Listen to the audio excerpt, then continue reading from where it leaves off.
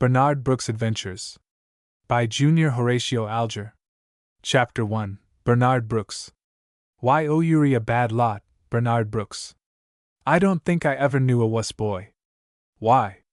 Thank you for the compliment, Mr. Snowdon. Let me suggest, however, that wuss is hardly correct English. The speaker was 15 years of age, but as tall as most boys of 17. He had a bold, aggressive manner, which he only assumed with those he thought were hostile or unfriendly. He could be a devoted friend, and a loyal subordinate to one who gained his goodwill. Mr. Snowdon he did not look upon as a friend, though he had been placed in his charge 2 months before by a cousin of his deceased father. Ezekiel Snowdon, a man of perhaps 60, tall and with stooping shoulders, colored with anger at the boy's sarcastic words. He claimed to have been educated at a small Western college, and on the strength of it had established himself in the country and advertised for private pupils at a low rate. These were mostly young, and not competent to see his deficiencies, but Bernard was old enough and well enough educated to perceive and comment on them. This greatly annoyed Mr. Snowdon, who felt that the boy did not treat him with proper respect. "Quick your impudence," said Snowdon with a vicious look in his greenish-hued eyes. "I don't need no criticisms from a whippersnapper like you." "I intended it for your benefit, Mr. Snowdon," said Bernard demurely. "Besides, you criticize me. You called me a bad lot. And so you are. A wuss, a worse boy I never seen. Saw would be more correct, Mr. Snowdon. Young man, you'd better look out. I won't submit to your aggravating impudence. Besides, you are ignorant of the fact that Chaucer and Spenser used seeing for saw. Them are my favorite poets, so it is not strange that I should occasionally make use of their diction. Thank you for the information, Mr. Snowdon. I did not know that you had such high authority. I have read a little of Chaucer and Spenser, and I never observed the word you mention. Perhaps you have not read the same works as I," said Mr. Snowdon. "Very likely," remarked Bernard, struggling to suppress a smile. "It might be well another time to be sure of your ground before you try to criticize your elders." "Yes, sir," said Bernard, with a meekness which the twinkle in his eye belied. "A little knowledge is a dangerous thing," remarked Mr. Snowdon with dignity. "I am sure you are a good judge on that point, Mr. Snowdon," said Bernard with demure face, so that his elder did not catch the covert sarcasm. "I am glad you give me credit for something," rejoined the teacher. "Now you hear what I say. I won't have you going round with that Nat Barkley, as you did last evening." "What's the matter with Nat Barkley?" "He was once a pupil of mine, and he defied my authority, so I had to discharge him." "That isn't what he says, Mr. Snowdon." "What does he say?" "He says that he found out you didn't know enough to teach him, and got his father to take him away from your school." "Then the boy lied," said Mr. Snowdon, coloring deeply. "I'd like to thrash him." "I dare say you would, Mr. Snowdon, but I don't think it would be exactly safe. Nat wouldn't stand it. He'd have to stand it, if I took it into my head to chastise him." "If you had a scrimmage, I'd bet on Nat," said the bold pupil. "Do you consider scrimmage a classical word?" asked Mr. Snowdon with a sneer. "Well, not exactly. I suppose you know that Dryden uses it," said Bernard with a bold flight of imagination. Now Mr. Snowdon was not sufficiently versed in English classical writers to know whether this statement was correct or not. So he equivocated to conceal his ignorance. "Dryden is not always a correct writer," he added. "I never advise my pupils to imitate him. But that is neither here nor there. I have told you that I don't want you to go round with Nat Barkley." "Why not?" "I am sure he is of good family. His father is a clergyman. It is from respect to his father that I did not chastise him when he was in my school. He says his father does not think much of your scholarship. It is because he has poisoned his father's mind against me by false and mendacious charges and statements. I can afford to look upon these with contempt since my alma mater bestowed upon me the honorary degree of P.D. at the last commencement." "What does P.D. stand for?" "Doctor of Philosophy," answered Mr. Snowdon in a lofty tone. "Oh, I thought it might mean something else." "What?" asked Mr. Snowdon suspiciously. Oh, it isn't material. I don't want to display my ignorance, said Bernard meekly. I am glad you are becoming sensible. Mr. Snowdon did not press the question, as he conjectured that P.D., as understood by Bernard, would stand for something far from complimentary. I am going to the post office, Mr. Snowdon. Can I do anything for you? You may inquire if there are any letters for me. All right, sir. Bernard was about to leave the room, when he turned as if struck by a sudden thought.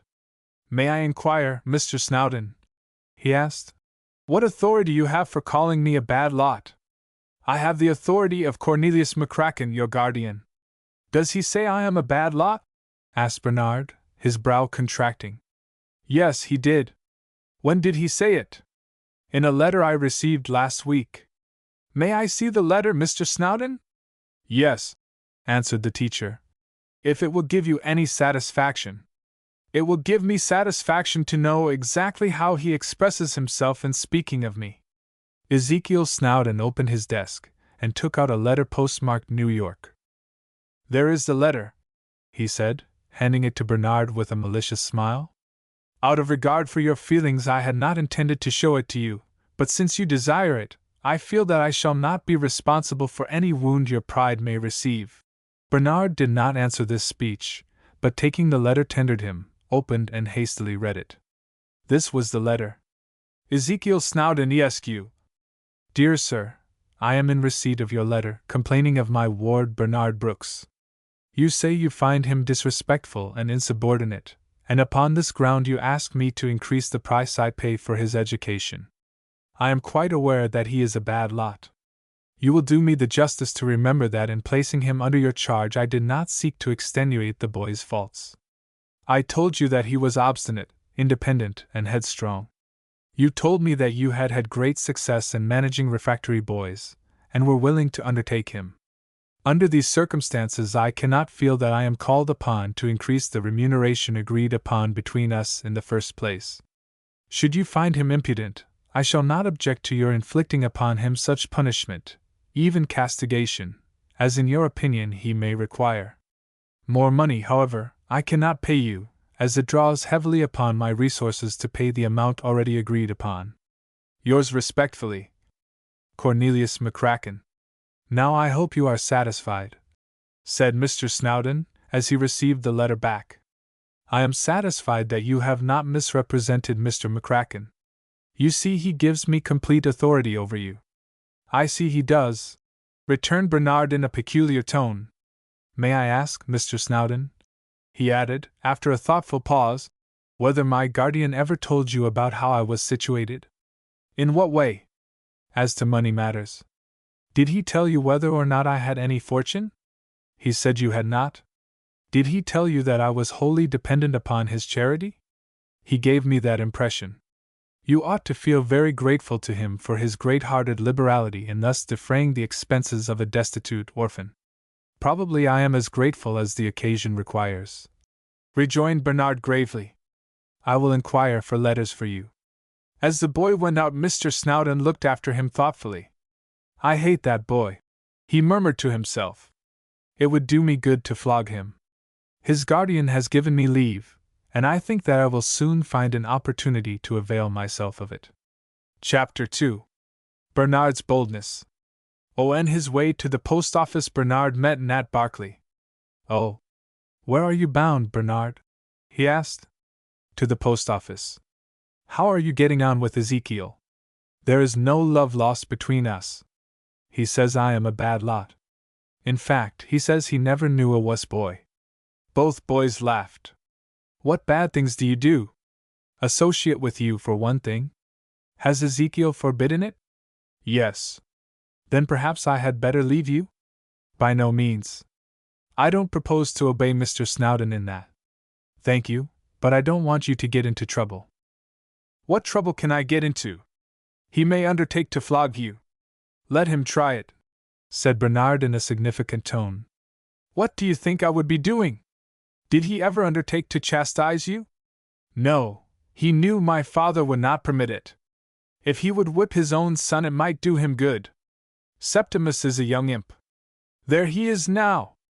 I wonder what he is up to, Septimus Snowdon was an ill-favored boy of 15 with red hair and freckles seeming like extensive patches upon a face in which even the most partial eyes could not have seen a redeeming feature. He was standing a little distance ahead, looking up into the branches of a tree in which a terrified kitten had taken refuge. Standing beside him was a young boy of 12 who seemed to be concerned for the safety of the kitten. Septimus raised a large stone, and taking aim, sent it through the air, aiming at the cat. It came very near hitting her. "Don't stone my kitty," remonstrated Frank Fisk, the young boy. "Stop your noise," said Septimus roughly. "I shall stone her all I want to." As he spoke, he threw another stone, which just grazed the kitten's face and elicited a terrified cry. "There, you bad boy, you hit my kitty." "Who calls me a bad boy?" demanded Septimus, with an ugly look on his face. "I did, and you are one, or you wouldn't throw stones at my kitten." "I'll throw stones at you if you like it any better." "You wouldn't dare to." "I'd tell my father and he'd—" "What would he do?" "He'd stop you." "We'll see if he will." Septimus took a strong cord from his pocket, and seizing the boy's hands, prepared to tie them together in spite of his cries. "What are you going to do?" asked Frank in a tone of apprehension. "I am going to give you a lesson," answered Septimus coolly. Frank struggled to free himself, but Septimus was too strong for him.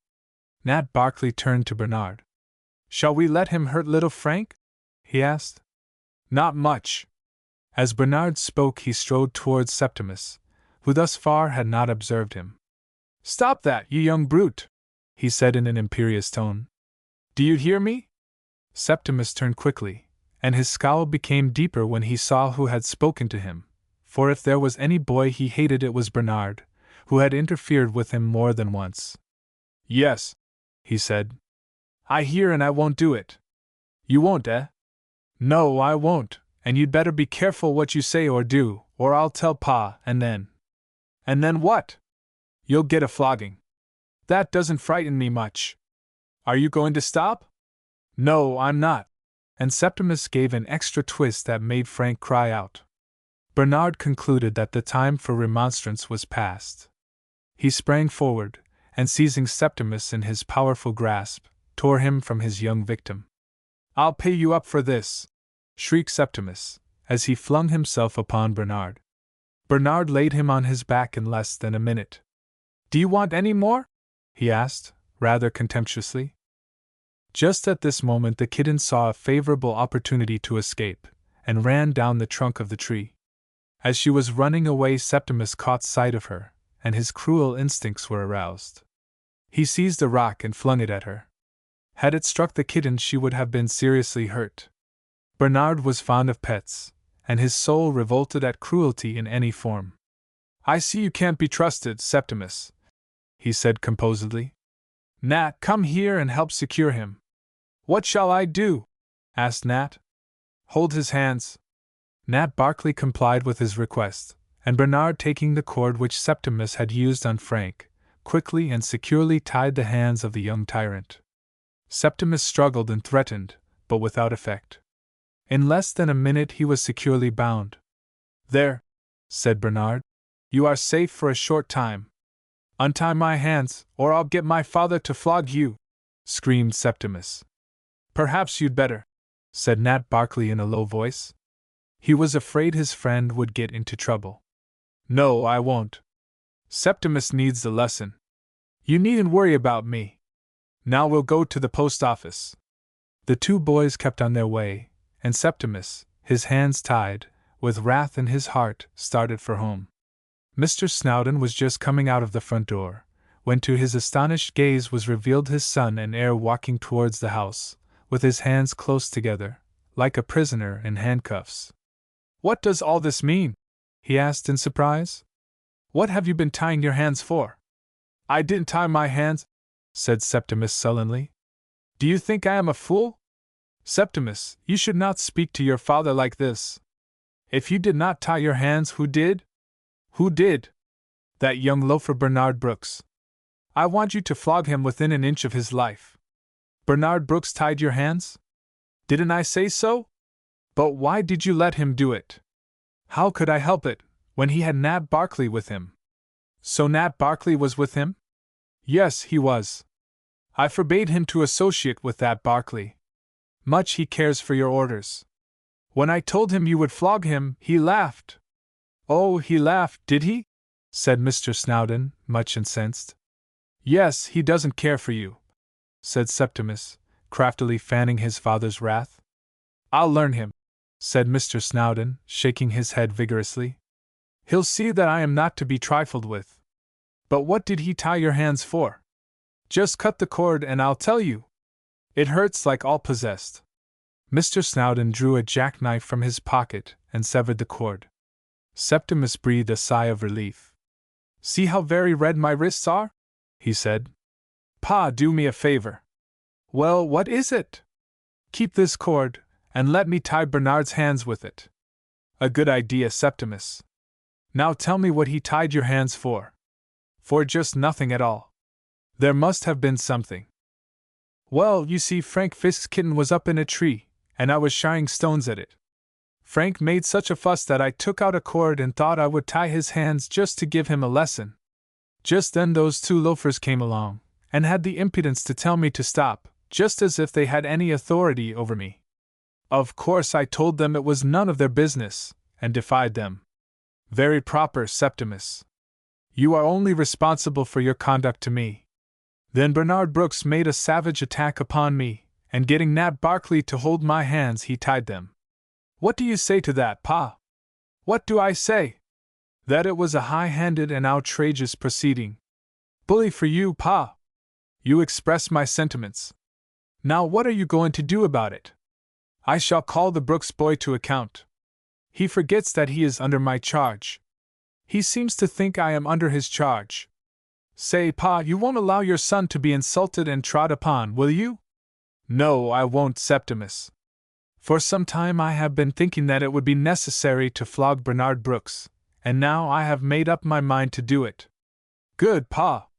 You'll let me see you tackle him, won't you? Yes, Septimus, I will. I can understand the gratification it will give you. If you do, that will pay me for what he did to me. But perhaps he won't come back, said Mr. Snowdon in an apprehensive tone.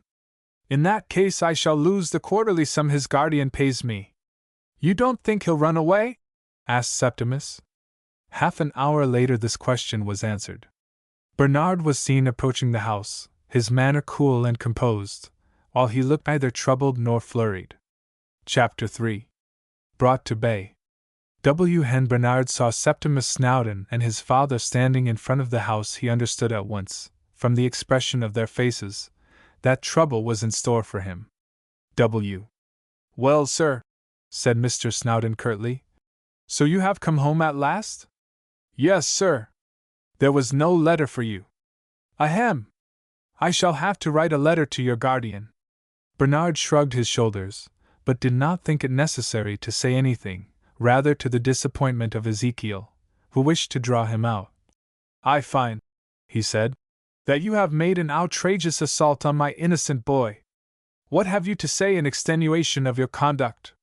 Only that your innocent boy was stoning a kitten and bullying a young boy. Even if he were, what business was it of yours? It will always be my business to protect children and animals from being abused, said Bernard warmly. You are a very impudent boy. Are you aware that the boy you assaulted is my son? I ought to be aware of it. There isn't another boy in town who would be guilty of such brutal conduct. Are you going to stand that, Pa? Asked Septimus, anxious to precipitate a conflict between Bernard and his father. No, I am not, said Mr. Snowdon, compressing his lips. Get me the horsewhip. No command could have been more pleasant to Septimus. He ran into the house, and soon reappeared with an ordinary horsewhip with which his father was in the habit of punishing the pupils under his charge. He handed it to his father with a malicious smile. There it is, Pa, he said.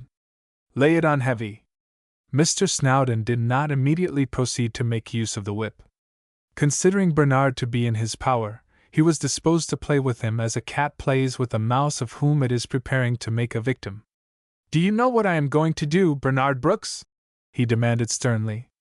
Suppose you tell me, said Bernard quietly. I am going to flog you. What for? For assaulting my boy. Why don't you let him do it? Septimus, do you wish to chastise Bernard with this whip, and so punish him for his attack upon you? There was nothing that Septimus would have liked better, but there was something in Bernard's steady look that made him think it would not be prudent. I guess you'd better flog him, Pa, he said after a pause. Very well, my son, I will. Whip in hand, Ezekiel Snowdon advanced upon his refractory pupil. Bernard did not wait meekly to receive the punishment, either did he care to get into a fight with the teacher. He turned and ran through the backyard and down a lane leading to a tract of marsh which belonged to the Snowdon farm. He'll get away, Pa, said Septimus. Try to head him off, my son. Septimus, who was in the path, tried to do so, but a swinging blow from Bernard nearly prostrated him, and the fugitive kept on. Mr. Snowdon's blood was up. Brandishing the whip in his long and sinewy arms, he kept his thin legs in motion, and pursued Bernard with as great speed as he was capable of. But Bernard had several rods the start, and he was a good runner. He kept on, occasionally looking back to see what progress his pursuer was making. What does the boy mean by running to the marsh? Thought Mr. Snowdon. He is a fool. I shall catch him there to a certainty. Bernard probably had views of his own. Indeed, it is quite certain that he had a plan by which he hoped to bring discomfiture upon his dignified preceptor. He made straight for the marsh, till he found his progress barred by a wide ditch about half full of slimy water. Aha! The ditch will stop him, reflected Mr. Snowdon. But no! Bernard poised himself for an instant on the brink, and then lightly leaped over, landing in safety on the opposite side. Close behind him was Mr. Snowdon. That gentleman felt impelled by the impetus acquired in running to follow Bernard's example. But the ditch was quite 6 feet across, and Mr. Snowdon, though not overburdened with flesh, was stiffer in his joints than he had been 20 years before, and this operated against him. Besides, it was slippery where he started to jump, and the result was that he landed in the middle of the ditch where he floundered in the miry water in a woeful condition. Septimus came up directly, for he was third in the race. Where are you, Pa? He asked. Don't you see where I am? Demanded Mr. Snowdon sharply. Help me out of this quagmire. Rather reluctantly Septimus extended his hand, for his father's hand as well as his clothes were bedabbled with mire, and Mr. Snowdon nearly pulled him in his efforts to extricate himself from the ditch. You're all over mud, Pa, said Septimus, surveying the sorry plight of his sire. Just across the ditch stood Bernard. He had come to a halt, and calmly eyed his would-be captor. It's your fault, you young scoundrel! Cried Mr. Snowdon in a fury, his wrath increased by the knowledge that Bernard was as neat and clean as when he started. If it hadn't been for you, I shouldn't have been in this plight. I don't see how I could help it, sir. You shouldn't have tried to jump over the ditch. Why did you do it? I wanted to get away from you. Jump back at once. A smile stole over Bernard's face. I shouldn't dare to, he answered. I might fall in as you have.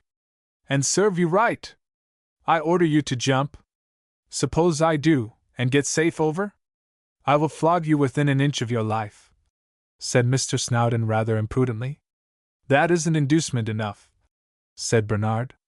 I guess I had better stay where I am. You needn't think you will escape the whipping.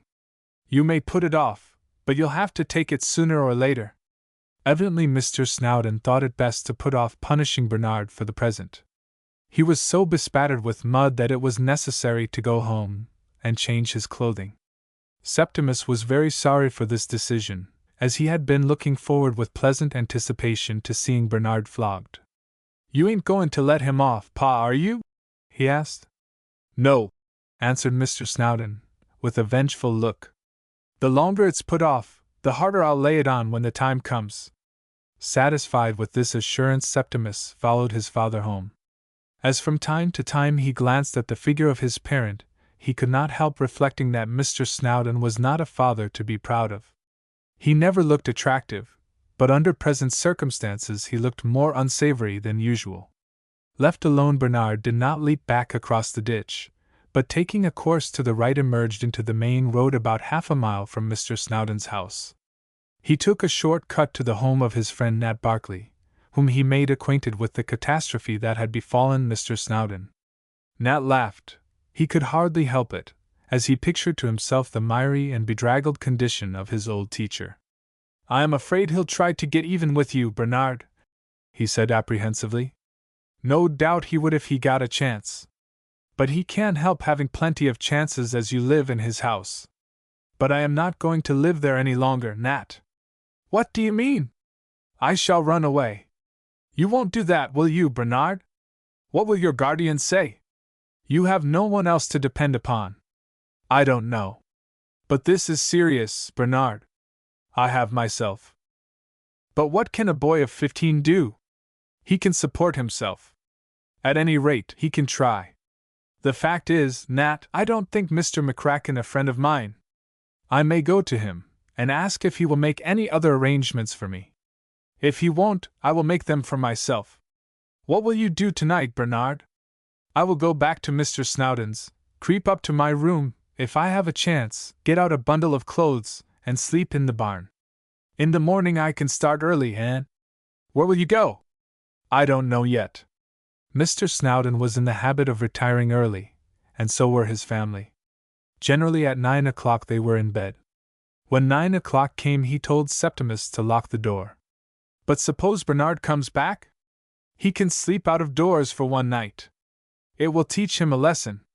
He didn't know that Bernard had already visited the house, made up a bundle of clothing, and withdrawn to the barn, where he had found a comfortable resting place on one of the lofts of hay. It was Bernard's intention to get up early in the morning and make his escape before Mr. Snowdon or any of his family were astir. But a healthy boy, who is a good sleeper, cannot always fix the time of awaking. For some reason Bernard slept until 7:30 o'clock.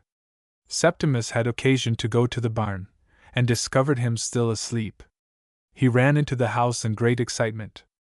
"Pa," he said, "Bernard is asleep in the barn. I seed him." Occasionally Septimus, though the son of a teacher, made grammatical mistakes. "Is he asleep?" asked Mr. Snowdon in a tone of interest. "Yes, Pa. The Lord has delivered him into my hands. I will not neglect the opportunity to chastise him. He may wake up when you are getting up. I will take you with me to hold the ladder. He might stick me with a pitchfork," said Septimus, who was a coward at heart. "Then I will take Bridget." Bridget was the kitchen drudge. She was rather a stupid girl, who stood in fear of her employer. They went to the barn together. Mr. Snowdon went up the ladder, whip in hand, Bridget holding the ladder. He mounted the opposite scaffold, and prepared to cross to the other, when Bernard, who had been aroused by the sound of voices, made his appearance, cap in hand, and asked composedly, "What are you after, Mr. Snowdon?" "I'm after you, Bernard Brooks," answered Mr. Snowdon grimly. Chapter 4. A Roadside Acquaintance. His position was critical. Bernard was tall and muscular for his age, but of course he was not a match for the teacher. He was, however, cool and collected, and not at all nervous. He maintained his ground till Mr. Snowdon, with slow and cautious steps, had crossed the narrow bridge, and then ran to the back part of the loft. The schoolmaster followed him as well as he could, but in his impetuosity he lost his balance and fell on the hay. Bernard made a dash for the plank. Seeing him coming, Bridget was seized with a panic and hastily dismounted from the ladder. Bernard took advantage of this, and descending to the barn floor, seized the ladder and carried it out of doors, leaving Professor Snowdon a prisoner in the barn loft. Septimus, who was prudently standing just outside, called out, in alarm, "Where's my pa? What have you done to him?" Bernard was not called upon to answer, as there was an angry roar from inside the barn. "Bring back the ladder, you audacious young ruffian!" Bridget had fled to the house, and Septimus, who was far from courageous, ran out behind the barn. "I think the place is too hot to hold me," thought Bernard, and he struck for the road on a half-run. He had managed to catch up his bundle of clothes when fleeing from the angry teacher, and there was nothing to prevent his bidding a final farewell to the Snowdon Institute. Meanwhile, Professor Snowdon found himself in a quandary.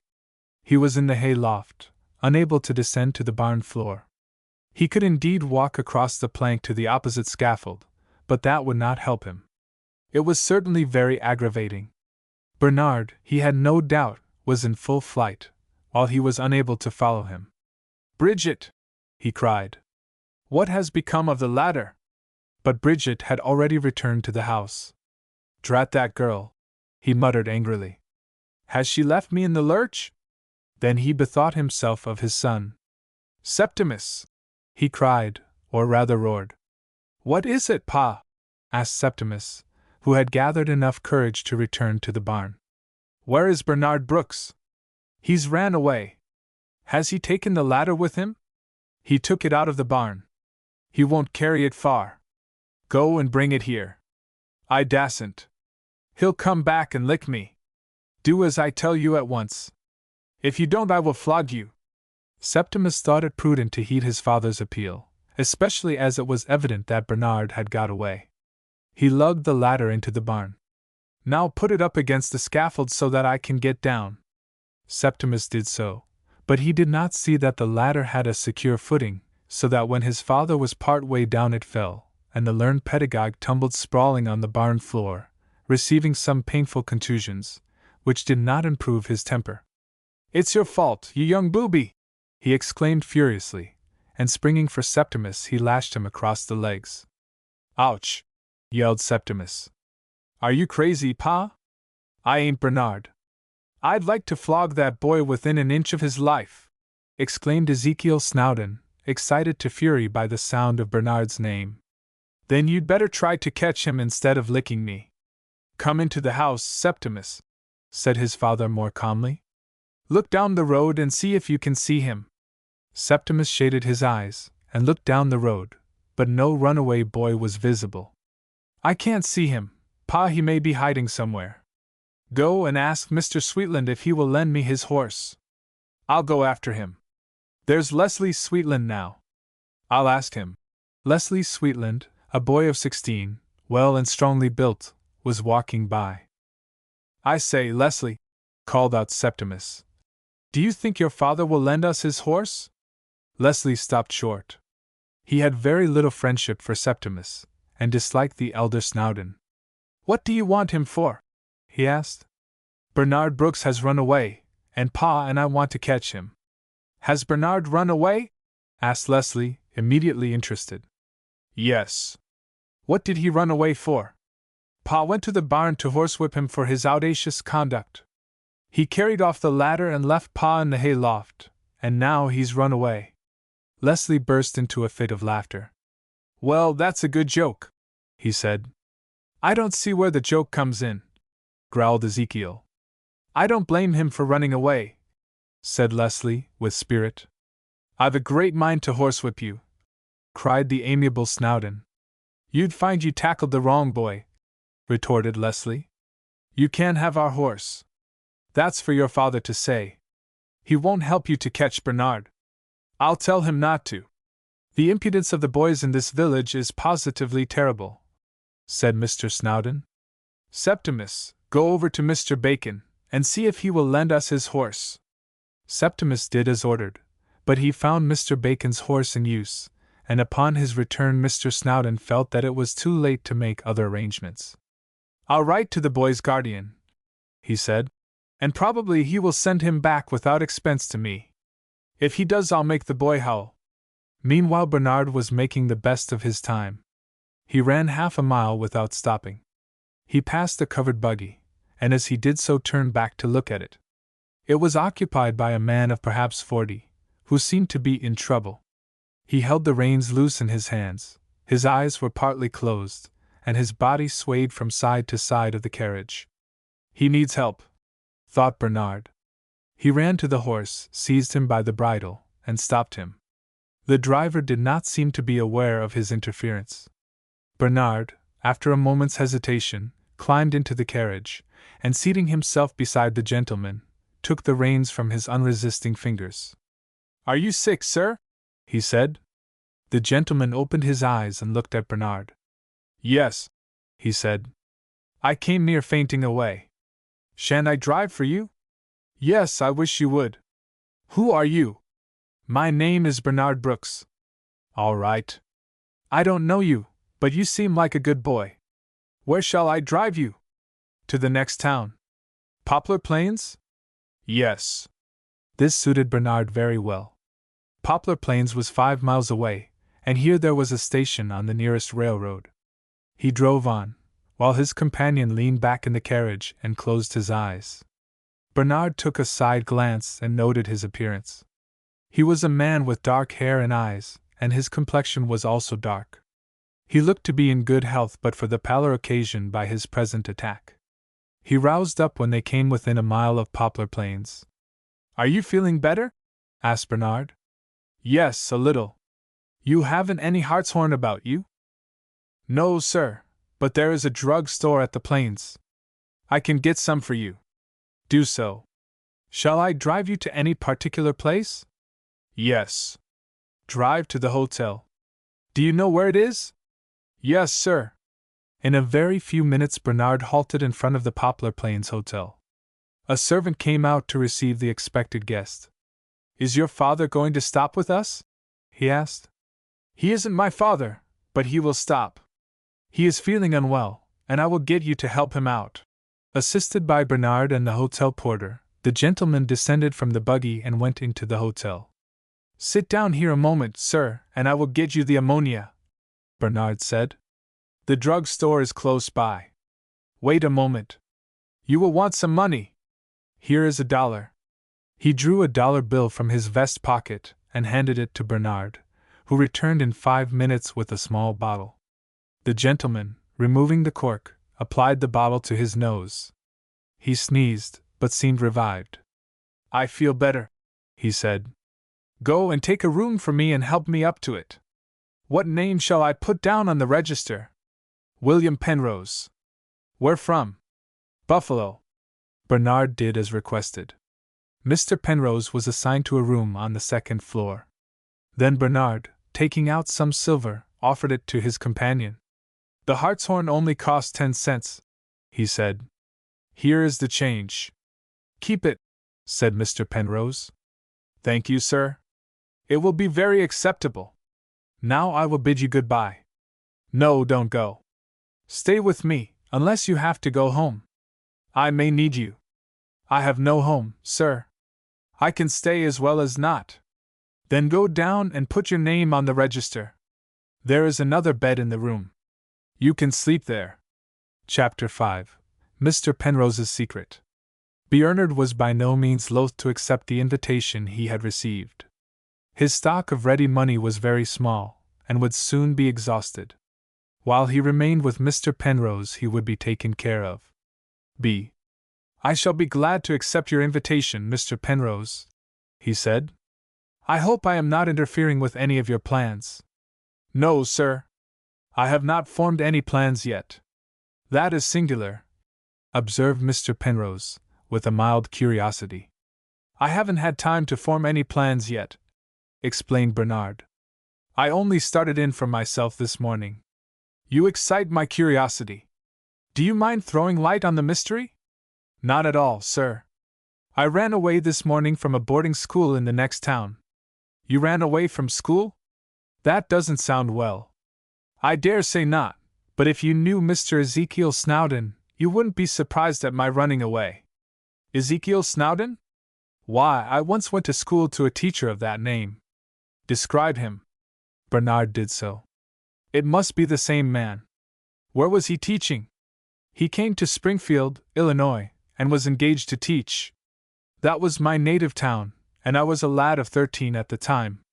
Did you like him? No, I think he was the most unpopular teacher we ever had. He taught just 6 weeks. At the end of that time the bigger boys formed a combination and rode him on a rail out of town. He was an ignoramus, and was continually flogging the boys. If he couldn't find a pretext for punishment he invented one. But he received his deserts. After his ride on a rail he never ventured to come back to Springfield.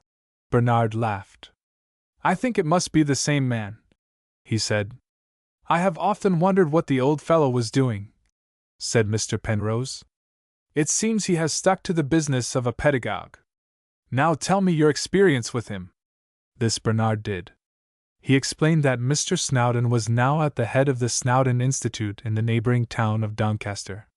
Has he many pupils? About 8 or 10, but they are boarding pupils. Who placed you there? My guardian, Mr. Cornelius McCracken of New York. I think Mr. Snowdon's low terms influenced him in the selection of the school. I soon found out that he wasn't much of a scholar. Besides, he is a tyrant, and tried to bully me. He has a son, Septimus, who is a very disagreeable boy, and is continually instigating his father to punish the boys. They are mostly small, and unable to resist injustice. Finally he tackled me, and threatened to horsewhip me. You naturally objected, said Mr. Penrose, with a smile. Yes, I had no idea of allowing myself to be treated in that way. Yesterday I made up my mind to run away. I stopped overnight in the barn, and meant to get off early this morning, but was surprised by Septimus, who let his father know where I was. Soon the old man appeared with a horsewhip, and climbed up to the scaffold where I was sleeping on the hay. I woke up in time, and managed to escape, carrying off the ladder, and leaving Mr. Snowdon a prisoner in the hay loft. That was clever in you. And then you took leg bail? Yes, sir. In 10 or 15 minutes I overtook your carriage, and seeing that you were in trouble, I climbed in and took the reins. Luckily for me. The horse might have run away with me. It was lucky for me, also, that I fell in with you, added Bernard. I have a great mind to tell you a secret, said Mr. Penrose, after a pause. It will be safe with me, sir. He was not surprised to hear that his companion had a secret, and was curious to learn what it might be. I ought to feel considerable sympathy with you, went on Mr. Penrose, for I am placed in a similar position. I, too, am running away. Bernard looked startled. Could it be, he asked himself, that his companion was a fugitive from justice? He could hardly believe it, for Mr. Penrose's appearance was very much in his favor. His companion went on with a smile. Don't suppose that I am a defaulter or a thief on my way to Canada, he said. My case is a peculiar one. I happen to be a rich man. I don't see why you should run away, then. I have a cousin, an unprincipled man, who is anxious to get possession of my property. But how can he do it? The law will protect you in your rights. It ought to, certainly, but my cousin is a cunning schemer. He's trying to have me adjudged insane, and get an appointment as my guardian. Do you think I look insane? No, sir. I am as sane as my cousin himself, but I am subject to occasional fits, such as the one I had just now. If I were seen in one of these I might be thought to be of unsound mind. Are you often taken that way, Mr. Penrose? Not often, but I have been subject occasionally to fits since I was a boy. My cousin cunningly waited till I was suffering an attack, when he hastily summoned 2 quacks, and got them to certify that I was insane. I got over the fit before the certificate was made out, but I realized my danger, and I fled from Buffalo, fearing that I might be taken to an asylum during the next seizure. What a scoundrel your cousin must be! He must be worse than Mr. Snowdon. He is a villain of a different type, and certainly quite as bad. In order to enjoy my property, he would coolly doom me to life imprisonment in a madhouse. Where are you intending to go, Mr. Penrose? I may take a voyage somewhere. On the sea I should be safe. Do you think your cousin is in pursuit of you? Probably he is. What is his name? Lawrence Atwood. Is the buggy you were driving your own? No, and that reminds me, I ought to return it to the stable from which I hired it. Where is that, sir? Brooks' stable, in Doncaster. I suppose you could get a man from the hotel to drive it back, by paying him, of course. That is a good suggestion. I would ask you to take it back, but it might lead to your being captured by Mr. Snowdon. Yes, sir, that would be my only objection. Very well. Go downstairs and see what arrangement you can make.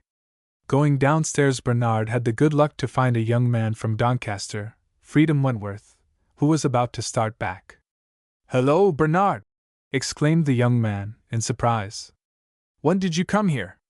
"Half an hour ago." "I say, Fried, when do you go back to Doncaster?" "I am just starting back.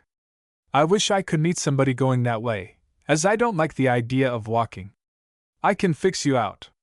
There is a gentleman upstairs who wants to send back a buggy to Brooks' stable. If you will take charge of it, he will pay you for your trouble." "I'm in luck. Tell him I shall be very glad to oblige him." Bernard went upstairs and reported to Mr. Penrose. "Do you know this young man Wentworth?" asked Penrose. "Yes, sir. He is a very reliable young man." "Then I accept his offer. Take this $5 bill, and ask him to pay Brooks out of it, and keep the balance himself." "I will, sir." Bernard delivered his commission, and Freedom Wentworth started on his drive. After he had got off, Bernard bethought himself of a mistake he had made. "I ought to have told Fried not to mention his meeting me. If it gets to the ears of Mr. Snowdon, he may take it into his head to come after me." It was certainly a pity that Bernard had not bethought himself of this prudent precaution, as it proved. Septimus Snowdon was standing in front of Brooks' stable as Wentworth drove up. "Where have you come from?" he asked. "From Poplar Plains." "Did you see anything of Bernard Brooks on the way?" "Yes, he is at the Poplar Plains Hotel." "Did your father send him there?" "Aha!" soliloquized Septimus in exultation. "I'll tell Pa, and we'll go after him." "I hope I haven't done Bernard any harm," thought Freedom. "He's worth half a dozen boys like Septimus Snowdon." Chapter 6. Bernard's Danger. "By the way," said Mr. Penrose suddenly, "it has just occurred to me that I have had no breakfast." "It is the same case with me," returned Bernard, smiling. "Bless my soul! How hungry you must be! Don't you feel hungry, Mr. Penrose?" "Yes, but my appetite isn't equal to that of a growing boy." "What time is it?" "I have no watch, Mr. Penrose." "Then I will look at my own." "It is 9 o'clock. Won't you go downstairs, Bernard, and ask if breakfast is over?" Bernard returned with the information that the regular breakfast was over, but that a special breakfast for the 2 guests would be ready in half an hour. "That will be satisfactory." Bernard thought it would be satisfactory to him also, for he felt, to use an expression of his own, as hungry as a bear. It is needless to say that both enjoyed their breakfast. "I suppose," said Mr. Penrose, smiling, "that important business prevented your breakfasting with my old teacher, Mr. Snowdon." "Yes, sir, very important business." "Does he provide a liberal table?" "Very far from it, sir." "So I imagined, though when I was his pupil, he had no boarding pupils." "Suppose we take a walk about the town? I have never been in Poplar Plains before." "All right, sir." It was 2 hours before they returned. They had sauntered to the river and taken a seat on the bank under some old trees that afforded a grateful shelter. Mr. Penrose found himself more and more attracted by the frank, open nature of his boy companion. "Really, Bernard," he said, "I find you a very agreeable comrade. I am glad I fell in with you." "I shouldn't think you would be, sir." "Why not?" "Because Mr. Snowdon says I am a bad lot." "I am disposed to think that Mr. Snowdon himself is a bad lot." Finally they rose and made their way back to the hotel. In front of it was a rusty-looking chaise drawn by a raw-boned horse, whose skin was worn away in several places. Bernard started in dismay. "Mr. Snowdon has come after me," he said quickly. "What makes you think so?" "That horse and carriage is one that he always hires. He gets it because he can hire it for half the price of a stable team. But there is no one in the carriage. He is probably in the hotel. I don't know what to do. How could he have got track of you?" "Fried Wentworth must have told him I was here. You see, I forgot to tell Fried not to speak of seeing me. Do you think he can carry me back?" "I'll tell you what to do, Bernard. Go back to the riverside, and I will go forward and meet him. When the coast is clear I will go and find you." "Thank you, sir." Mr. Snowdon and Septimus had driven up 5 minutes before. They left the horse standing in front of the hotel and entered. "How do you do, Mr. Snowdon?" said the landlord. "What brings you here?" "I am after a runaway boy, one of my pupils. I heard he was here. There is one boy staying here, but he came with a gentleman whom I took for his guardian." "What's his name?" "Let me look at your book." Ezekiel Snowdon ran down the page with his lean forefinger. Finally he came to the following entries. William Penrose, Buffalo. Bernard Brooks. Bernard had not registered himself from any place in particular, feeling that as yet he had no special local habitation. "There it is," said Mr. Snowdon triumphantly. "That's the boy, Bernard Brooks. And he is one of your pupils?" "Yes, he ran away from my school, the Snowdon Institute, this morning. He seemed to be traveling with Mr. Penrose. He came with him in a carriage." "I can't help that. The man must have abducted him. Don't you think they had met before? They seemed to be well acquainted." "I don't know about that. Now, Mr. Wilson, I want that boy given up to me. I want to take him home. I have no authority over him, Mr. Snowdon. I can't deliver him into your hands. I can't take any responsibility." "I'll take the responsibility," said Mr. Snowdon impatiently. "Just show me to his room." "He isn't in his room." "Where is he, then?" "He went out to walk with Mr. Penrose directly after breakfast." "Is that a good while since?" "About 2 hours." "Then I will wait for him.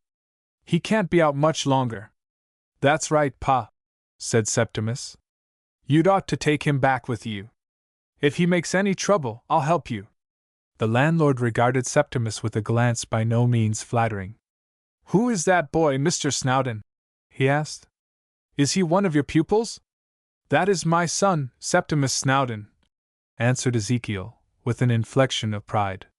It is strange that any one should be proud of such an unfledged cub as Septimus, but Mr. Snowdon was influenced by parental partiality. Finally the landlord, whose eyes commanded the road outside, saw through the door the approach of Mr. Penrose. "There's Mr. Penrose," he said. "The gentleman your pupil came with, but he is alone." "Alone?" repeated Snowdon. "Isn't the boy with him?" "No, it seems not. However, he will be here in a minute and you can talk with him."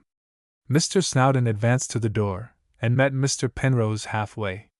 "Is this Mr. Penrose?" he asked stiffly. "The same, Mr. Snowdon." "Ha, you know my name?" "Yes, and I know you. I was once a pupil of yours." "Is that so? Where?" "Out in a town in Illinois. You remember that the big boys rode you out of town on a rail." "Is that so, Pa?" gasped Septimus in horror-struck amazement.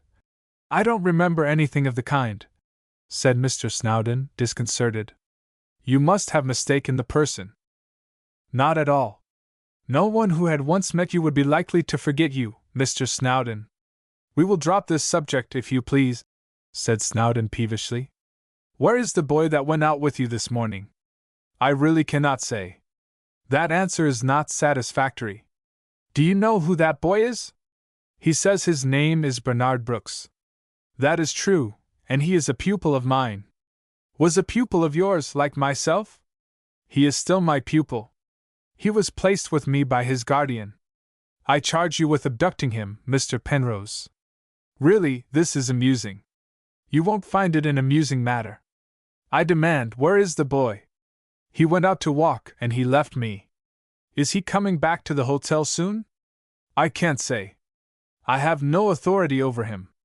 "Can't you give me a clue as to his whereabouts?" "I might, but I don't choose to." "Mr. Wilson, you hear this? You understand that this gentleman is conniving at the escape of my pupil." "I have nothing to do with the matter," said the landlord. "By the way, Mr. Snowdon," asked Mr. Penrose, "why did the boy Bernard run away from you?" "Because he's a bad lot." "Did you treat him kindly?" "I always treat my pupils kindly," answered Mr. Snowdon stiffly. "You didn't when I was a pupil of yours, 25 years ago. However, the boys didn't treat you kindly. It makes me laugh whenever I think of you being ridden out of town on a rail." "Septimus, go outside," said Mr. Snowdon, who felt sensitive about having this unpleasant episode in his early life made known to his son and heir. I want to stay here, Pa. Go out at once or I'll horsewhip you. Much against his will, Septimus left the room. He was very curious to learn more about his father's adventure with the big boys. Mr. Snowdon waited an hour in the hope that Bernard would appear, but in vain. Finally he summoned Septimus reluctantly, and started for home. He had ridden about 2 miles when he met an open carriage holding 3 gentlemen. They stopped their carriage and hailed Mr. Snowdon. "Have you seen anything of a man about 5 feet 8 inches in height, rather slender?" began one, and continued with an accurate description of Mr. Penrose. "Is his name Penrose?" asked Ezekiel. "Yes." "What do you want him for?" "He is crazy. We want to take him to an asylum." "He is at the hotel in Poplar Plains," answered Mr. Snowdon eagerly. "He has abducted a pupil of mine. I will go back with you. We shall get Bernard after all, Septimus." Both carriages started at a good rate of speed for Poplar Plains, Mr. Snowdon's face wreathed with triumphant smiles. Chapter 7. An Unexpected Champion. Bernard posted himself at a point where he could watch the hotel. When he saw the departure of Septimus and his father, he made his way back and rejoined Mr. Penrose. "The coast is clear," said his elder companion, with a smile. "Thanks to you, I have had an interview with my old teacher." "Did he remember you?" "No, and he seemed very touchy on the subject of his experiences in Illinois." "Do you think he will come after me again?" "I don't know, but he certainly appeared very desirous of getting you back. His son seemed to sympathize with him." "Is he a friend of yours?" "Septimus loves me like a brother," laughed Bernard. "He was very anxious to have his father give me a horsewhipping. I shall feel glad to get a little farther away from Doncaster and Snowdon Institute. We will go tomorrow morning. I should like to rest here one day." The two were seated on the piazza when Bernard, chancing to look up, exclaimed in alarm, "There's Mr. Snowdon coming back. He is nearly here. There is another carriage behind." Mr. Penrose looked up quickly, and Bernard saw that he turned pale. "The carriage behind," he said, "contains my cousin, the man who is trying to have me adjudged insane, and the 2 men with him are doubtless doctors, medical quacks, whom he has hired to certify to my insanity." "Good heavens! Then you are in as great danger as I." "Greater," answered Mr. Penrose, in a low, suppressed tone. "Can they take you?" "Not legally, but they will try." "Let us escape while we can." "No, it would seem to bear out their charges. Besides, they are too near." "I will stand my ground." "You can get away if you like." "No, I will stand by you, Mr. Penrose," said Bernard firmly. The two remained seated till the carriage halted in front of the hotel. "Aha!" said the cousin triumphantly. "We have run our fugitive to earth." He jumped out of the carriage and advanced to the piazza. "So you are here?" he asked. "Yes," answered Penrose calmly. "You escaped my vigilance, and fled from Buffalo." "Stop there, James Roquet! You speak as if I were not a free agent. You are not. You are insane, and you know it. I know why you want to make me out insane. You want to get possession of my property. It is unsafe in your hands. A lunatic isn't fit to manage property. I am no lunatic, nor would you try to prove me so if I were poor. Why did you pursue me? Because you are not fit to be at large. I am as sane as you are. Your unprincipled attempt to deprive me of my liberty shows that you ought to be locked up. Of course I may be wrong, but I am willing to abide by the verdict of experts. I have brought with me 2 distinguished physicians, who will examine you, and decide whether you are or are not in your right mind. Dr. Brown and Dr. Jones, will you kindly approach and give your opinion as to the condition of my unfortunate cousin?" The 2 doctors descended from the carriage and approached the piazza. They were dressed in shabby black, and eyed Penrose furtively. Brown was the first to speak. "Your cousin," he said, "affords every indication of insanity. What say you, Dr. Jones?" "I fully agree with you," replied Dr. Jones, in a nasal tone. "I see, gentlemen, you have got the whole thing cut and dried," said William Penrose, in a tone of agitation. These tools of yours have learned their part well. All they need is to look at me to pronounce me insane. Even a renowned doctor would hardly venture to come to so quick a decision merely from a momentary inspection. They have both been connected with establishments for the insane. I have called them as experts who cannot be deceived. What do you pay them for aiding and abetting you in this villainy?" By this time Mr. Wilson, the landlord, appeared upon the scene. He looked from one to the other in surprise. "What does all this mean?" he asked. "Merely that you have been harboring a lunatic," said James Roquet. "Who is a lunatic?" "William Penrose." "I cannot believe it." "It is hard to believe. Like all of his class, he is very cunning. Why should you keep him here? He might set fire to your house during the night." "Is this true?" asked the landlord, who was a timid man. "It is a base lie," exclaimed Penrose indignantly. "Don't believe him. He wants to have me adjudged insane that he may get control of my property." The landlord looked bewildered. "Is that true?" he repeated doubtfully. "No, it is a lie. My poor cousin has no property. He is dependent upon me. I am willing to pay his expenses in an asylum, and this is his return." "Heaven give me patience!" ejaculated Penrose. "This black villain is lying in an infamous manner. He is himself a man of no means, and wants to get possession of my fortune." "Dr. Brown, is this true?" asked James Roquet, turning to his subservient tool. "No," answered Brown, shaking his head. "The man doesn't know me," said Mr. Penrose in a tone of contempt. "I never saw him before." "I used to go to school with him," retorted Brown unabashed. "I see you are determined to lie it out. I appeal to my distinguished brother, Dr. Jones." "You are quite right, Dr. Brown. We both know Mr. Penrose."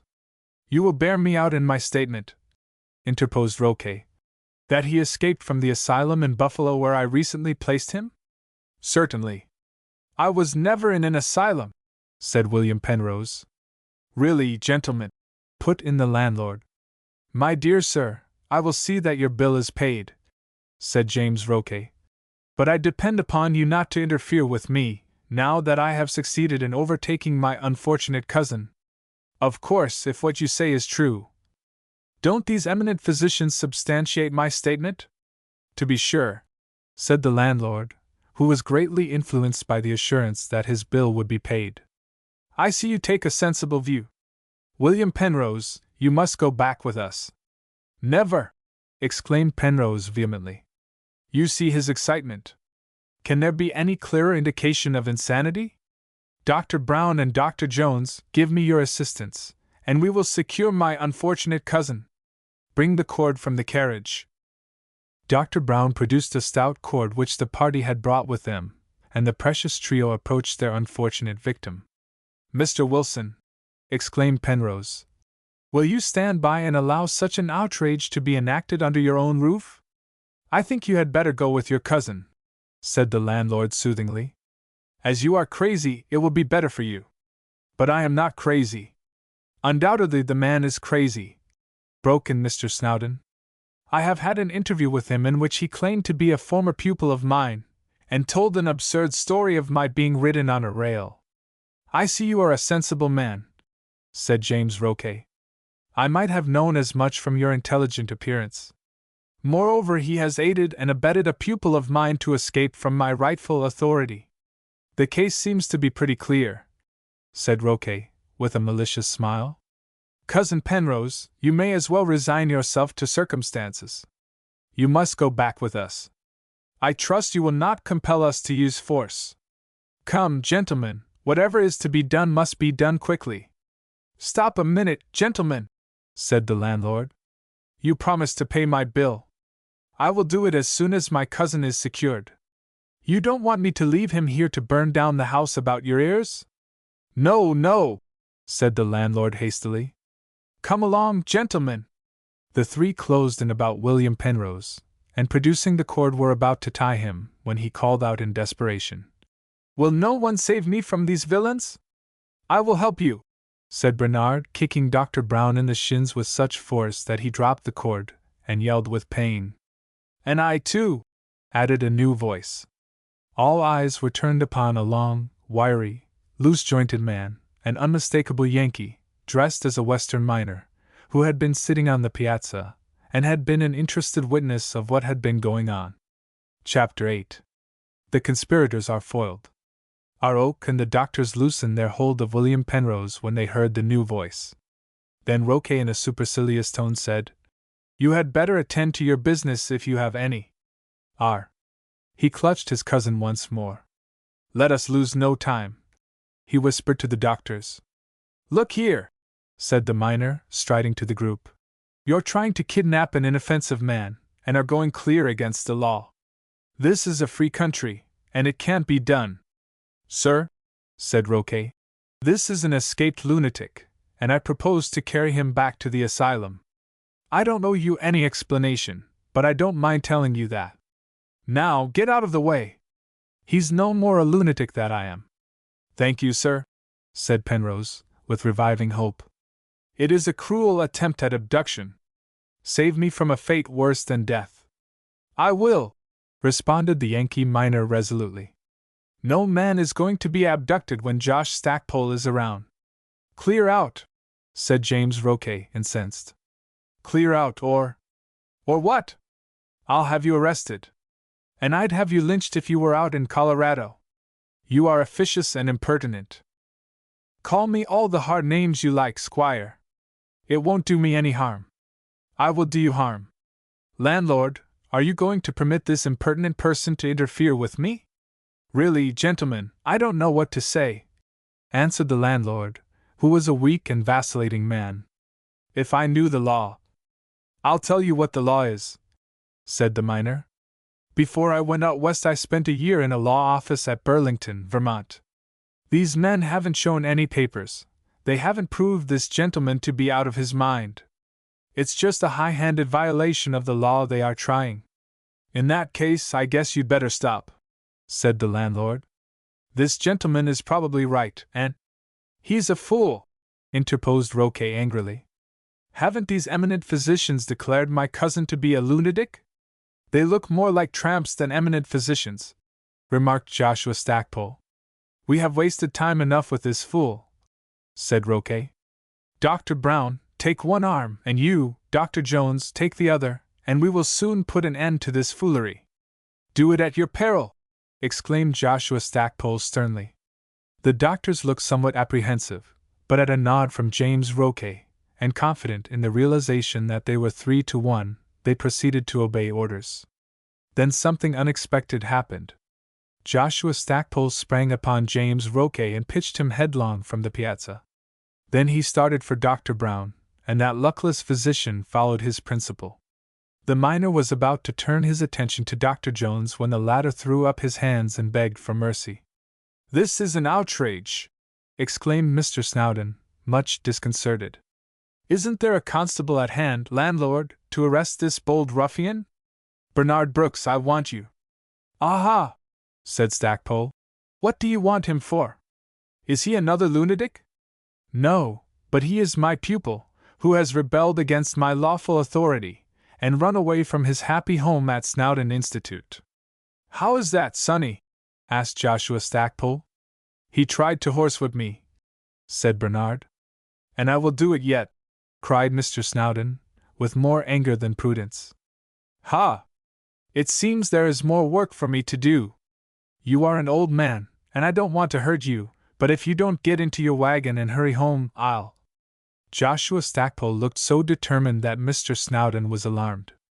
"Come, Septimus," he said. "We'd better be going. I'll go to a magistrate and get a warrant for this man's arrest." By this time James Roque had risen from his recumbent position. "Dr. Brown and Dr. Jones," he exclaimed in a passion, "are we to be worsted by a single man? Seize William Penrose." "Excuse me," said Dr. Brown, rubbing his shins. "And me, too," added Dr. Jones, with an apprehensive look at Joshua Stackpole. "Sir," said James Roque, addressing Mr. Snowdon, "as I can get no help from these cowards, will you lend me your cooperation?" "I wish you success, sir," replied Snowdon hurriedly. "But I ought to return to Snowdon Institute, where my presence is imperatively required. I think, Squire, you'd better give it up for a bad job, said Stackpole. If you make another attempt to abduct this man, I'll treat you worse than before. With a look of baffled rage, James Roque entered his carriage, followed by the two doctors. You have escaped this time, he said to William Penrose, but I will have you yet. Penrose shuddered as he saw the evil look on his cousin's face. I've got something to say to that, Squire, remarked Joshua Stackpole coolly. Do you see that? And he displayed a revolver. Don't shoot, exclaimed James Roque, falling back, his face assuming a sickly pallor. I don't intend to now, said Stackpole composedly, but I can't answer for what I would do if I heard of your trying to abduct your cousin. I should like to lock you up in an insane asylum, said Roque, with an ugly look. So you think me insane, do you? You are stark, staring mad. Thank you, Squire. If I should happen to shoot you accidentally, that'll let me off. James Roque did not think it wise to reply, but drove off hurriedly. My friend, said Penrose, offering his hand, you have done me a great favor. But for you that man would have carried me to an asylum. What is his object? Unfortunately, I am rich and he is poor. As a near relative, he wants to get control of my property. Your brave interference has saved me. Don't mention it. There wasn't anything brave about it. The whole pack of them are cowards. Have those doctors ever seen you before? Never. Yet after a mere glance they are ready to pronounce you insane. I don't believe they are doctors at all. Nor I. They are tools of my cousin. But nothing is easier than to throw a sane man into an asylum on the evidence of such creatures. They'd have a lively time making out me to be insane. James Roque says you are stark, staring mad, said Penrose, with a smile. He'd have reason to think so if I got hold of him, returned Stackpole grimly. And now, my friend, I am going to give you a piece of advice. What is it? Get out of this as soon as you can. There's an ugly look about your cousin's face, and he may make you trouble yet. Of course, he has no legal right to interfere with you, but that won't stop a man like him. He hasn't got hold of your property yet? No. Then if you have money at command, go off where he will not be able to track you. Why not go to Europe or to Colorado, my state? If he tried any of his tricks there, we'd soon stop him with a rope. Your advice is good, and I will follow it. But I don't like to leave my young friend here. He, too, is in a tight place. Don't trouble about him. I'll look after him for a time.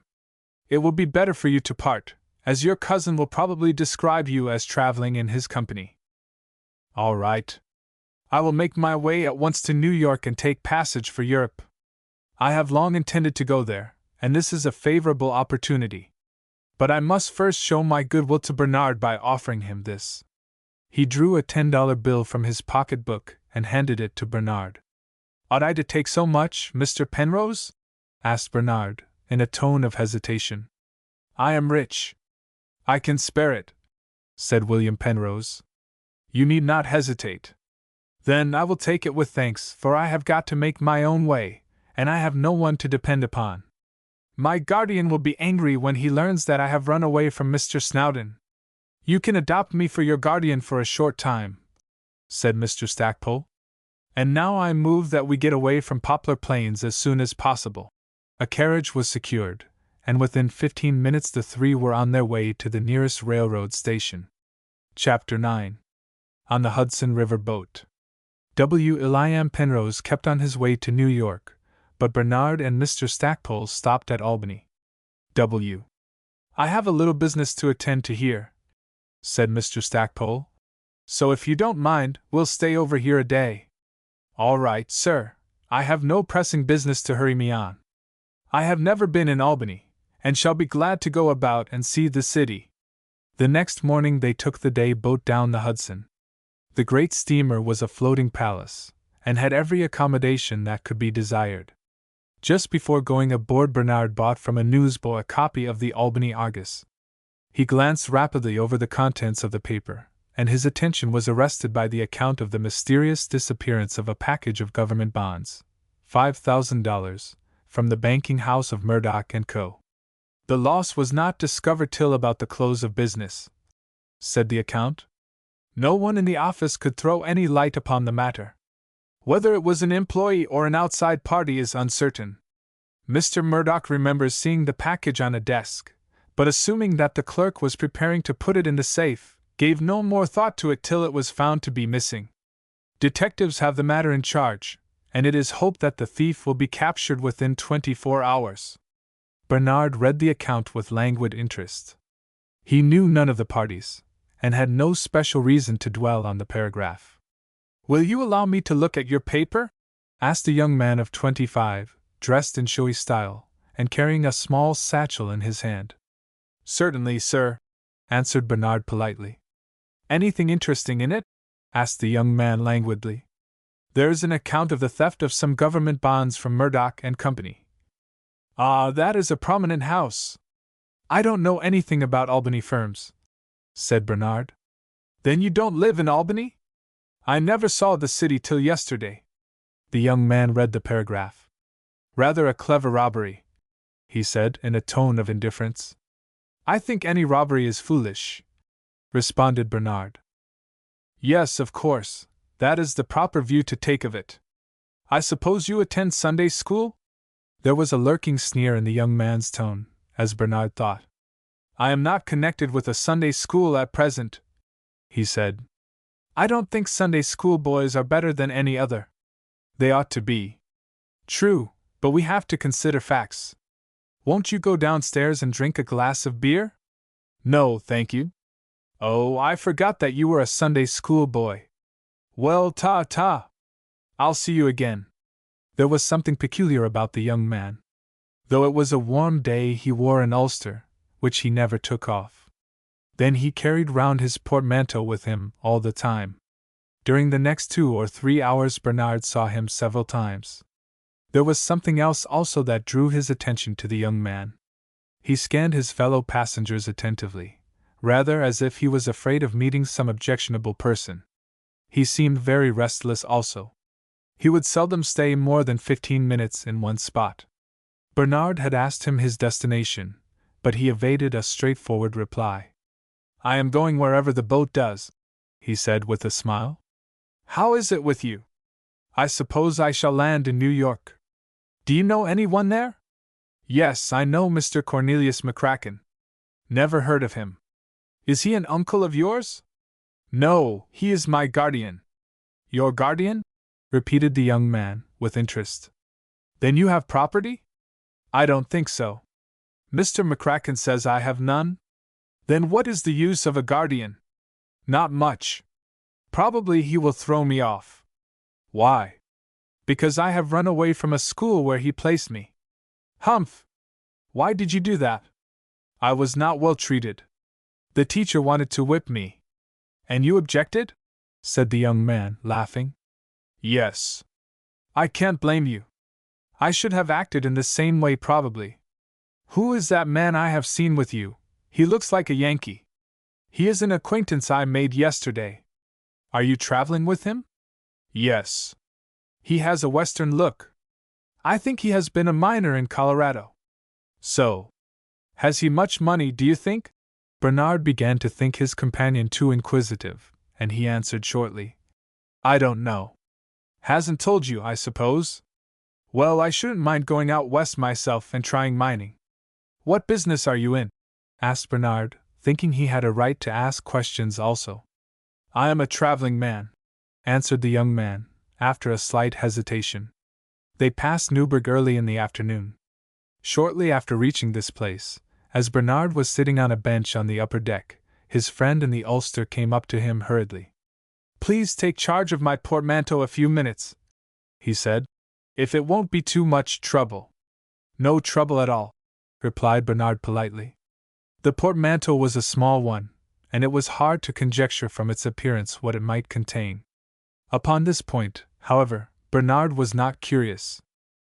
"It can't contain anything very valuable," he reflected, "or the owner would hardly trust a stranger with it." They reached Newburgh, and remained some time. Bernard thought of going down to the lower deck, but it occurred to him that the owner of the portmanteau might come back for it, and be unable to find him.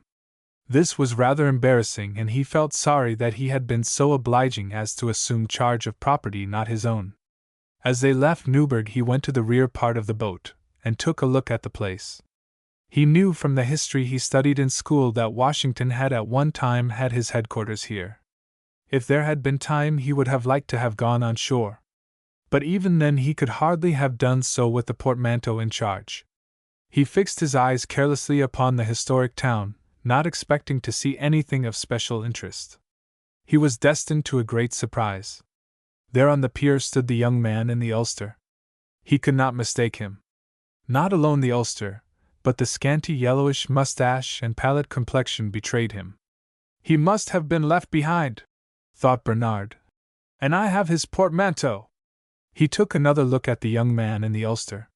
Certainly he betrayed no signs of having been left against his will. He stood in a careless position with a quiet and composed face, looking at the great steamer as it steadily widened the distance between him and his late companion. Bernard was very much puzzled. He doesn't seem to care. Does he remember that I have his portmanteau? He asked himself. He tried to attract the young man's attention, but in vain. What shall I do? He asked himself. I don't know the name of the man who entrusted me with the valise. I wonder if there is any name on it. He examined it, but found nothing to indicate the identity of the owner. I must ask Mr. Stackpole what to do, thought Bernard. It is certainly a queer position to be in. I may find it necessary to open the portmanteau and ascertain the contents. He looked around the boat in search of Mr. Stackpole, but the steamer was large and quite crowded. Then there were so many divisions to it that somehow he missed seeing his mining friend. There was nothing now to interfere with his going where he liked, as there was no chance of the young man in the ulster looking for him.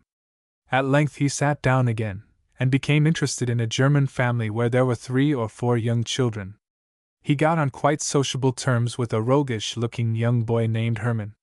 Bernard was fond of children, and easily won their sympathy and attachment. A small man dressed in a drab suit came upstairs and looked keenly about him. Finally his glance rested upon Bernard and his portmanteau. He stepped up to Bernard and said, in a tone of quiet authority, "Young man, I would like to examine that portmanteau." Bernard looked up in surprise. "The portmanteau is not mine," he said. "What do you want of it?" "Nevertheless, I must look at it." Bernard still hesitated. "Come," said the other firmly. "It won't be wise for you to object. I am a detective." Chapter 10 Hatch, Detective. Bernard was startled. He had heard of detectives and read about them, but this was the first time he had been brought face to face with one. It must be confessed that the quiet little man hardly came up to his expectations. "You can open it if you like," he said. "Where is the key?" "I haven't got it." "Young man," said the detective sternly, "I advise you not to throw any obstacles in my way. It may do you harm." "But," said Bernard earnestly, "I am speaking the truth.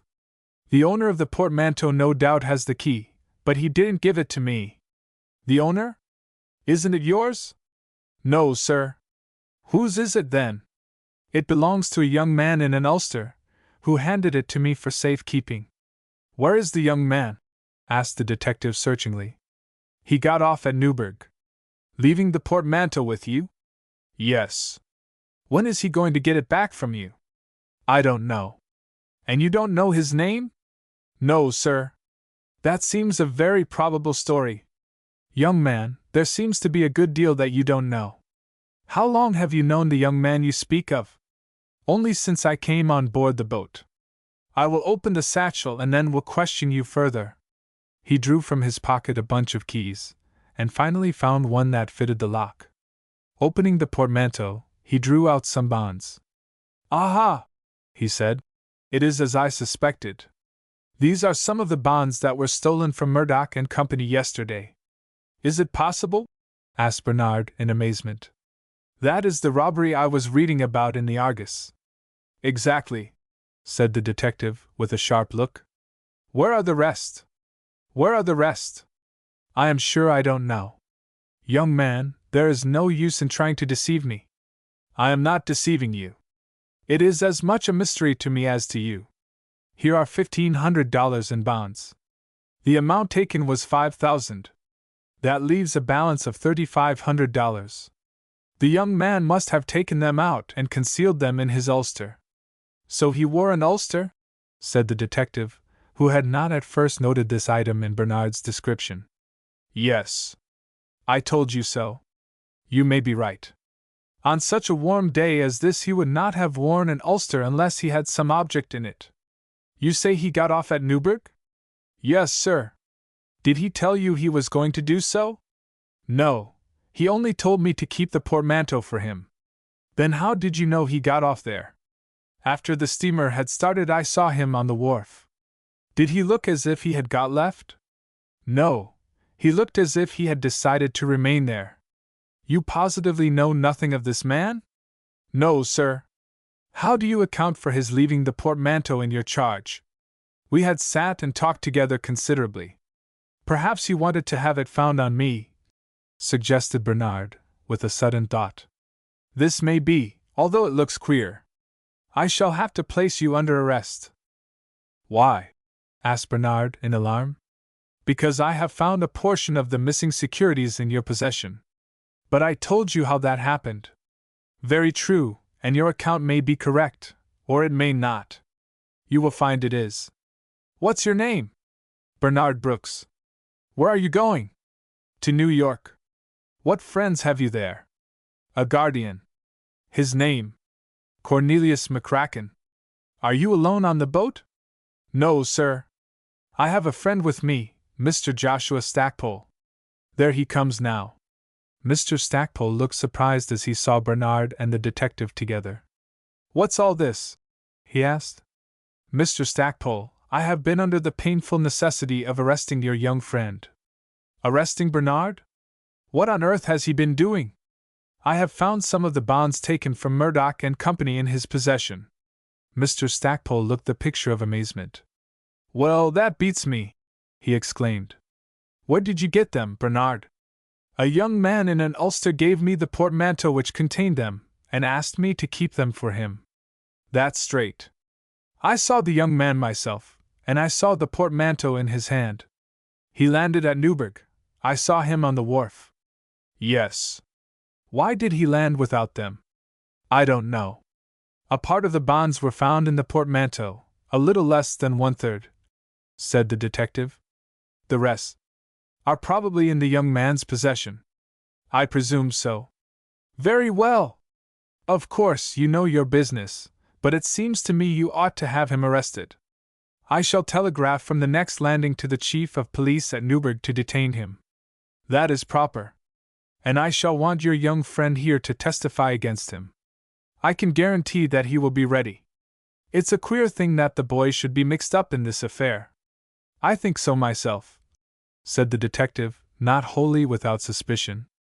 At the next landing the detective got off, and sent the following telegram. Chief of Police, Newburgh.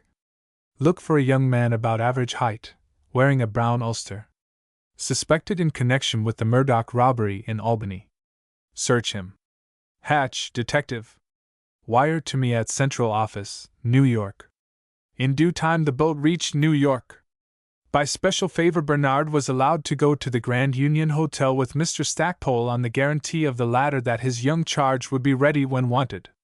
At the Central Office Detective Hatch found the following dispatch from Newburgh.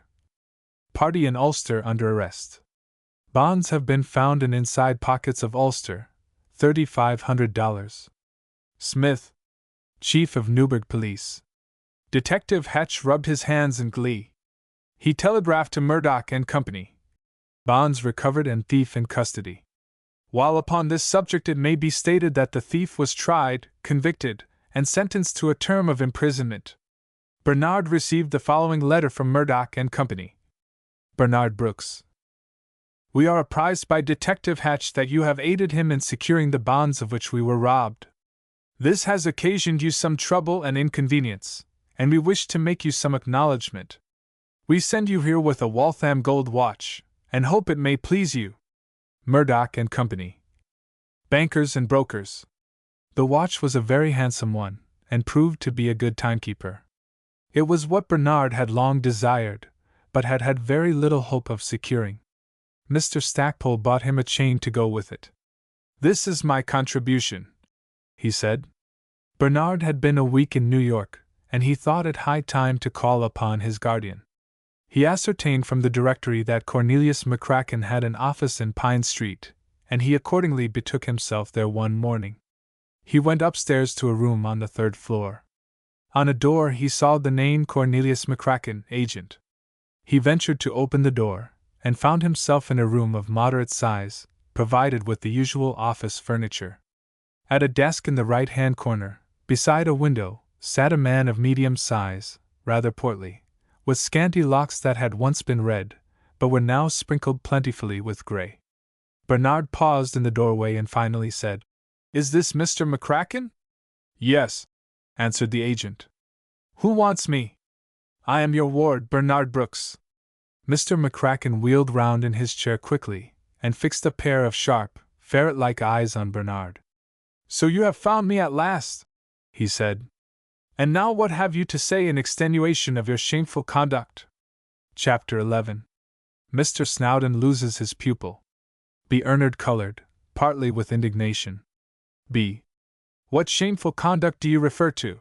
he asked. "I have received a letter from Mr. Snowdon, your respected preceptor, telling me how you have behaved. Would you allow me to read the letter?" "Yes, though I think you won't find it very pleasant reading." He lifted the lid of his desk and drew out a letter which he handed to Bernard. Bernard opened and read it. It ran thus: Cornelius McCracken, Esq. Respected Sir, it gives me keen anguish to reveal to you the unworthy conduct of the boy whom you entrusted to my charge. It may not wholly surprise you, for, if I remember rightly, you described Bernard Brooks to me as a bad lot. In truth, he is so. He has been mutinous and disagreeable, and has bullied my son Septimus, whom for some reason he seems to dislike strongly. Septimus is of a very amiable disposition, he is very like me, but he was constrained to complain of Bernard's overbearing conduct. I felt that the boy needed castigation. You remember that King Solomon approved corporal punishment. Accordingly, I prepared to inflict it. Getting wind of my intention, Bernard ran away. He led me a long chase into the marshy lands to the rear of my farm, and managed to entrap me into a ditch where my wardrobe received considerable injury. Then he stayed away all night. In the morning, however, my boy Septimus found him in a hayloft in my barn and notified me. I immediately took a horsewhip and went out to the barn. I ascended to the loft, but he, being active and agile, managed to elude me, and escaped from the barn, removing the ladder so that I could not descend for some time. I won't go into details, but I will mention that he ran away to the neighboring town of Poplar Plains, where I found him in the company of an escaped lunatic. I should have been able to capture him but for the presence and interference of a Western desperado, who produced a revolver and threatened my life. He is still at large and probably still in the company of this lunatic, who seems at present disposed to befriend him, but may at any time murder him, as his cousin, now in pursuit of him, gives him a very bad character. I have felt it my duty to lay these facts before you for your consideration. I may add that I was put to considerable expense in hiring a horse to pursue Bernard. This and some other items amount to about $5, which I shall be glad if you will remit to me, as my means are straitened and I cannot bear the loss. Yours sincerely, Ezekiel Snowdon. What have you to say to this? Asked Mr. McCracken severely. Only that Mr. Snowdon is unfit to teach, and is as brutal as he dares to be. I was fully justified in running away. I don't allow any man to horsewhip me. So you abused his son, Sep. And Mr. McCracken referred to the letter to refresh his memory as to the name. Septimus? He is worse, if anything, than his father. Do you expect me to send you to another school, where you can have your own way? No, I would prefer to earn my own living. Are you still with the lunatic? Mr. Penrose is no lunatic, though he has a cousin who is trying to get him into an insane asylum in order to gain possession of his money. Very plausible. I suppose he tells you so. Are you still with him? No, sir. I am with a miner from Colorado, a Mr. Stackpole. Is he the desperado referred to by Mr. Snowdon in his letter? Yes, sir. Upon my word, I congratulate you on your choice of associates. Where is he now? In New York, at the Grand Union Hotel. I have been staying there with him. Has he adopted you? No, sir. Mr. McCracken, there is one question I would like to ask you. What is it? You are my guardian. Have you charge of my property for me? No. Who told you that I had? Demanded Mr. McCracken suspiciously. No one, but I thought my father might have left something. He left about $150, but it was gone long ago. And have you been paying my expenses out of your own pocket ever since? Yes, answered Mr. McCracken, but he looked somewhat embarrassed. Then I thank you for your liberality, sir. I don't like to impose upon it, and would like to make my own living. That sounds very well, but what can you do? I don't know yet, but I am sure I can earn my board. I am young and strong. Where did you get that gold watch? Asked Mr. McCracken, as Bernard drew it to consult the time. It was given me by a firm of bankers in Albany, Murdoch and Company. What induced them to give it to you? I helped them to recover some bonds which had been stolen from them. Humph! You seem to be fond of adventures.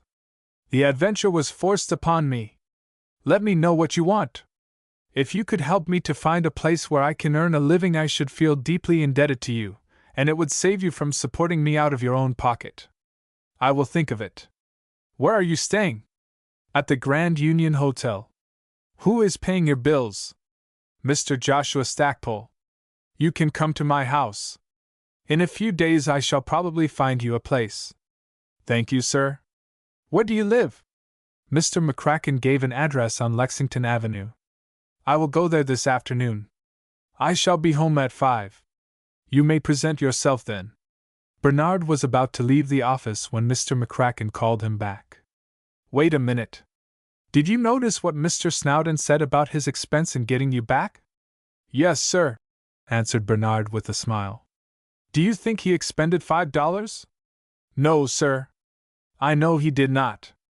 The horse he hired is about 25 years old, and he can have it whenever he please for 75 cents. So Mr. Snowdon wishes to make a little profit out of the transaction. So it appears. Very well, that will do. The next day Mr. Snowdon received the following letter. Dear Sir, I have delayed answering your letter till I could see my ward. He called on me this morning. He charges you with an attempt to horsewhip for insufficient cause. Into the merits of this controversy between you I will not enter. I doubt if it will be advisable to send him back to Snowdon Institute, and at his request I shall find him some employment. As to the charge you make for expenses in pursuing him, I think you have greatly overcharged.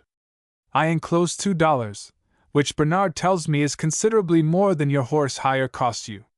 Your obedient servant, Cornelius McCracken.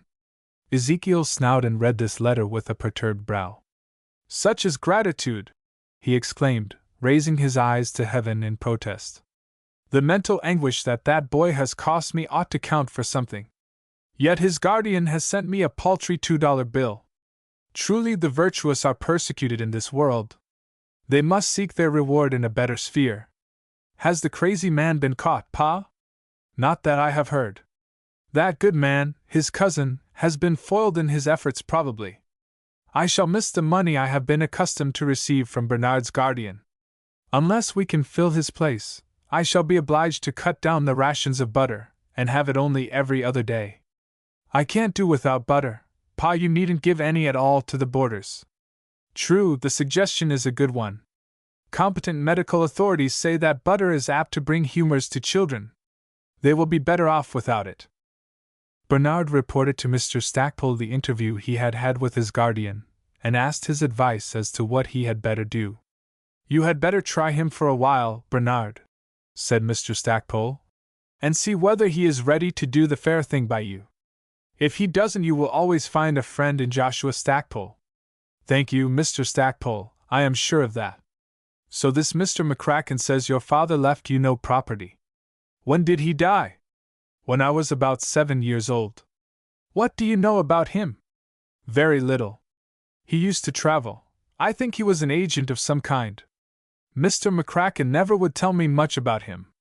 How long shall you stay in New York, Mr. Stackpole? I shall leave in a day or two. I have to go to Philadelphia on business, and after I return I shall leave for Colorado. My address will be at the Red Dog Mine, Gulchville. That's a queer name, Mr. Stackpole. Was there ever a red dog? One of the miners in a fit of intoxication painted his dog red, and that gave a name to the mine. The next day found Bernard at his guardian's house. Chapter 12. Bernard meets a friend of his father. C. Cornelius McCracken lived in a 3-story and basement house on Lexington Avenue. It was a solid and comfortable house, but not showy. He had a wife and 3 children. The eldest, a girl, had recently married. There were 2 boys of 16 and 18, but they were not particularly interesting, and as they were attending school Bernard did not get well acquainted with them. On the first morning after breakfast Bernard asked, as his guardian was starting for his office, "Is there anything you wish me to do?" "No, you can go about the city and make yourself familiar with it. If I should get you a place here it might be well for you to know your way about the streets." "I shall like that. Oh, by the way, have you any money for car fare, or any small expenses?" "Yes, sir, I have all I shall need for the present." Mr. McCracken looked relieved, for he was not a liberal man, and was glad to be freed from the expense of supplying his ward with pocket money. Shortly after breakfast he went out and bent his steps toward Broadway. He had been in New York before, but not for some years, and it was quite new to him. He wandered about as chance suggested. About 11 o'clock he was passing a barber's shop on a side street, and it occurred to him that his hair needed cutting. He entered the shop, and sat down to wait his turn. He found himself sitting next a man with hair partially gray, who regarded him with some attention. "Have you come in to be shaved?" he asked, with a smile. Bernard smiled in return. "No," he answered. "That can wait. I shall have my hair cut." "You bear a striking resemblance to a man I once knew," said the old gentleman, after a pause. "What was his name?" asked Bernard, with natural curiosity. "Clayton Brooks." "That was my father," said Bernard quickly. "Is it possible?" "That accounts for the resemblance." "Is your father living?" "No, sir, he died 10 years ago." "I supposed he must be dead, as I had lost track of him." "Did you know him well?" asked Bernard eagerly. "Quite well. We were both traveling salesmen. He traveled for a jewelry firm in Maiden Lane, I for a dry goods house. Our territory was in large part the same, and we often stayed at the same hotel." "Is your mother living?" "No, sir. She died before my father." "Then you are an orphan?" "Yes, sir," answered Bernard gravely. "Pardon me, it is none of my business, but your father left you comfortably provided for, did he not?" Bernard shook his head. "On the contrary, he left almost nothing, I am told." "Who, then, took care of you, for you were too young to take care of yourself?" "A businessman downtown, Cornelius McCracken. He is my guardian, though there seems to be no property for him to take care of for me." "I remember the name. Did you ever hear my father speak of him?" "I have often wondered how he came to be my guardian." "Yes, I remember now that your father told me he had saved a few $1,000s, and put it into Mr. McCracken's hands to invest for him." "Are you sure of this?" asked Bernard in surprise. "Yes. The name is a peculiar one, and I remember it for that reason." "Then there was some property, at one time?" "Yes, I am not mistaken about that. It is singular that Mr. McCracken has never told me anything about it." "Yes," answered the old gentleman slowly. "It is singular. Does he say that your father left nothing?" "No, he says that he left a trifle, but that it was soon exhausted, and that he had since paid my expenses out of his own pocket." "The money which your father put into his hands was no trifle. The interest alone would have paid a boy's expenses." "Are you at Mr. McCracken's house?" "Yes, sir, but I only went there yesterday." He put me at a boarding school in the country, and I ran away. You don't look like a boy who would run away from school.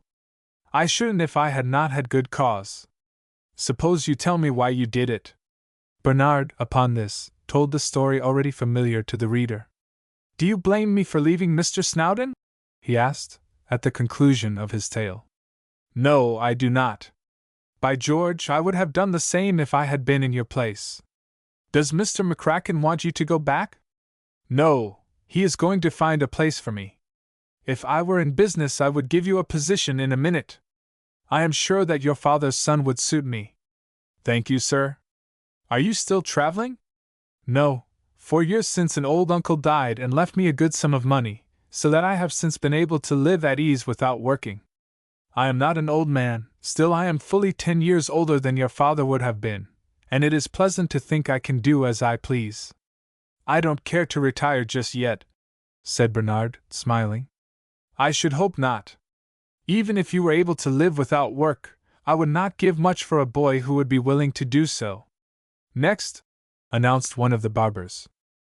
"It is my turn, I believe," said the old gentleman. "Can you meet me tomorrow at 11 o'clock at the St. Nicholas Hotel?" "Yes, sir. I may have more to say to you about your affairs. On your father's account, I take a great interest in you. By the way, don't say anything to Mr. McCracken about meeting a friend of your father's." "No, sir, I will not." The next day Bernard kept his appointment. He had been in the hotel, now torn down, but 5 minutes, when his acquaintance of the day before made his appearance. "By the way," said he, "I forgot to tell you my name." "I thought of that after we parted," said Bernard. "It is Alvin Franklin. There is a tradition in our family that we are related to Benjamin Franklin. I can't certify to it, but I hope it is true. Here is my card." "Thank you, sir. I should have remembered it without a card, but I will keep it. Referring to my conversation with you yesterday, I have made some inquiries of my business acquaintances." "What did you learn, sir?" "That his reputation is not of the best. He is not a man who is above suspicion, but he takes care to keep within the law. In fact, as far as I can learn, he is a tricky man. I hope that will never be said of me, Mr. Franklin. It could never be said of your father. He was as straight and honorable a man as ever lived." "I am proud to hear you say so," said Bernard, flushing with pleasure. "I may be a little hasty, but I can't help feeling that in some way Mr. McCracken has wronged you." "In what way, sir?" "I think he has not accounted to you for property your father placed in his hands." "The same thought came into my mind, Mr. Franklin, but I did not wish to suspect my guardian, with nothing to go upon. He seems to be just the man to cheat an orphan. A man who is dishonest in one way is likely to be dishonest in another. Even if it is so, I suppose I have no way of proving it." "Probably not. If there were any proofs of the trust reposed by your father, Mr. McCracken would be likely to destroy them. I will think over the matter, and if I can hit upon any course that would benefit you I will let you know." Bernard and his new friend talked further of his father. It was a delight to the boy to meet someone who had known the parents of whom he could scarcely remember anything. All that Mr. Franklin had to say of the elder Brooks redounded to his credit, and this was naturally gratifying to his son. When they parted, Bernard asked, "Shall I mention to Mr. McCracken meeting you?" "I think not, at present." But chance ordered otherwise. When Bernard was drawing his handkerchief out of his side pocket after supper, he twitched out the card, which fell to the floor. Mr. McCracken's sharp eye detected it. "What is that?" he asked. "A card." "Of course.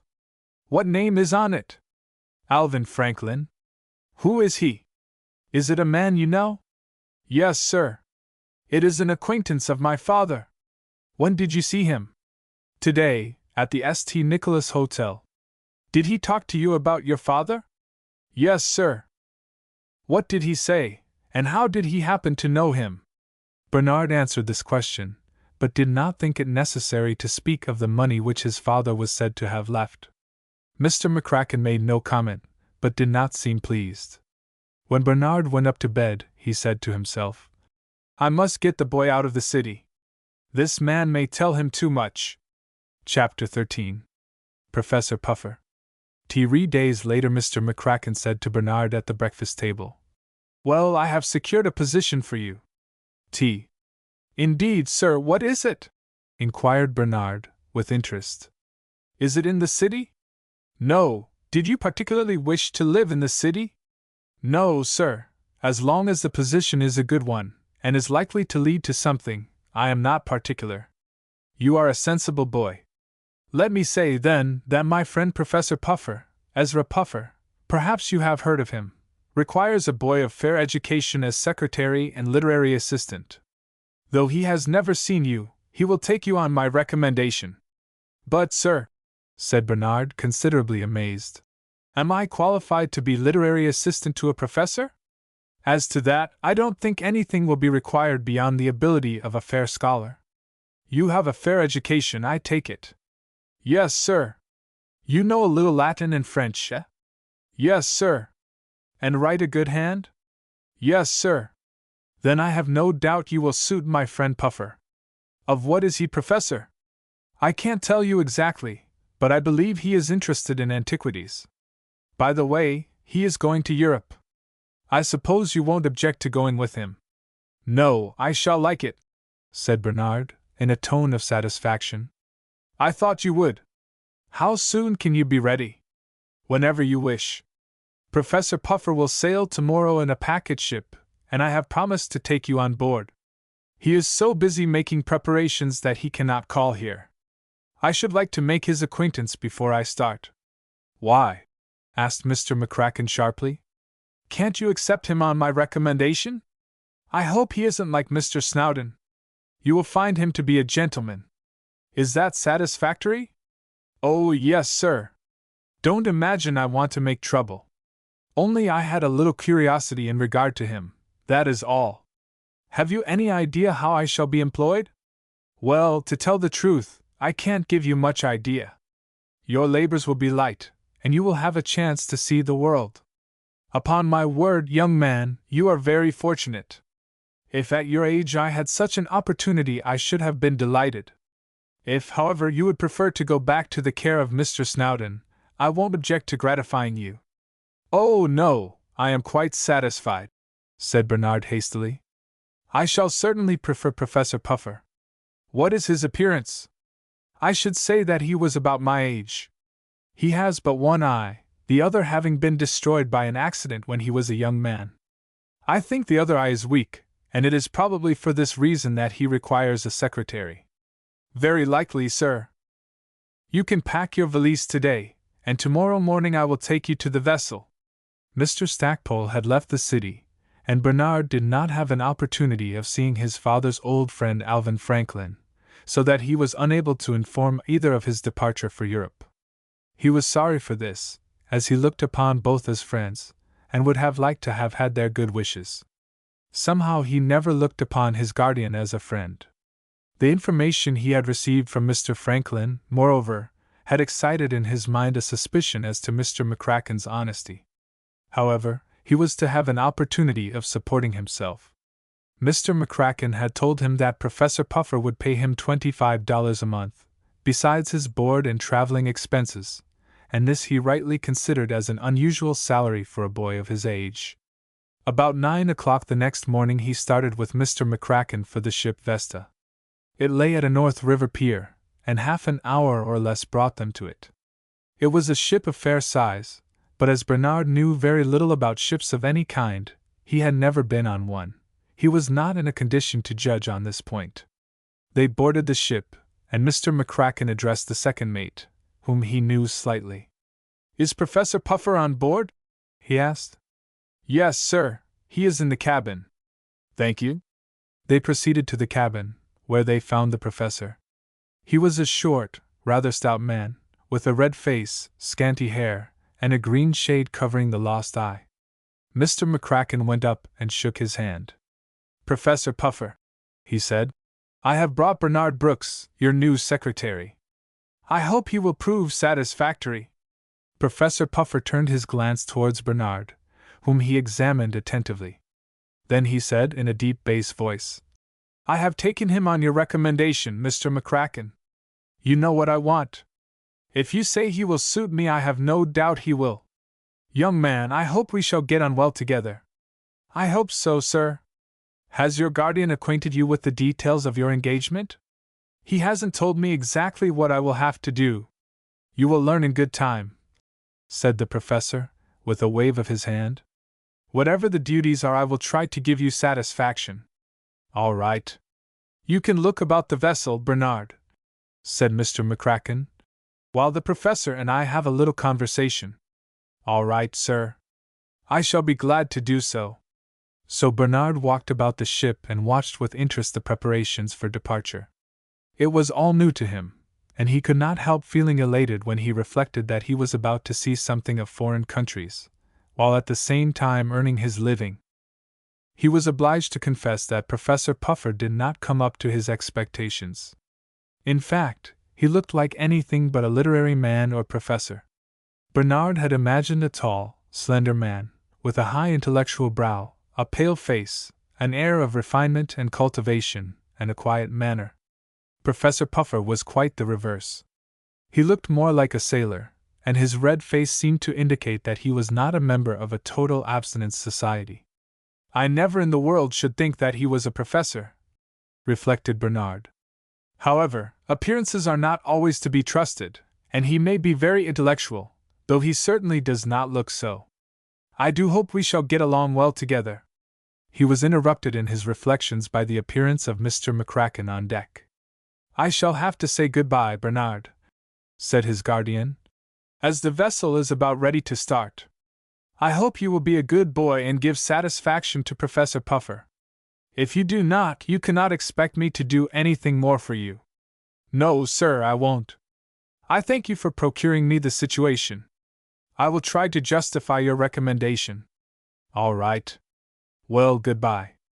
It might have been supposed that Mr. McCracken would have shaken hands with Bernard now that he was about to go away to a distant point and for an indefinite time, but he did not offer to do it, and Bernard on the whole was glad to have it so.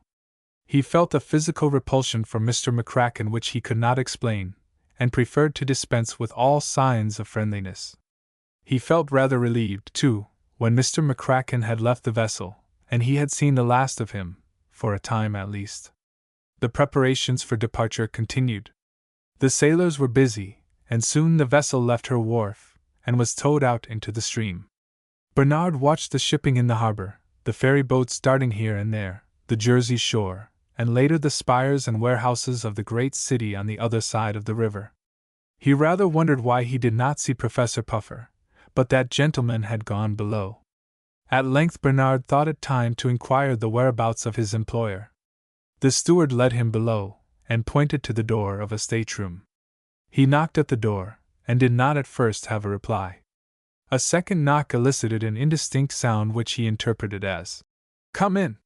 He opened the door, and saw the professor lying in the lower berth in what appeared to be a stupor.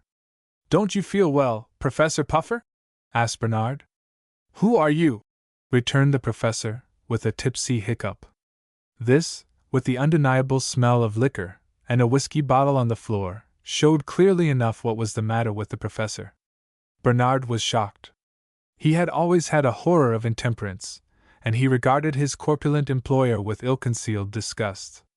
"I am Bernard Brooks, your new secretary," he answered. "That's all right. Take a drink," returned the professor, trying to indicate the bottle. "No, thank you. I am not thirsty," said Bernard. "Give it to me, then." Much against his will, Bernard handed the bottle to his learned employer, who poured down the small amount that was left in it.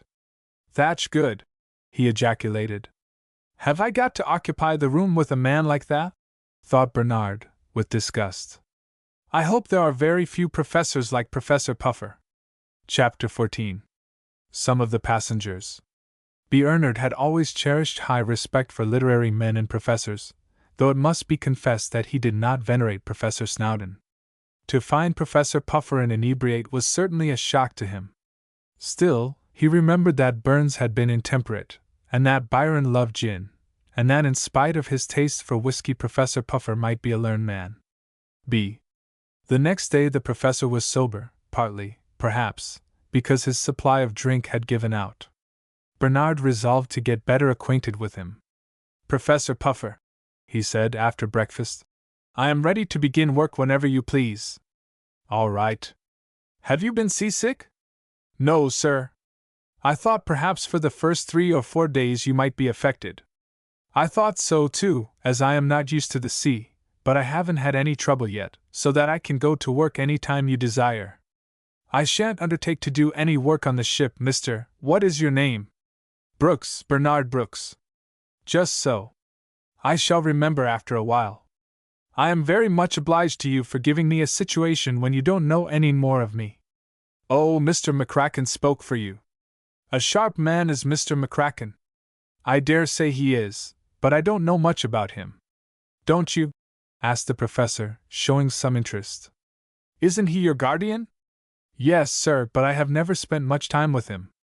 "Has he charge of much property of yours?" "He says I have no property." "Ha, indeed! As a rule, guardians are not appointed unless there is property.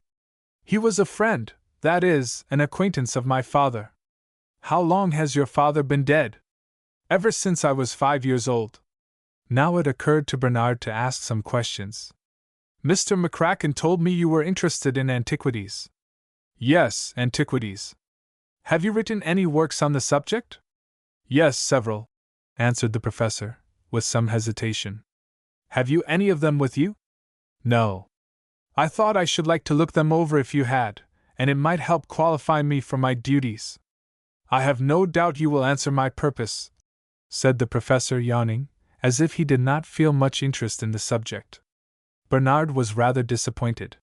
He wished the professor would talk to him on his specialty, as it would be interesting and instructive. "Are we going to stay abroad long?" he asked. "My plans are not fully formed," said the professor. He gave the impression of not caring to talk on the subject, and Bernard took the hint and ceased to question him. He found time hanging heavily on his hands, as he appeared to have no duties and thought it might be interesting to make some acquaintances on board the ship. There were 10 passengers besides Professor Puffer and himself. The first he became acquainted with was a thin, sallow-faced man who wore green glasses.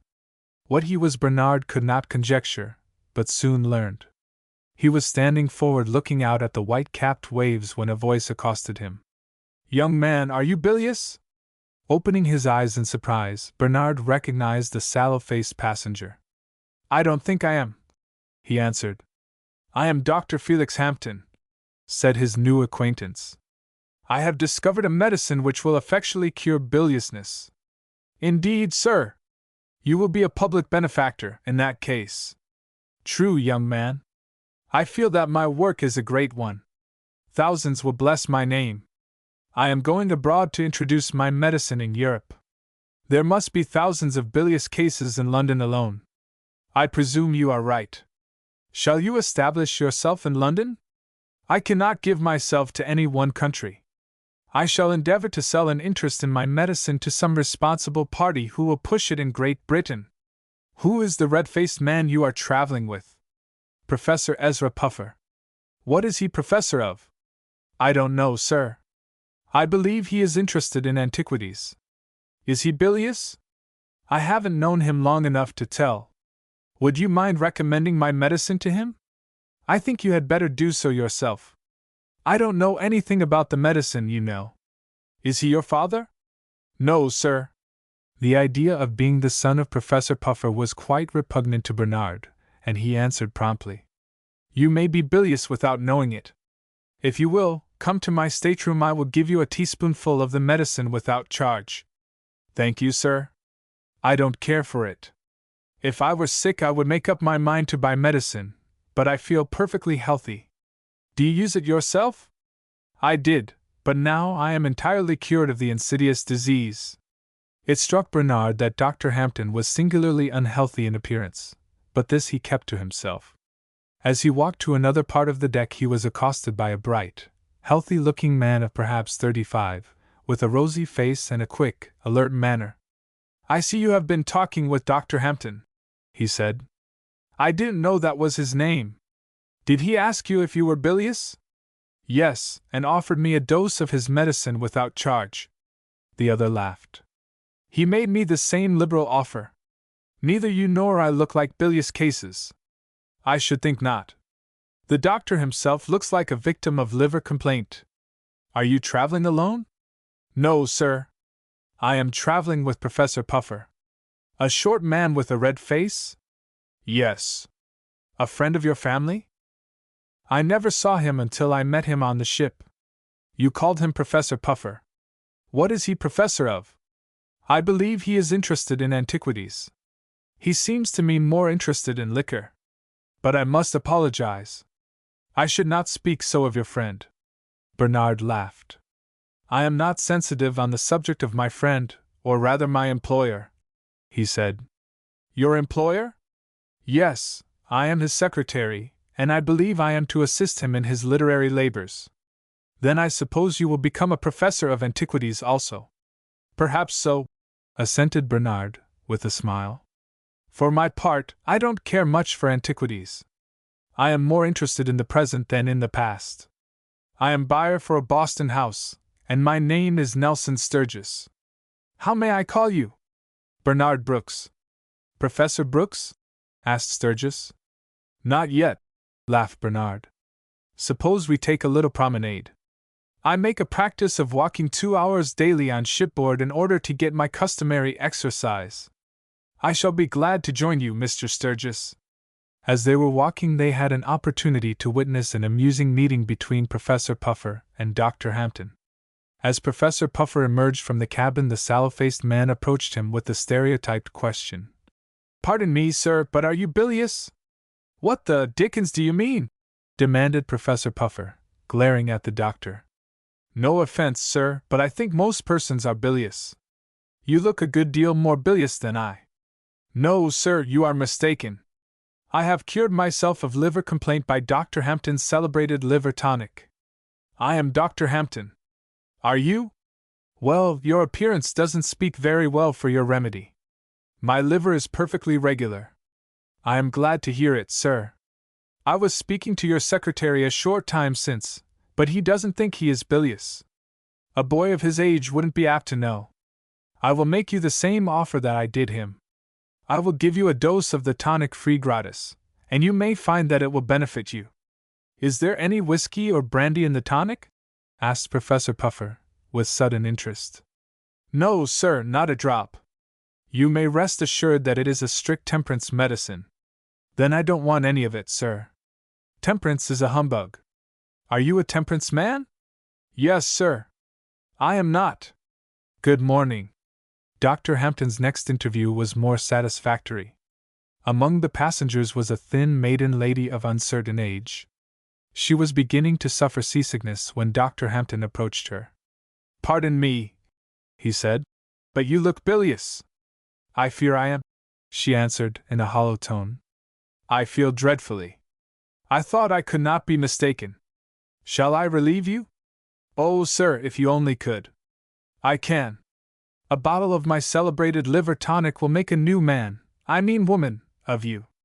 Bring me some, please, for indeed I feel very sick.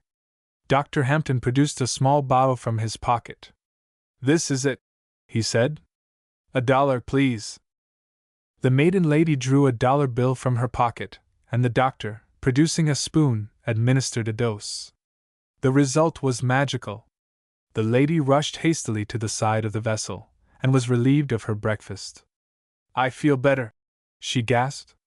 I knew you would, said the doctor, and he put the bill into his pocket with a smile of satisfaction. Chapter 15.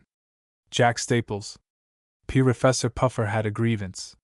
He had sent on board a good supply of whiskey, sufficient to last him through the voyage, but the greater part of this had mysteriously disappeared. Whether it had been carried to the wrong vessel or not could not be ascertained. At any rate, he had to do without it, and this to a man of the professor's tastes was a great deprivation. He was quite ready to buy some, and applied to the captain, but Captain Smith had no more than he desired for his own use. He occasionally invited the professor to take a glass, in his own cabin, but this by no means satisfied Mr. Puffer. The enforced abstinence made him irritable, and he vented this irritation on Bernard, with the result of making the boy shun his company. "Where do you keep yourself all the time?" asked Professor Puffer, one afternoon. "I haven't seen you for hours." "Have you any work for me to do?" asked Bernard hopefully. "No, I shall do no work on board ship." "Would you like to have me read to you?" "You may read the morning paper if you can find one," sneered the professor. But it appeared that Professor Puffer had nothing for him to do, and had only complained of his absence because he was irritable, and wanted something to find fault with. Bernard made the acquaintance of one of the sailors, Jack Staples, who was a stout, good-humored man of 30. He possessed a shrewd intelligence that interested Bernard, and he often chatted with him about his Vermont home. "How came you to go to sea?" asked Bernard one day. "Well, you see, my father died and my mother married again." "You never had a stepfather, I take it?" "No, my mother died when I was a baby, and my father when I was 5 years old." "That was bad luck."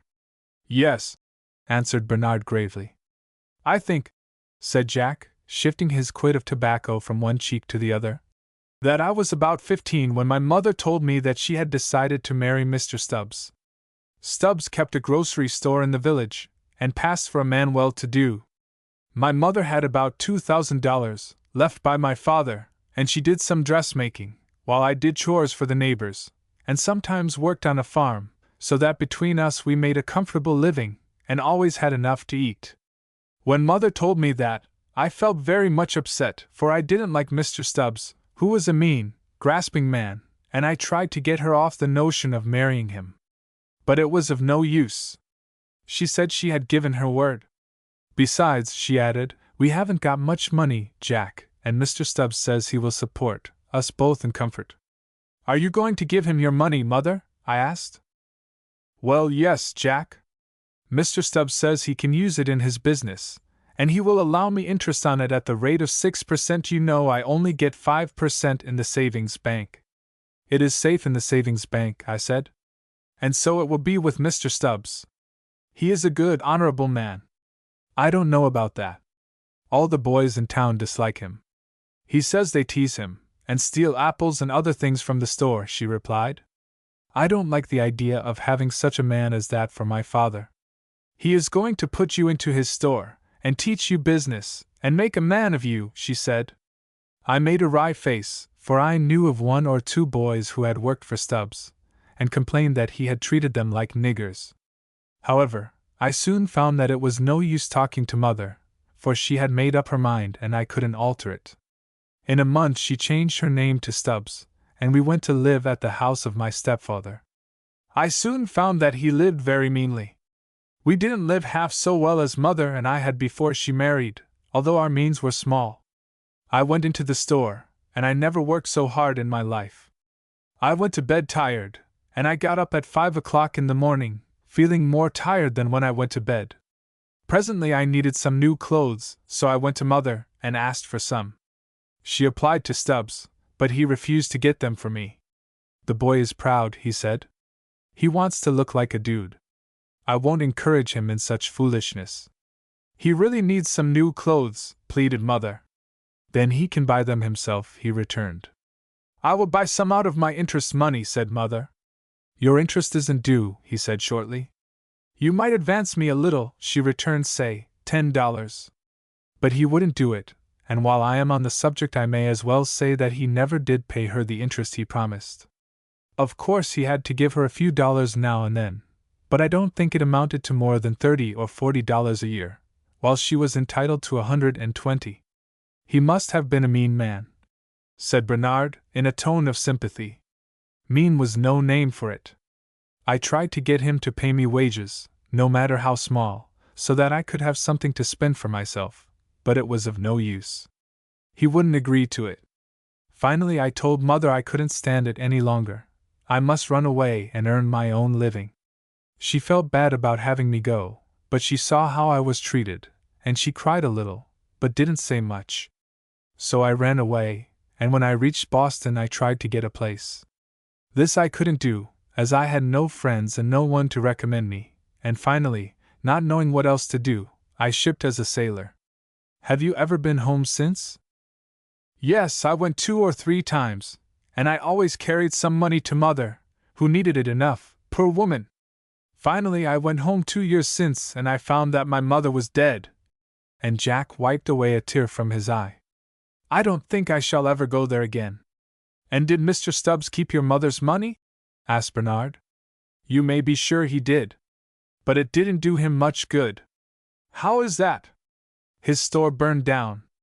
Some say it was set on fire by an enemy, and he had plenty.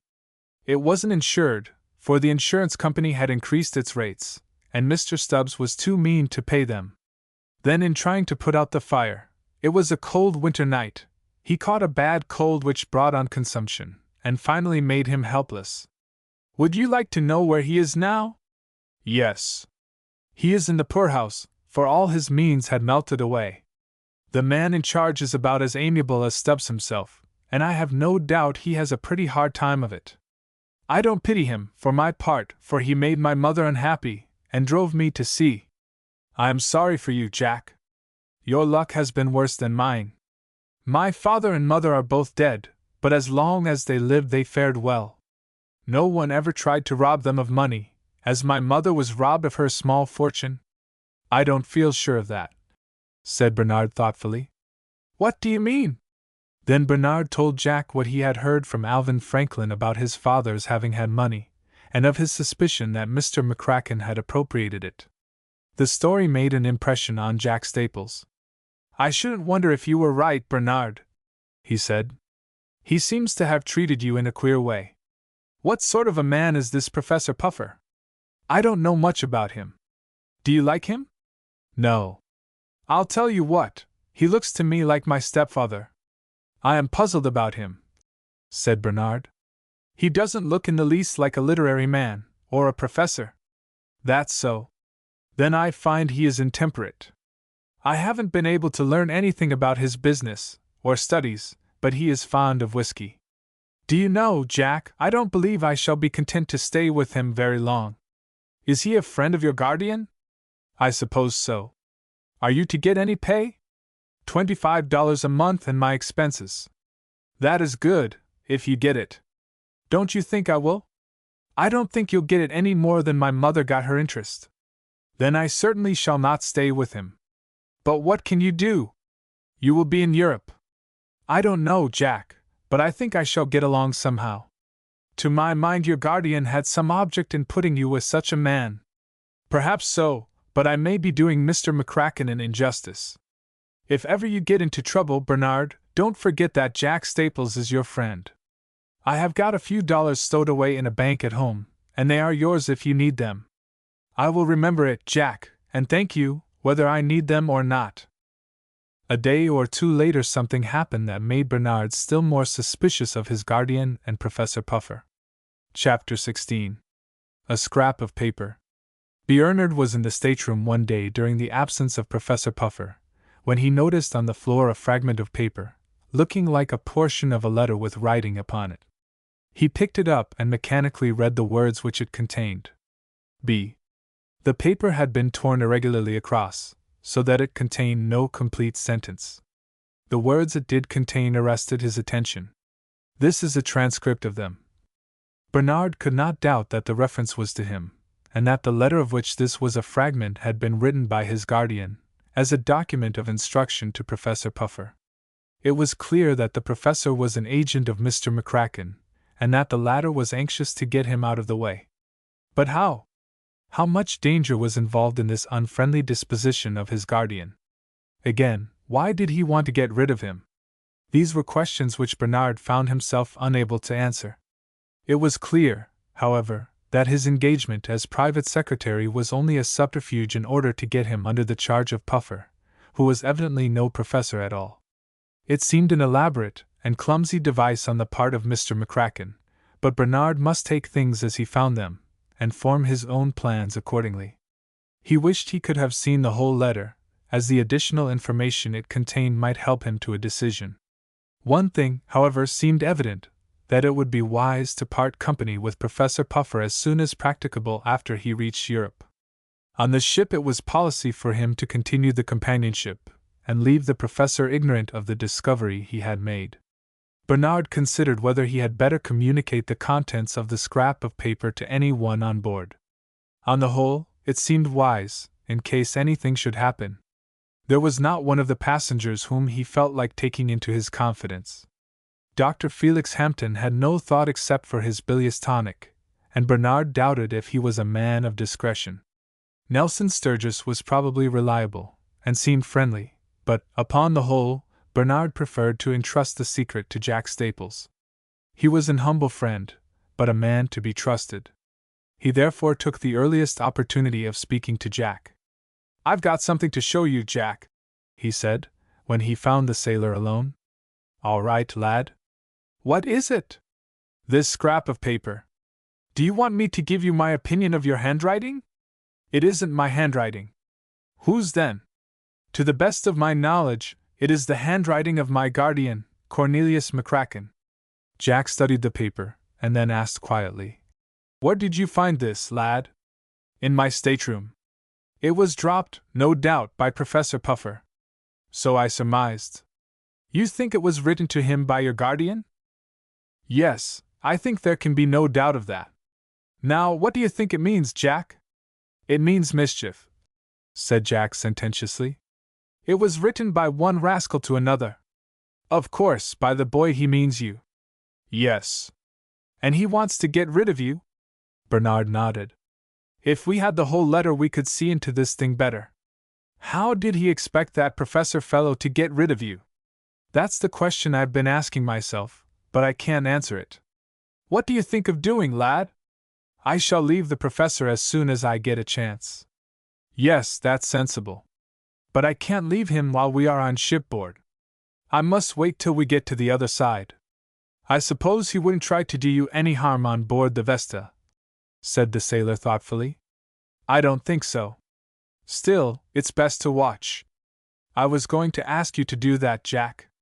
"So I will, lad, as well as I can, but you know I'm just a sailor, and my duties on this here vessel don't give me much of a chance." "That's true, Jack. Do you think that he'll suspect that you've got the paper?" "I can't tell yet. It seems to have been torn off, perhaps, for a lighter. He may not miss it. If he had sense he'd guard such a letter as that carefully. I would if it were mine, but some men are careless, and I think he is one of that kind." "You mean to leave him when you get to the other side?" "Yes, Jack." "Have you any money?" "Only a few dollars." "If I was only at home, lad, I'd see that you had money. But all my money, over $100, added Jack with pride, is in a savings bank in York. I don't carry any money with me." "Thank you, all the same, Jack. I guess I'll get along somehow. It's a hard thing to be 3,000 miles away from home without brass. Still, there's one thing in your favor, lad." "What is that?" "You're sure to make friends." "Why, I was your friend as soon as I clapped eyes on you." "Thank you, Jack, but all may not be as friendly as you." "You'll get along, lad, take my word for that." "Your words encourage me, Jack. Anyway, I'd rather trust a perfect stranger than Professor Puffer." "I surmise you're right there, lad." Bernard was curious to find out whether the professor had discovered the loss of the telltale scrap of paper. He therefore watched him carefully, thinking that he might learn this by his manner. But Professor Puffer didn't appear to suspect anything, and Bernard took care not to betray by his own manner that he had made any discovery. Days passed, a period more than long enough to reach their destined port had the Vesta been a steamer, but being only a sailing vessel, contrary winds kept her back, and when 20 days had passed they were still out at sea. Both Jack and Bernard kept the professor under careful watch, but neither one detected anything of a suspicious character. This Bernard remarked to Jack one day. "You're right, lad, the time hasn't come yet. The mischief he's up to isn't on board ship. He will wait till he has you on shore. If he does that, it'll be too late, for as soon as we reach port, or as soon after as I mean to leave him. That'll be the best way. Didn't you tell me he was going to pay you a salary?" "Yes." "How much?" $25 a month. More than half the month has passed. Why don't you strike him for a part of your salary? He would think I had no use for money on board." All the same, lad, ask him. It won't do no harm, and if you get anything, it will help you after you have left him. You can't get along in England without money, or, for that matter, anywhere else. I can think of one place, Jack. Where's that? Where Robinson Crusoe was wrecked on a desolate island. Money was of no use to him, though I believe some was saved from the wreck. You're right there, lad, but as soon as he got off it would help him. Well, Jack, I'll take your advice, and let you know what he says. Accordingly, the next day, when Bernard found himself alone with Professor Puffer, he said, I have been with you about 20 days, Professor. Is it as long as that? What of it? I thought you might be willing to advance me half a month's salary? What do you want of money? There are no shops on the Vesta.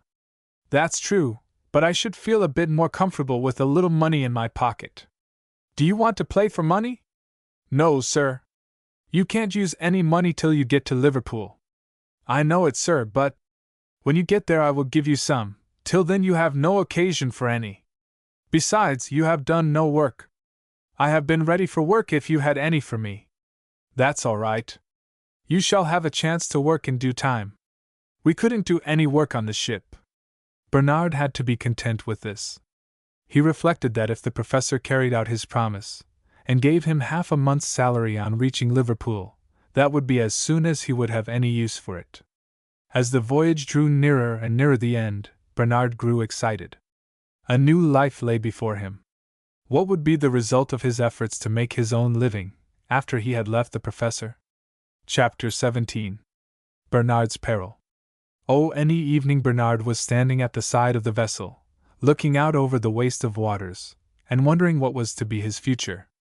It was quite dark, so that he was unable to see far. Oh! He felt that this symbolized his own life. He could not see far ahead of him, and what he could see was obscure. He didn't dream that he was in great peril, and yet the greatest danger of his life hung over him. Whence did it come? The night was still, and the waves were calm. Nature was kind, but the peril came from a human source. All at once he felt himself lifted in a pair of powerful arms, lifted to a level with the rail, so that his startled eyes looked down in helpless fear upon the cruel waves beneath. He uttered a sharp cry, and this saved his life. His stanch friend, Jack Staples, was close at hand. He sprang forward and grasped Professor Puffer by the throat, at the same time tearing Bernard from his grasp. You scoundrel! Ejaculated the indignant sailor. What are you about? Do you mean to murder the boy? Professor Puffer, who had thought himself quite unobserved, was as much startled as his victim had been, but he was shrewd and tricky. He passed his hand to his forehead, as he fell back, and said in a dazed tone, What is the matter? Where am I? Where are you? Retorted the incensed sailor. If you were where you ought to be, you would now be on the gallows. What do you mean by your insolence, you low sailor? Exclaimed Puffer. I mean that I have a great mind to treat you as you were treating the boy. You were about to murder him, you scoundrel! There is some mistake, said Puffer. I had a severe headache, and I was out of my head. I must have been walking in my sleep. What was I doing? You were trying to throw the boy into the sea. You know that well enough. Good heavens! You don't mean it? Ejaculated Puffer, with well counterfeited horror. I can't believe it. And you prevented it? Yes, I did. But for me, the boy would have been drowned. My honest friend, said the professor effusively, you have done me the greatest service. You have saved me from a terrible crime. Let me shake your hand. No, said Jack, drawing back. I won't take the hand of a murderer, leastways, of one who attempted to murder. Don't say that, my worthy friend. You hurt my feelings. At least, let me show my appreciation of your great service. Here's a gold piece. Keep your money, I don't want it, said Jack scornfully.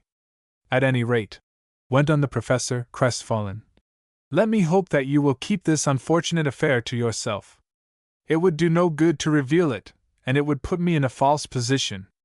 I won't promise anything, said Jack suspiciously. Only if you tried to hurt a hair of this boy's head again, I'll have you in jail as soon as we reach port. "Oh, how you mistake me," murmured the professor sadly. "Yet I cannot blame you. It certainly did look suspicious. I should say it did. And I cannot blame you for your very natural prejudice against me. How should you know my kindness of heart? I would not even harm an animal, much less a bright, promising boy, for whom I cherish a warm affection."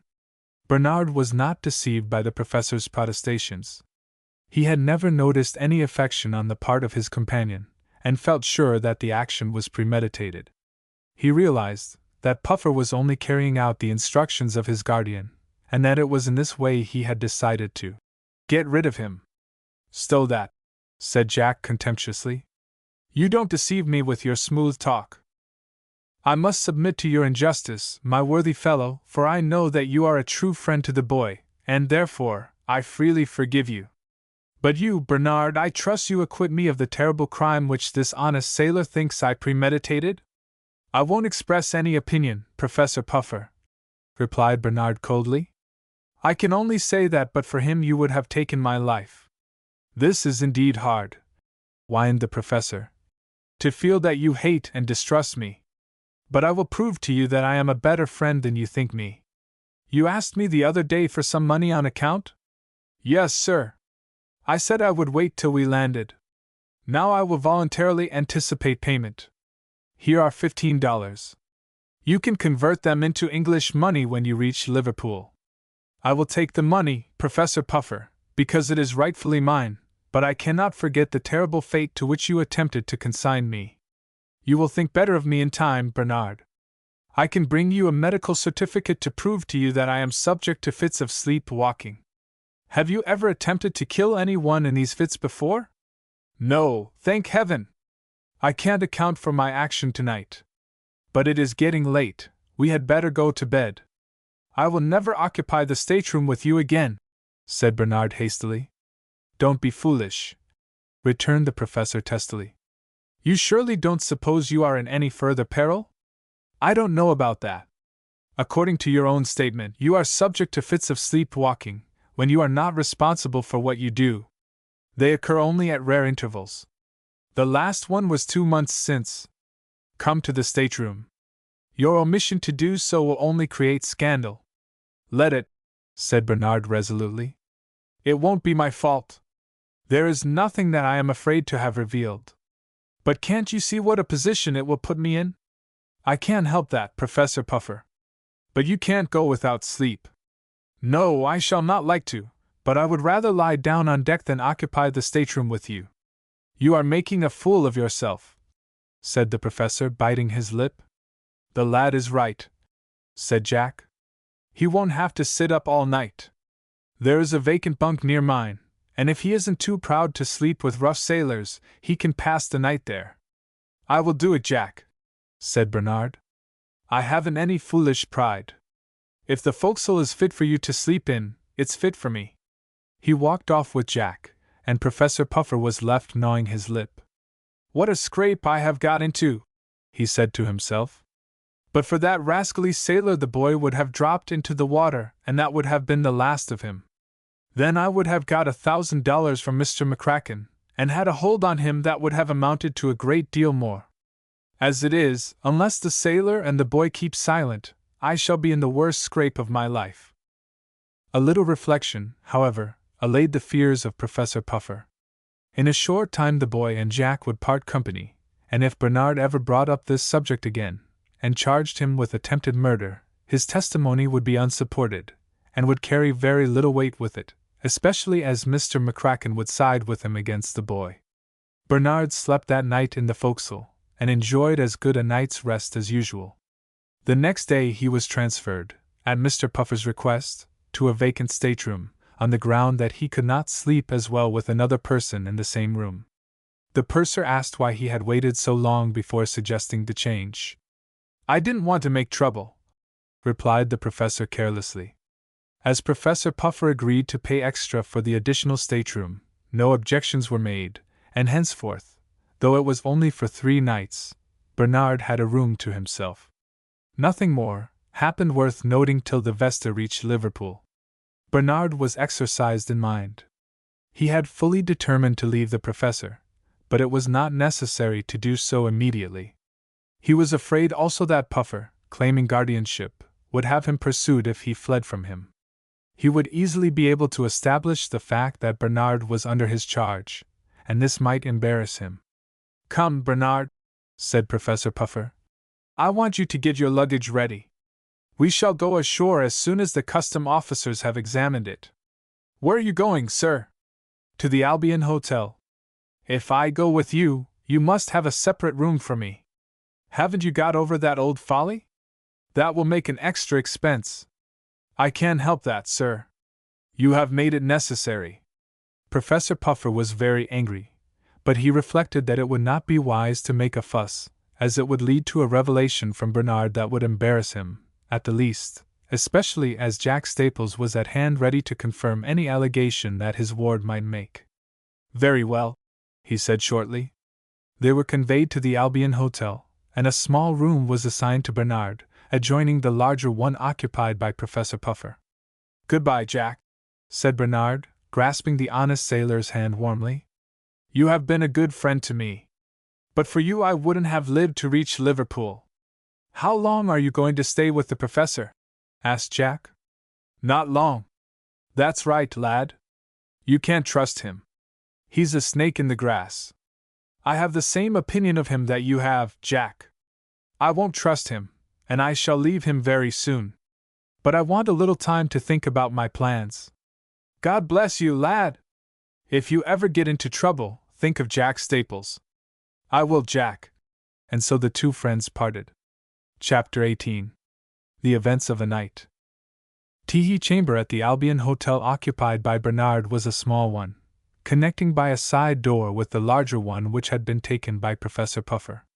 Bernard was not ordinarily suspicious, but his distrust of his traveling companion led him to examine carefully the door leading into the larger room. It seemed to be locked, but the key was probably in the other room, at the disposal of its occupant. This did not suit Bernard's views, and he, with some difficulty, pushed up the bureau so that it would bar the entrance even if the door were opened. This Professor Puffer didn't know. Both retired at a comparatively early hour. It was quite dark when Bernard, rousing from a light slumber, thought he heard a noise near the door. He was instantly wide awake. Presently he heard a key grating in the lock, and then he saw the door behind the bureau open. There was a light in the adjoining room. By the help of this Bernard saw the figure and face of the professor as he peered into the room. Evidently he was surprised and disconcerted at the sight of the bureau. He looked over towards the bed, but this was in shadow, and he could not see Bernard gazing at him. He made an attempt to move the bureau, but it was heavy, and it could not be done without making a noise likely to wake a sleeper. "Confound it!" Bernard heard the professor mutter, and then, after a pause, he closed the door and locked it. What was he going to do? Bernard asked himself, not without alarm. Did he wish to do me any harm? This question was readily asked, but not so easily answered. Bernard remained awake for some time, being almost afraid to go to sleep. After a while, however, he reflected that Professor Puffer would not dare to make a second attempt. Besides, he was a light sleeper, and the noise which Puffer must unavoidably make would be sure to waken him. So after a while he fell asleep, and did not wake up till 7 o'clock. His first step was to remove the bureau to its former place. Then he began to dress. He had nearly finished the process when a knock was heard at the door leading into the hall. Bernard opened it, and his glance rested on Professor Puffer. "Are you nearly ready to go down to breakfast?" asked the professor. "Yes, sir." Unbidden, Puffer entered the room and looked quickly towards the connecting door. He observed that the bureau had been removed. He frowned slightly, but did not refer to the matter. "Did you sleep well?" he asked. "Yes, sir," answered Bernard. "So did I. I was conscious of nothing until I woke up this morning." He glanced at Bernard, to see whether this statement made any impression upon him. He wished to ascertain whether Bernard had been aware of his attempted entrance during the night. Bernard made no comment. "Liverpool seems to be a good place to sleep," he went on. "It seems good to step on shore after so long a time on shipboard." "You are right. Are you ready to go down to breakfast? Yes, sir. Come down then. I feel hungry. They went into the coffee room, and were soon served with mutton chops, beautiful, flaky potatoes, coffee, and bread and butter. The chops were good, and the coffee as good as the average British article of that name. In spite of the disturbance of the night before, Bernard enjoyed his breakfast. So, apparently, did the professor, but he did not say much. He appeared busy thinking. Presently a cheery voice was heard from the next table. How are you, Professor? Good morning, Bernard. Looking up, Bernard saw that the speaker was Nelson Sturgis, the Boston buyer. Good morning, said Bernard, with real pleasure, for Mr. Sturgis had a pleasant manner, and he was glad to meet him. Morning, muttered Professor Puffer coldly. Well, how do you like Liverpool? I don't know. Have not had an opportunity to go about yet. Nor I. Come around with me, if you have nothing better to do. I don't know whether Professor Puffer will require my company or not, said Bernard, in a tone of hesitation. No, answered Professor Puffer. If you wish to take a walk with Mr. Sturgis, I have no objection. Thank you, sir. You can report at 12:30 or 1, and we will dine then. All right, sir. How long do you remain in Liverpool, Professor? Asked Nelson Sturgis. I am not quite sure. You will be here tonight? Yes, sir, I shall be here tonight. So shall I. I expect to go to London tomorrow. After breakfast, Bernard put on his hat and started out with his new friend. Now, my boy, I am going to show you the town, said Mr. Sturgis. I shall be very much obliged to you, sir. First they visited the docks, which are considered the most noteworthy feature of Liverpool. They extend for 5 miles along the margin of the river, and are built in the most solid and enduring manner. I am a patriotic American, observed Mr. Sturgis, but I am obliged to confess that no American city can boast of docks that are equal to these. How many are there? Asked Bernard. Over 50, I believe. They have been built at immense expense. I hope to see the time when New York will have docks like them. They visited some of the large squares, walked past St. George's Hall, the Custom House, the Free Library and Museum, and all these interested Bernard. We can't see everything, said Mr. Sturgis, but you now have some idea of Liverpool. Do you know how long we have been walking about? No, sir. 3 hours. I begin to feel tired. Suppose we go back to the hotel. All right, sir. I am very much obliged to you, Mr. Sturgis, for showing me so much. I have enjoyed the walk myself. By the way, Bernard, at the risk of hurting your feelings, I will venture to say that I don't much admire your traveling companion. Nor I, sir. I have wondered more than once what brought you together. My guardian. I never saw Professor Puffer till we went on board the Vesta. Do you expect to make a long tour with him? I don't know, sir. Hasn't he disclosed his plans to you? No, sir. I believe he is engaged on some literary work, and I am engaged to help him. Then, I suppose, you will settle down somewhere? I suppose so.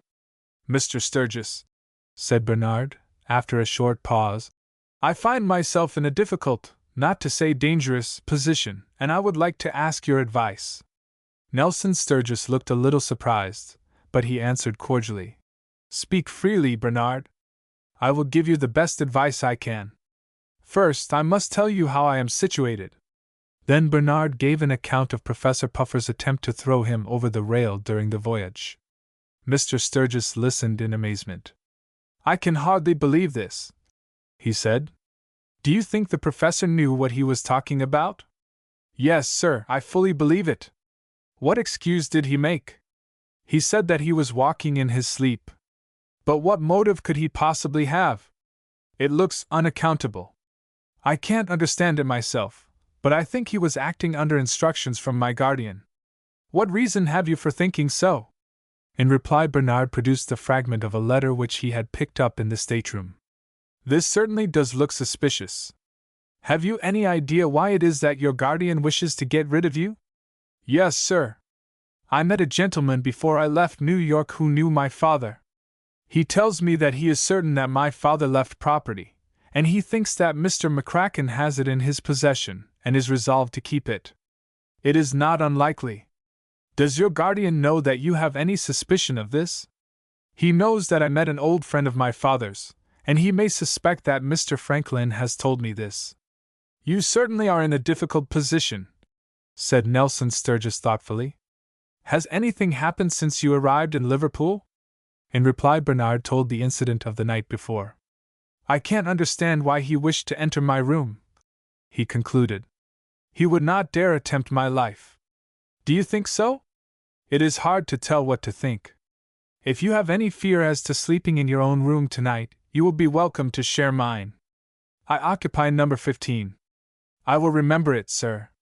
When, at 10 o'clock, Bernard went up to bed, he was struck as he entered the chamber by one significant circumstance. The bureau had disappeared. Chapter 19. Professor Puffer's Discomfiture.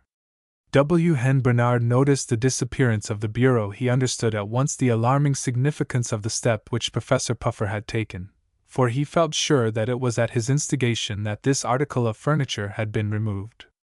It might have been carried into the professor's own chamber through the connecting door, but this was of minor importance. Enough that he, Bernard, no longer had anything to serve as a barrier and prevent the unauthorized intrusion of his traveling companion into his room. Bernard sat down on the bed and began to consider thoughtfully what he should do. Did the professor mean to do him harm? This was what he asked himself. Evidently he intended to come into the room.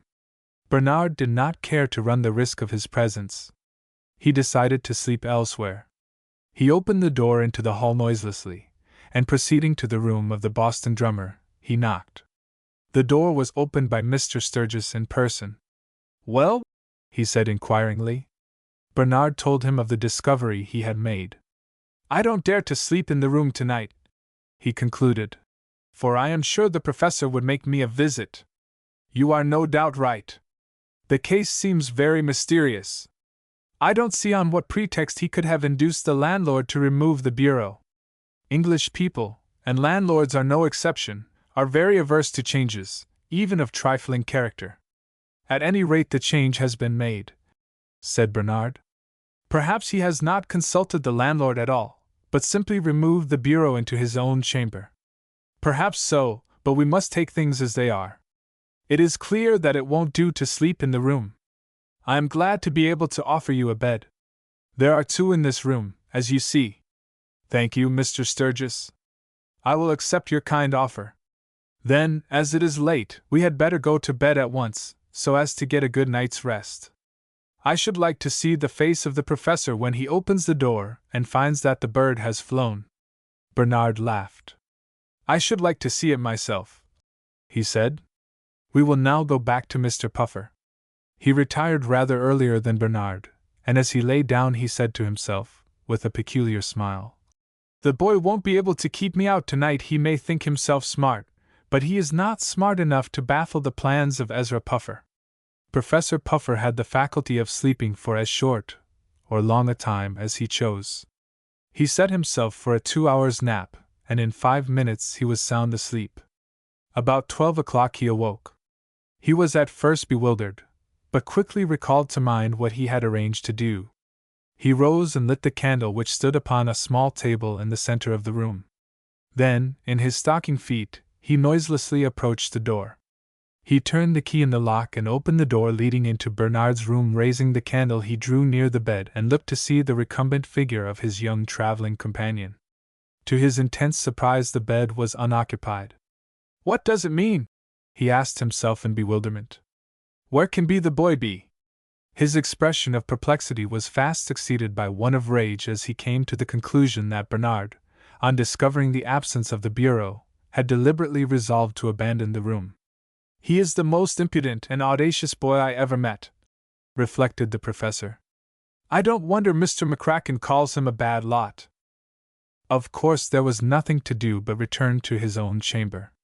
But his exit was not to be a peaceful one.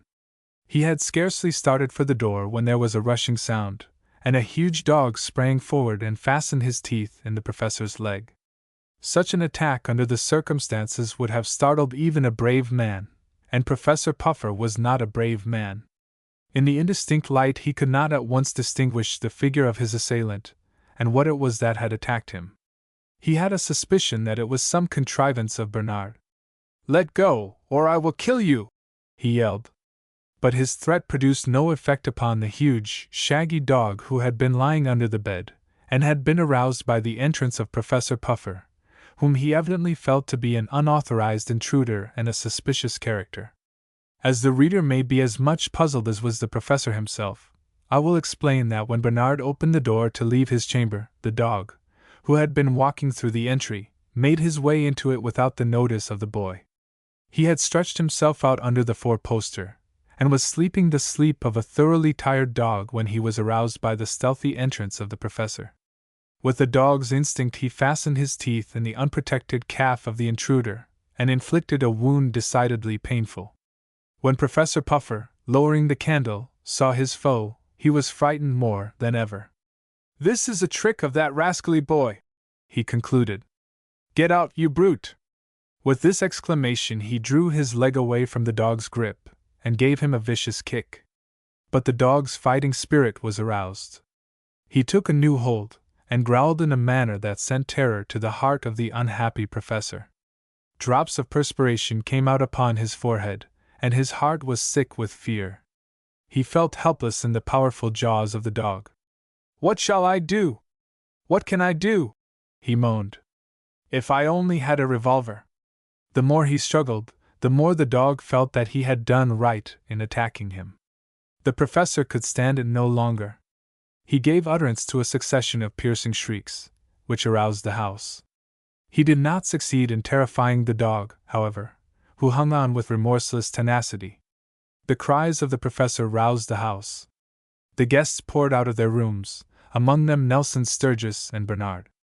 Last, but not least, the stout, rubicund landlord, a typical Englishman, made his appearance. As all were attired in their night clothes, the effect was picturesque, to say the least. "What is the matter?"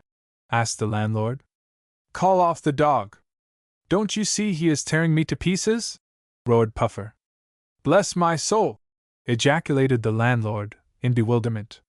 "Where did he come from?" "Take off the dog!" roared the professor again. Nelson Sturgis was the only one present who appeared to have his wits about him. He approached, and seizing the animal by his collar, he forcibly pulled him away from his victim.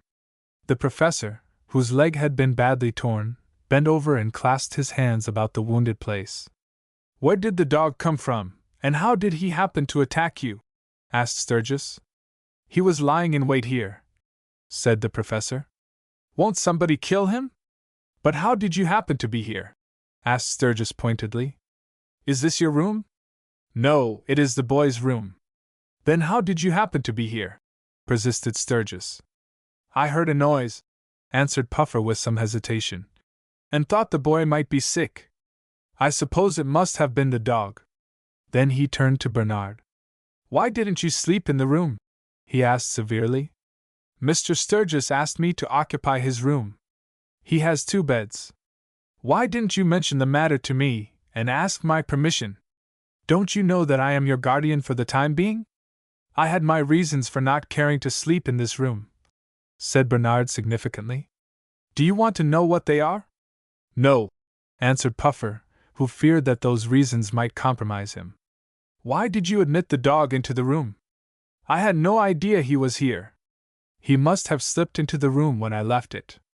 "That sounds very plausible," sneered Puffer. "But I believe you called the dog into the room purposely." "What could have been my object in doing it?" asked Bernard quietly. "To make an attack upon me."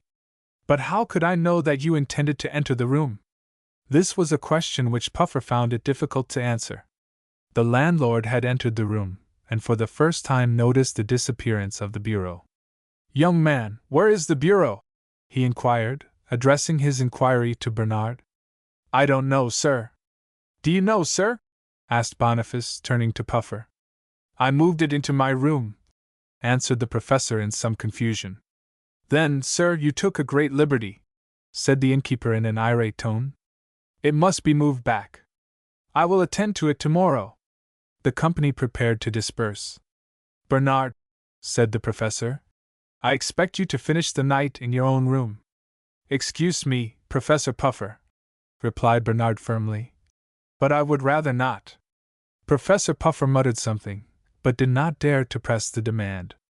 And so the night wore on, and Professor Puffer was obliged to acknowledge that his cunning stratagem had failed. Chapter 20. A Lost Clue. "What would you advise me to do, Mr. Sturgis?" asked Bernard as he was dressing the next morning. I advise you to leave Professor Puffer. He seems to be a thoroughly bad man. You will be in danger as long as you remain with him. I will take your advice, though this will throw me upon my own resources. I think I can make a living in some way, though I should know better how to go about it in America. How much money have you got?" "About $20. "That won't last you long. I must see what I can think of for you. First of all, you mustn't stay in Liverpool. Professor Puffer would probably make an effort to get you into his clutches. Where would you advise me to go?" "To London. I shall leave directly after breakfast, and you can go up with me. I shall be glad to go with one who has been there before. But I must keep out of the way of the professor. I will arrange matters for you. When you are dressed, go at once to the station of the London and North Western Railway. You will find a restaurant close by where you can get breakfast. Then go to the waiting room, where I will join you before the next train starts." Bernard followed the directions of his friend, and Mr. Sturgis went down to breakfast. Professor Puffer was already in the coffee room. "Where is my ward?" he asked abruptly. "I can't tell you, sir," returned Nelson Sturgis coolly. "Didn't he pass the night with you?" "Yes, sir." "Then you should know where he is." "I have already told you that I don't know." "Do you think he has left the hotel?" "I think it quite probable." "Did he tell you where he was going?" "No." "I believe you are deceiving me," said Professor Puffer angrily. "And I am sure that you are impertinent. I may feel inclined to pull your nose." Nelson Sturgis was a tall, athletic man, and Professor Puffer was persuaded that he could carry out his threat if he was so minded. Accordingly, he thought it best to desist. After breakfast, Mr. Sturgis summoned a hotel attendant. "Here is £50," he said. "Go to the chamber of my young friend, Bernard Brooks, and bring his satchel to my room." "All right, sir." This was done without the observation of Puffer, or he would have prevented the removal of Bernard's luggage. Mr. Sturgis called a hackney coach, had his luggage put on, including Bernard's satchel, and drove to the railway station. "Well, Bernard, I have brought your satchel," he said. "Thank you, sir. I was wondering what I should do without it. I had no idea of leaving it with the professor. Now I will secure tickets to London. What will be the price?" "Never mind. I will undertake to get you to London free of expense to yourself. Afterwards we will consult about your plans." Just as the train was starting, Professor Puffer reached the station, and from the platform espied his ward in the act of leaving him. "Stop!" he called out, shaking his fist at the receding train. "Goodbye, Professor Puffer," said Bernard with a smile and a wave of the hand. Puffer in his anger ran a few steps, talking violently. "My ward is running away," he said to a policeman. "Can't you stop the train?" "No, I can't. But I want to get him back." "Then you'll have to go before a magistrate." "Where is that train going?" "To London." "Then I'll go, too." "When is the next train?" "At 12 o'clock, sir." Professor Puffer returned to the hotel at once, packed his trunk, and enrolled himself as a passenger on the noon train. "If that fellow escapes me," he said with an ugly look, "he'll have to be pretty smart. I won't have it said that a boy of his age has got the better of me." Mr. Sturgis bought first-class tickets, and Bernard found himself in a handsomely upholstered compartment only large enough to hold 8 passengers. The doors were locked after they started, which struck Bernard as peculiar. "I like our American cars better," he said. "So do I, but they are not so exclusive. The English like to be exclusive." It was an express train, and deposited them in London in a few hours. "Now, Bernard," said Mr. Sturgis, I think it will be well for us to go to different hotels. I shall go to the Charing Cross, but this is a prominent hotel, and should you go there you could easily be traced. Where shall I go? There is a comfortable family hotel in Arundel Street, Strand. The charges, including room and board, are only about 6 shillings per day, or $1.50 in American money. At the Charing Cross they are higher. Then I will go to Arundel Street. Very well. When you reach London I will see you started for your hotel. Shan't I see you again, sir? Yes, I will call around in the evening. By the way, I have thought of a way to put Professor Puffer off the track. How is that, sir? He will very likely question some of the hackmen. I will therefore take you with me to the Charing Cross. Then we will dismiss the hackmen, and you can take a cab from there to Arundel Street. This precaution was well taken. When Professor Puffer reached London he began to interview the hackmen. I had 2 friends arrive by the 9 o'clock train, he said. A gentleman and a boy of 16. Then he described them. They neglected to tell me at what hotel they intended to stop. Do any of you remember seeing them? Yes, sir, replied one cabby. I took them to the Charing Cross. Thank you, said Puffer, in a tone of satisfaction. That is just what I wanted to find out. Here's a shilling. Thank you, sir. You are a gentleman. And you may take me to the Charing Cross. I shall probably find them there. I should make a good detective, thought the professor complacently, as he rolled through the streets. Master Bernard Brooks will find that he hasn't made much in his attempt to outwit me. Indeed, I am better off for it, as he has been obliged to pay his own fare to London. When he reached the hotel, he inquired at the office. Is there an American gentleman named Sturgis here? Yes, sir. Where is he now? In the dining room, taking dinner. Professor Puffer smiled maliciously. Doubtless Bernard will be with him, he reflected.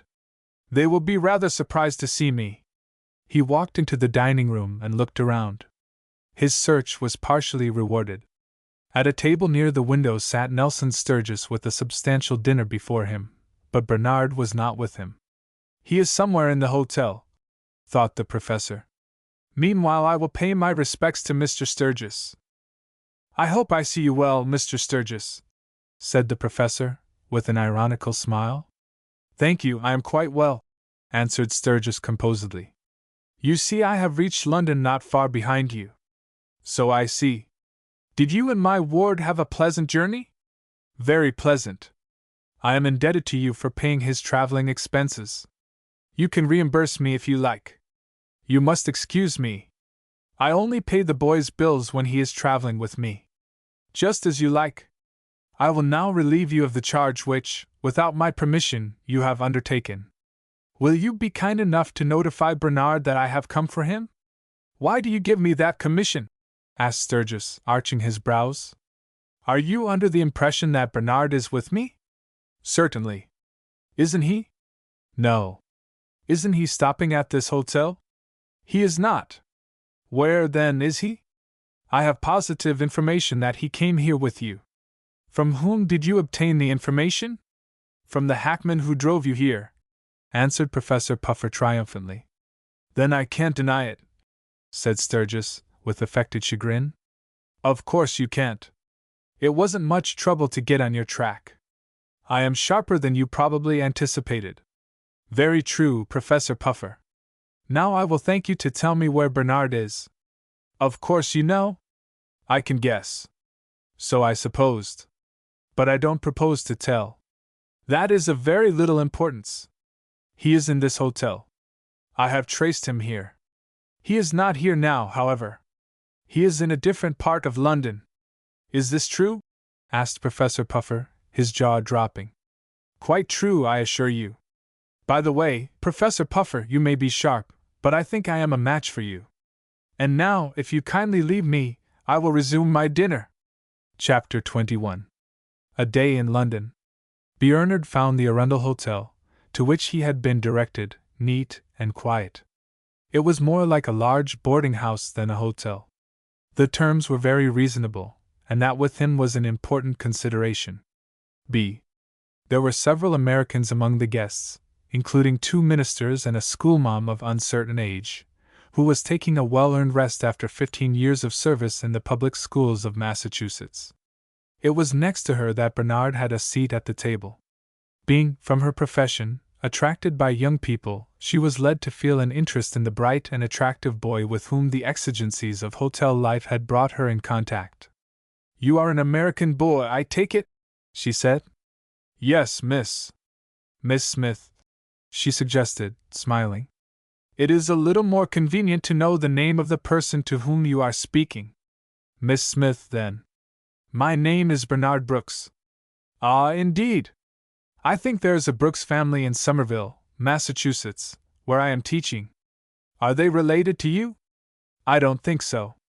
I come from New York State. Here we are all Americans. Have you arrived lately?" "Only 2 days since." "And it is your first visit to England?" "Yes." "Do you intend to visit the continent?" "I should like to. But that probably depends upon your traveling companions." "I have no traveling companions." "Did you come to England alone?" asked Miss Smith, in some surprise. "No, I was in the company of Professor Puffer." "Indeed? I never heard of the gentleman. Is he a professor of Harvard?" "I don't think he is connected with any college.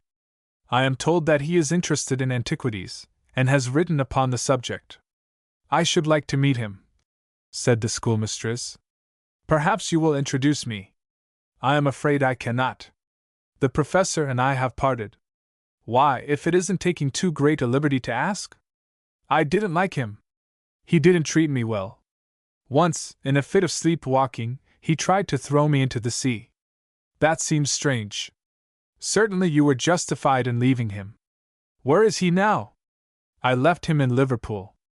"But didn't he have charge of you?" "Yes, but I think I can take better care of myself. You may think me intrusive, but I am old enough to be your mother, that is, almost," she added cautiously. "Didn't he have charge of money for your expenses?" "I was engaged to assist him as his private secretary.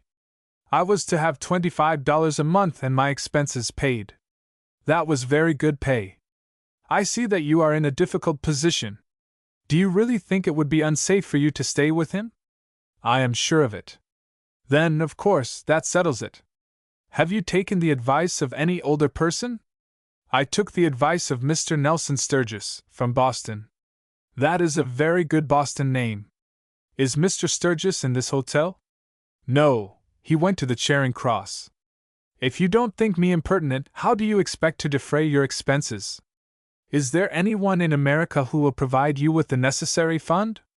"No. There is a man in New York who calls himself my guardian, but he certainly is not my friend. He put me in charge of this Professor Puffer, and from a letter I picked up I find he wants to get rid of me." "But how will you live?" "I shall try to get something to do, Miss Smith." "That will be hard in a city like London, where you are a stranger." "I have no doubt of that, but there is no other course open to me. If you were in America you would stand a better chance. I wish I could think of any way of helping you. I have a nephew about your age, and I can't help thinking what if he were in your position. Shall you stay long at this hotel?" "I shall have money enough to stay a week or 2. "And I shall be here about a week." "I must think for you." "I wish you would," said Bernard gratefully. "It seems pleasant to have someone interested in you.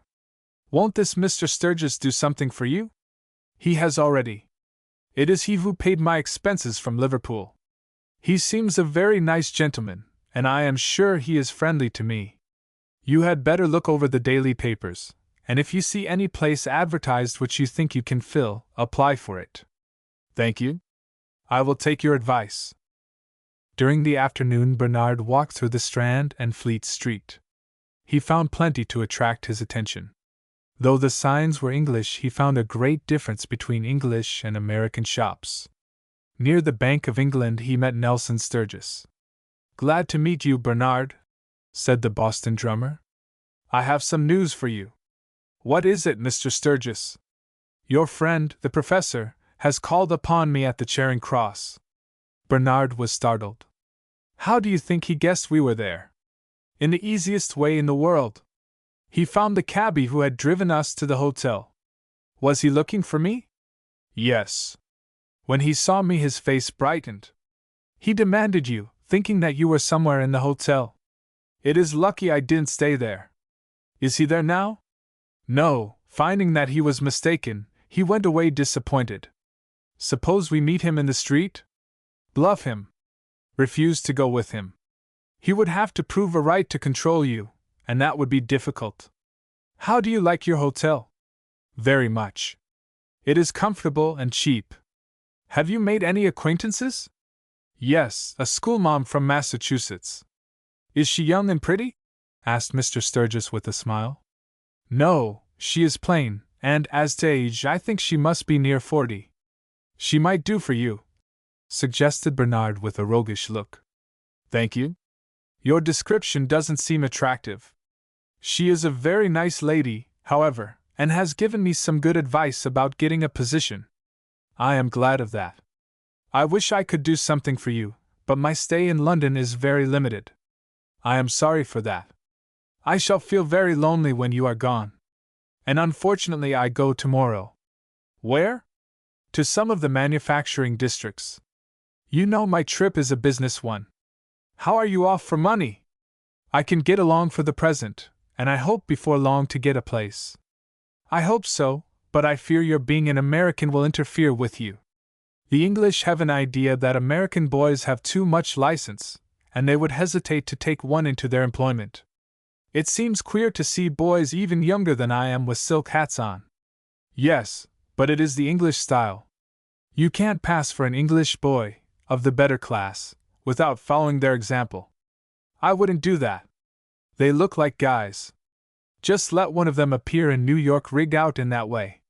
Why, the other boys would mob him. That is true. Still, I don't know, but it is well when you are in Rome to do as the Romans do.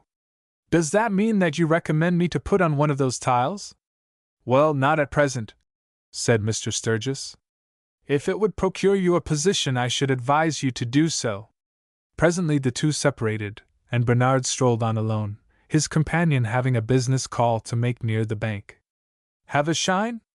The boy who asked the question was a typical London street urchin, with ragged clothes, and face and hands bearing evidence of his occupation. Bernard looked at his shoes. They certainly stood in need of polishing, but he knew that his means were small and daily diminishing, and was cautious enough to ask the price. "A penny," answered the street boy. Bernard signed to the boy to begin.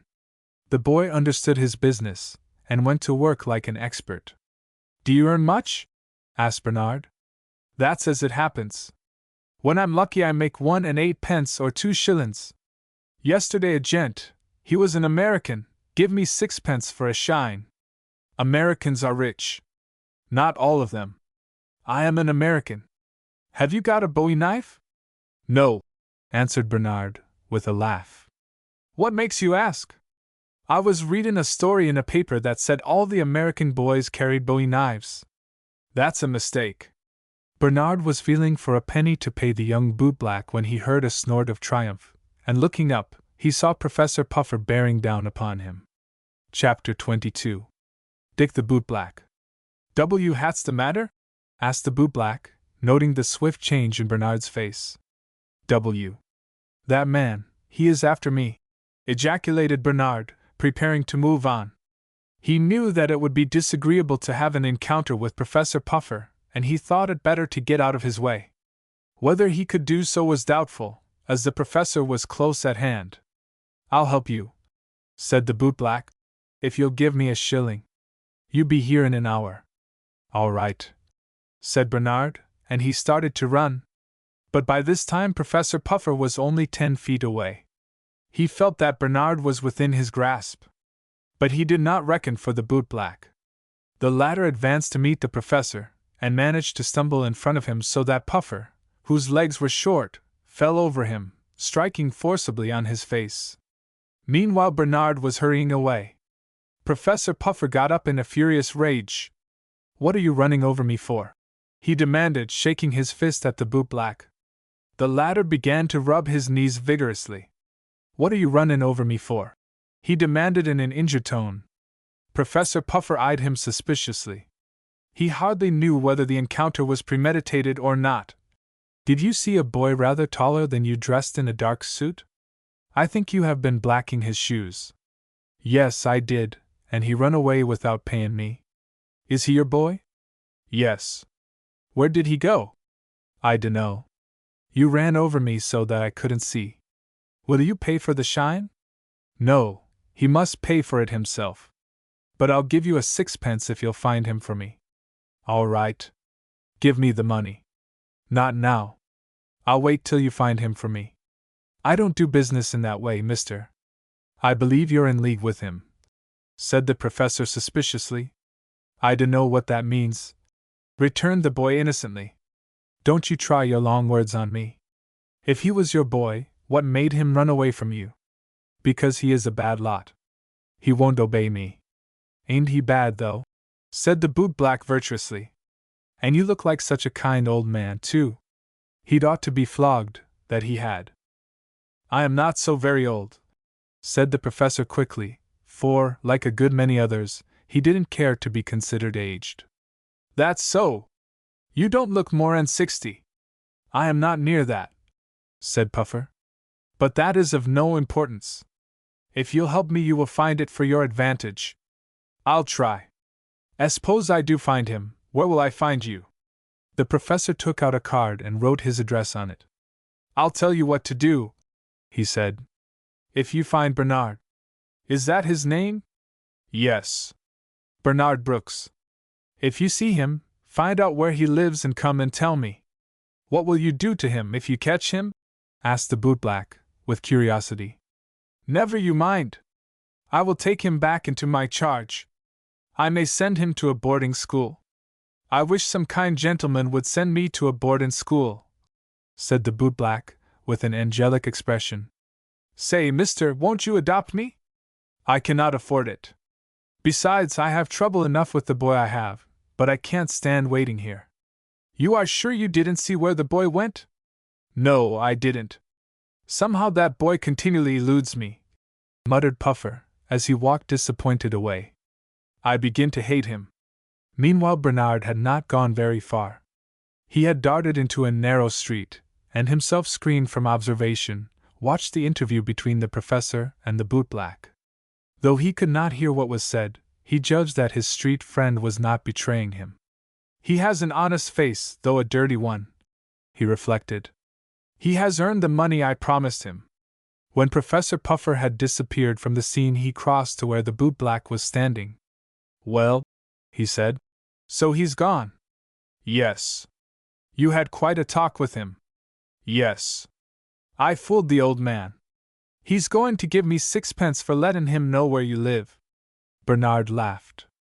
You can tell him any place you like, he said. Then I'll tell him you're boarding with Queen Victoria at Buckingham Palace. I don't think he'll give you sixpence for that. I don't want any of his money, said the bootblack contemptuously. He's no good. What did he say about me? He says you're a bad lot. I've heard that before. I'd a good deal rather have you for a friend than him. Would you? Asked the bootblack, with an expression of gratification. What is your name? Dick Sprowell. Then, Dick, there's my hand. My hand is dirty. You'd better not take it. I don't care whether your hand is dirty or not. Your heart is all right. There's the shilling I promise you. You're a gentleman, said the bootblack. Say, you needn't give me any money as long as you're my friend. Yes, Dick, take the money and my friendship, too. Bernard returned to the Arundel Hotel in time for dinner. He met Miss Minerva Smith on the doorstep, waiting for the door to open. Well, Bernard, she said pleasantly, has anything happened? Yes, I fell in with Professor Puffer. Where? On the Strand. Was the interview a pleasant one? Bernard laughed. To tell the truth, I didn't wait to see him. Then he told of the professor's approach, and of his escape by the help of the bootblack. You seem to have been fortunate. Have you heard of any position? No, answered Bernard, shaking his head. I am not so lucky as that. I am beginning to feel a little anxious. I am not sure, but I ought to find a cheaper boarding place. I don't think you could, that is, a satisfactory one. Perhaps it may not be necessary. In looking over a morning paper, I saw an advertisement which might possibly prove of advantage to you.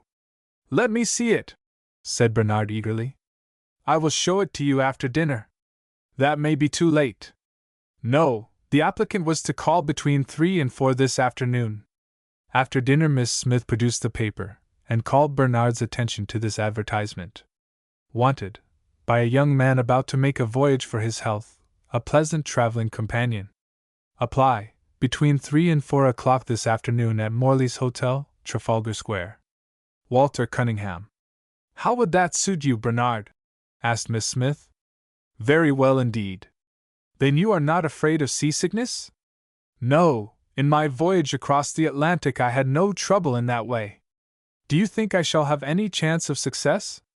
I think your appearance would recommend you. The chief obstacle would be your youth. If you were as old as I am, and she smiled and paused. Can't you lend me a few years, Miss Smith? Asked Bernard. I should be only too glad to do so, replied the schoolmistress. But I am afraid that is not practicable. Perhaps I should be expected to bear my own expenses, suggested Bernard. Of course, that would be out of the question. That is hardly likely. At any rate, you will soon learn all the particulars. Where is Trafalgar Square? Not much over a mile distant. You might take a hansom. I think I will. Otherwise I might fall in with Professor Puffer again, and even if I escaped from him, the delay might prove fatal. Very true. Fortunately, the expense will be trifling. Bernard went up to his room and put on a clean collar. He brushed his hair carefully also. His shoes were all right, thanks to his young street friend Dick Sproul. Then he went to the Strand and hailed a hansom. I want to go to Morley's Hotel, Trafalgar Square, he said. Do you know where it is? Yes, sir, answered cabby, with a pitying smile. I'll have you there in a jiffy. In about 15 minutes the cab drew up in front of a plain hotel, and the driver assisted Bernard to descend. Bernard satisfied himself that this was Morley's Hotel, and dismissing the cab driver he advanced to the entrance. The result of his application would be so important to him that he could not help feeling nervous. Chapter 23. An apartment at Morley's Hotel. Bernard was shown upstairs to an apartment on the second floor. He was ushered into an anteroom, where 4 persons were already sitting. These Bernard inferred were applicants for the post of traveling companion. When he entered, the others regarded him with interest, and, as it seemed, with amusement. His youth made it seem ridiculous in their eyes for him to aspire to the position advertised. Bernard, too, was interested in taking stock of his competitors. One was a tall young man, of about 35, dressed in a tightly fitting suit, the coat buttoned up to the throat. Whatever his qualifications might be, he looked stiff and uncompanionable. His next neighbor was considerably shorter, quite smartly dressed, and his face wore a self-satisfied smirk, as if he had a remarkably good opinion of himself. Another was a man of at least 40, with a middle-aged look and an air of discouragement about him. The fourth was an awkward-looking young man, not over 21, who seemed bashful and ill at ease. He was just from the university, where he had not quite completed the full course, and whatever his scholarship might be, looked inexperienced and unpractical. A man-servant appeared, and looking about him doubtfully, signaled to the first-mentioned applicant to follow him. While he was closeted with the advertiser, the others were expectant and ill at ease. They feared that choice would be made of the first applicant. At the end of 10 minutes he reappeared in the anteroom. All eyes were turned upon him. Are you engaged? Asked applicant number 2. The tall young man answered complacently. Not yet, but I probably shall be. Mr. Cunningham will communicate with me. He left the room, and number 2 followed the servant into the advertiser's presence. He reappeared at the end of 5 minutes. Well? Asked the man of middle age anxiously. I think it will be me, was the reply. Mr. Cunningham was very social and agreeable. Between ourselves, there isn't the slightest chance of the other man being taken. He flattered himself too much. Is he going to write to you? Yes. I told him that the first man fully expected the appointment, but he only laughed. I understood what that meant. So number 2 departed and number 3 was invited into the advertiser's presence. He, too, came back at the end of from 5 to 10 minutes, but he did not look as confident as the 2 who preceded him. Are you chosen? Asked the university man eagerly. No, and I don't think I shall be. Mr. Cunningham evidently regarded me as too old.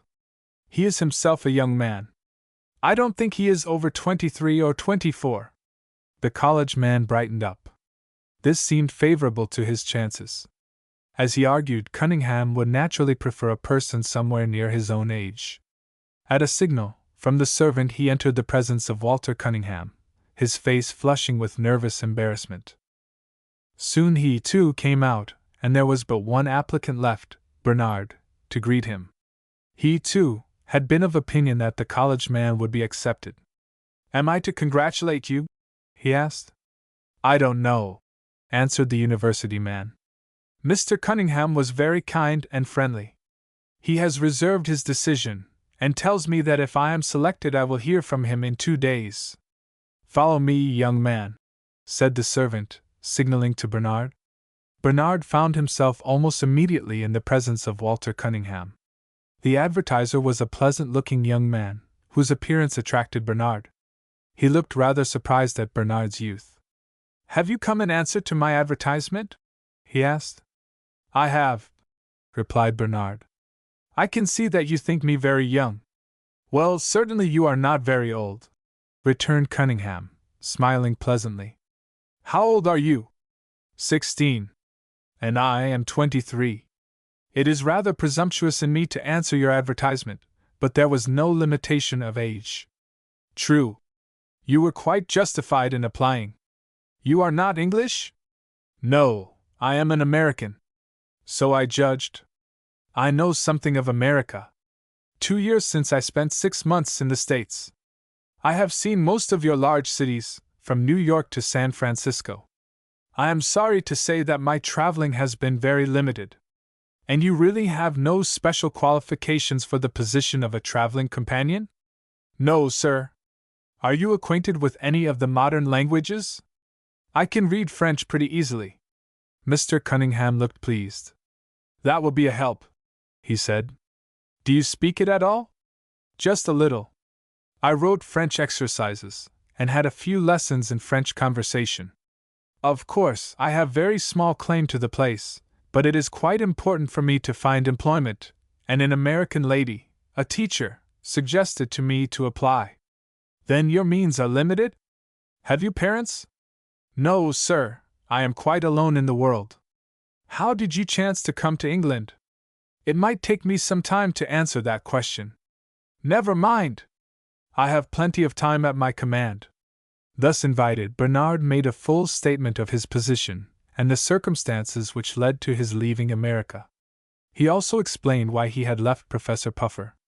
I am very much interested in your narrative, said Cunningham. You are certainly placed in a difficult position. You have reason to think that your guardian is no friend of yours?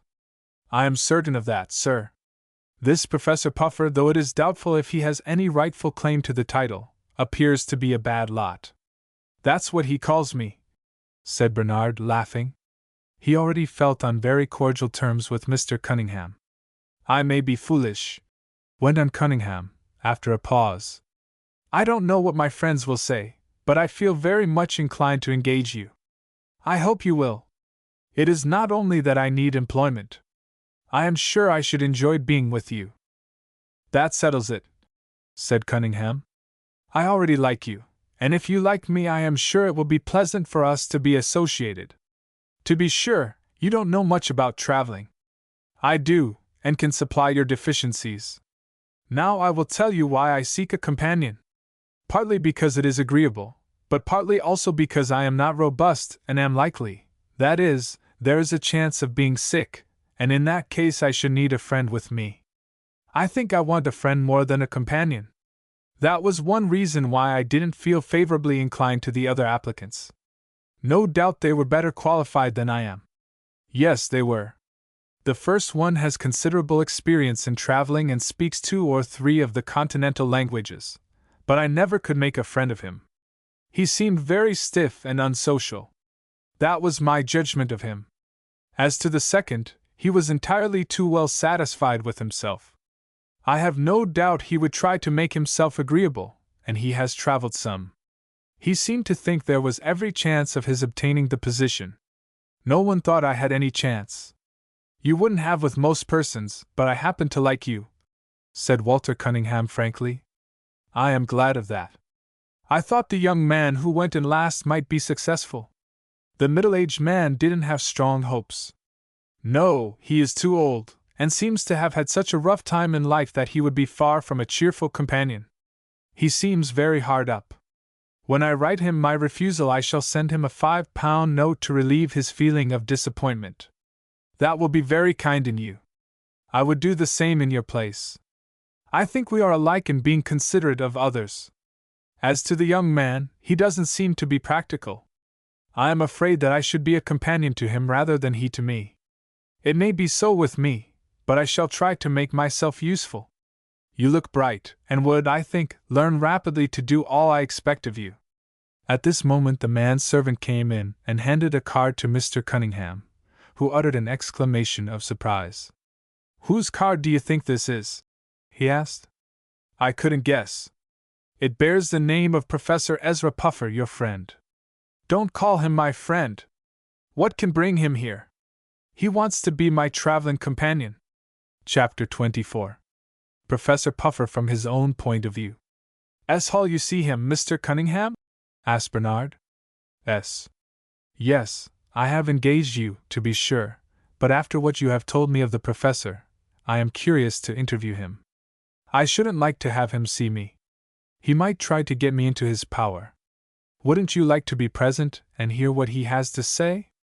Yes, if I could do so unobserved. You can. There is an alcove curtained off from the main room. Go in there, and you can hear every word that passes between us. Thank you, I shall like it very much. You may tell the gentleman to come in, said Walter Cunningham, addressing his servant. The latter reappeared, followed by Professor Puffer, who bowed low to the young man from whom he sought a position. Professor Puffer? Said Cunningham inquiringly. I have that honor, said Puffer. I called about your advertisement for a traveling companion. Do you know of anyone whom you can recommend? I would be glad to accept the position myself. What salary do you propose to give? That will be a matter of negotiation after I have made my selection. I only wanted to make sure that it would be worth my while to accept. As you may infer from my card, I am a man of reputation. And Professor Puffer swelled out his chest and assumed a look of dignity. I am glad to hear it. I consider it a compliment that a man of your standing should be willing to be my companion. To tell the truth, Mr. Cunningham, went on Puffer, I was not sure till I saw you whether I should be willing, but now that I have seen you I have a strong desire to accompany you. Appearances are deceitful, you know, Professor. I am willing to take the risk. How soon do you propose to start? My dear sir, it seems to me you are going too fast. I have not yet selected you. I should like to ask you a few questions. I shall have pleasure in answering, sir. Professor Puffer is always open and aboveboard. That is well. May I ask where you have held the position of professor? At the American University of Harvard. Doubtless you have heard of it. Certainly. I have also lectured at Cornell University. On what subject? Ahem. On antiquities. Then that is your specialty? Yes, sir. Doubtless I should find your companionship very instructive. You are kind to say so. I don't say so. I only say that from your account of yourself I should presume so. Of course I know of you only from your own statements. So you were a professor at Harvard University? Yes, sir. During what years? I left there a year since, after serving for a term of 5 years. That was a long period. Why did you leave, may I ask? On account of my health. I labored so assiduously that it became seriously affected. My physician prescribed traveling for a year or more. My means are not large, partly because I have spent so much money on books and scientific research, and our salaries as professors were not munificent. You have a large library? About 400 volumes, answered Puffer promptly. I think those books, many of them rare, must have cost over $10,000. Where are they now? I have stored them. I could not make up my mind to sell them. What an old humbug, thought Bernard, as he heard the professor's statements in the security of the alcove. May I ask your age, Professor Puffer? Puffer hesitated, and finally answered, I am 45. Walter Cunningham would have been surprised if he had put any confidence in the professor's statements, as he looked at least 10 years older. I asked because I am a young man, and though you are doubtless a man from whom I should gain instruction, I am in doubt as to whether your age would not be too great to make you a congenial companion. My dear Mr. Cunningham, said the professor with a genial smile, I am not surprised to hear you say so. 45 no doubt seems very old to you, but I assure you I have a young heart, and my company is prized by a great many young people. Why, only recently I was engaged as companion for a boy of 16. Indeed? What was his name? Bernard Brooks. Did he seem happy in your company? Yes, indeed. We were like brothers. He loved me dearly. Walter Cunningham had hard work to suppress a smile, and Bernard felt like choking with laughter. Old Puffer is a worse humbug than I supposed, he said to himself. How I should like to burst upon him after that big falsehood! Wouldn't he look disconcerted? Where is the boy now? I should like to see him. He has left England with some friends of the family. Was he sorry to part with you? I don't like to boast, but big boy as he is, he shed tears at leaving me. How was it that you gained such an ascendancy over him? I really can't say. I am naturally fond of young people, and they take to me. You think, then, that I should find you an agreeable companion? My dear Mr. Cunningham, may I say Walter, give me a week and we should be like Damon and Pythias. I suppose this boy Bernard was an attractive boy. Very much so. Of course he had his faults. Most boys have.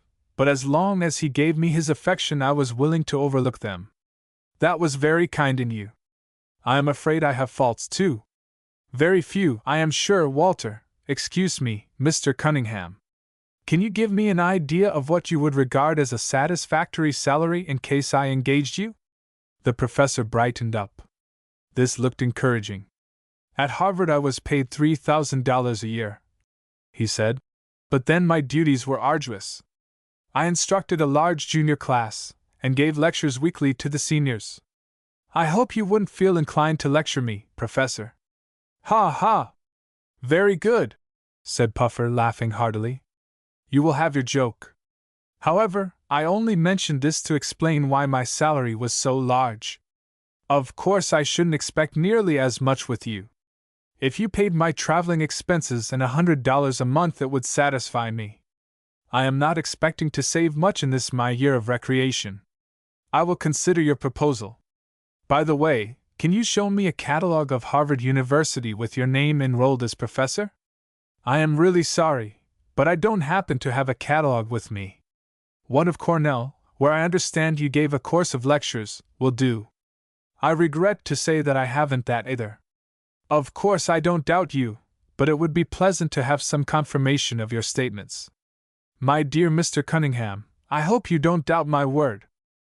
You know I have never met you before this morning. Perhaps you have some of the books you have published which you can show me. I haven't at present, but I may be able to pick one up in the London bookstores. Do so, and send it to me by messenger. I shall be too busy to see you for a week to come. Do I understand? Asked the professor insinuatingly. That you engage me as a traveling companion? Don't understand anything of the kind just now. Give me your address, and I will communicate with you. I am staying at the Brown Hotel, in Norfolk Street. Very well, I will note it down. I shall be glad to hear from you as soon as possible, as I have another position in view. Very well, Professor Puffer. I won't keep you waiting unduly. Professor Puffer bowed gracefully and retired. Then Bernard was called from his nook by Mr. Cunningham. He came out all smiles. "It was as good as a play, Mr. Cunningham," he said. "I am very glad the professor speaks so well of me. It is quite unexpected. It seems you shed tears at leaving him. If I did, they were tears of joy. I don't know, but I had better reconsider my decision and engage Professor Puffer instead of you. If you really think you would like him better, Mr. Cunningham, you had better do so. You are not very much afraid of it. Well, Bernard, I will tell you what I did not care to tell him. I mean to start away inside of a week, and I think you had better join me at this hotel, so that we may make preparations together. I should like nothing better. As to the salary, you have not inquired how much I am to pay you. I am content to leave that to you." "Very well." The professor settled that matter. "I will pay your traveling expenses and give you $100 a month." "But that is much more than I can earn," said Bernard, in astonishment. "Very probably. I give you a large salary out of friendship." Miss Smith, the schoolmistress, was delighted to hear of Bernard's success. The next day he removed to Morley's Hotel. Chapter 25. Bernard's Good Fortune. "I too will be several days before I shall be able to get away, Bernard," said Walter Cunningham, the next morning. "And, by the way, I have not told you where I am going."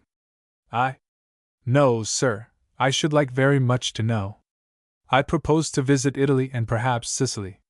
We shall go first to Paris, and remain a short time." Bernard's eyes sparkled.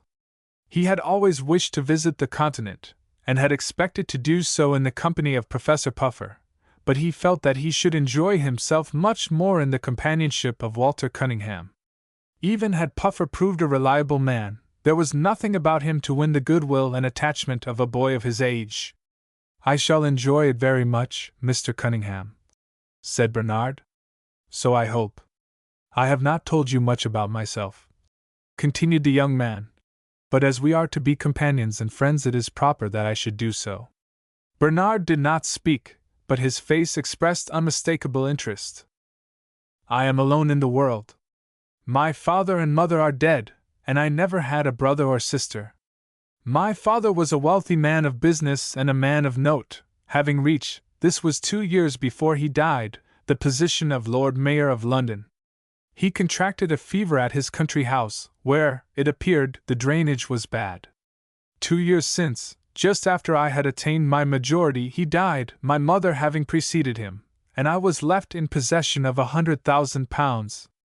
$500,000, said Bernard. Yes, that is the way it would be rated in America. In a pecuniary way, therefore, I am fortunate, but I can't tell you how solitary I feel at times. I can understand it, Mr. Cunningham. I am in the same position as yourself, only that I am left destitute. Then it appears to me, Bernard, there is a special propriety in our being together. How old are you? 16. I am but 7 years older. I shall look upon you as a younger brother, and in our new relationship I shall expect you to drop the formal Mr. and call me Walter. It will seem awkward at first, but I shall get used to it and like it. By the way, you will excuse my mentioning it, but it seems to me that your suit is well worn, not to say shabby. That is true. As soon as I can afford it I will buy another. You need not wait till then. I will send you to my tailor's, with instructions to make you 2 suits at once. I will also give you an order on my haberdasher for such articles as you may require in his line. Thank you. You can deduct the price from my salary. That is unnecessary.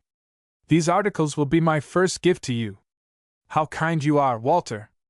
I think, Bernard added with a smile, Professor Puffer would be willing to be a brother to you. I have no doubt of it, but in spite of the professor's fascinations and the affection which he says you entertain for him, I am afraid I should not appreciate him as perhaps he deserves. Now I think it will be well for you to go and order your clothing, as we haven't much time to spare. Mr. Cunningham's tailor occupied a shop in Regent Street, and thither Bernard went. He took with him a note from his employer which ensured him a flattering reception. He had no trouble in choosing cloth for suits, as Mr. Cunningham had sent instructions. Next he repaired to the haberdasher's, and selected such furnishing goods as he required. By special direction of Mr. Cunningham, they were of the best description. He was just coming out of the shop when he met the young man, the first applicant for the position of companion to Mr. Cunningham. He looked rather shabby, and Bernard noticed that his coat was shiny. He stopped short at sight of Bernard. "Didn't I see you at Mr. Cunningham's rooms at Morley's 2 days since?" he inquired. "Yes, sir. I have been expecting to hear from him. Do you know whether he has yet made choice of a traveling companion?" "Yes, sir, he has." A shade of disappointment passed over the young man's features. "Whom did he select?" he asked. "He chose me." "You!" exclaimed the other, in mingled surprise and disdain. "You!" "Yes, sir." "What on earth made him select you?" "Why, you are only a boy." "That is true." "Have you ever traveled?" "Only across the Atlantic from America." "It is positively humiliating," said the other angrily, "to be superseded by a half-grown, immature boy." And he glared at Bernard. "No doubt, sir," said Bernard. "Why, it was the height of audacity for you to apply for such a position." "I suppose it was," said Bernard modestly. "But I had one excuse." "What was it?" "I was poor, and very much in need of employment." "Then why didn't you apply for a position as shop boy?" "Because I don't think I could live on the pay of a shop boy." "Mr. Cunningham must be insane. Certain no man with his wits about him could make such a foolish selection." "Listen to me. I am poor as well as you. I need a new suit of clothes, but I can't buy it. I have been out of work for 3 months. Now I am going to ask a favor of you." Bernard concluded that the favor was a pecuniary one, and he felt disposed to assist his unfortunate fellow applicant, but he waited to have him explain himself. "This is the favor I ask," the young man proceeded.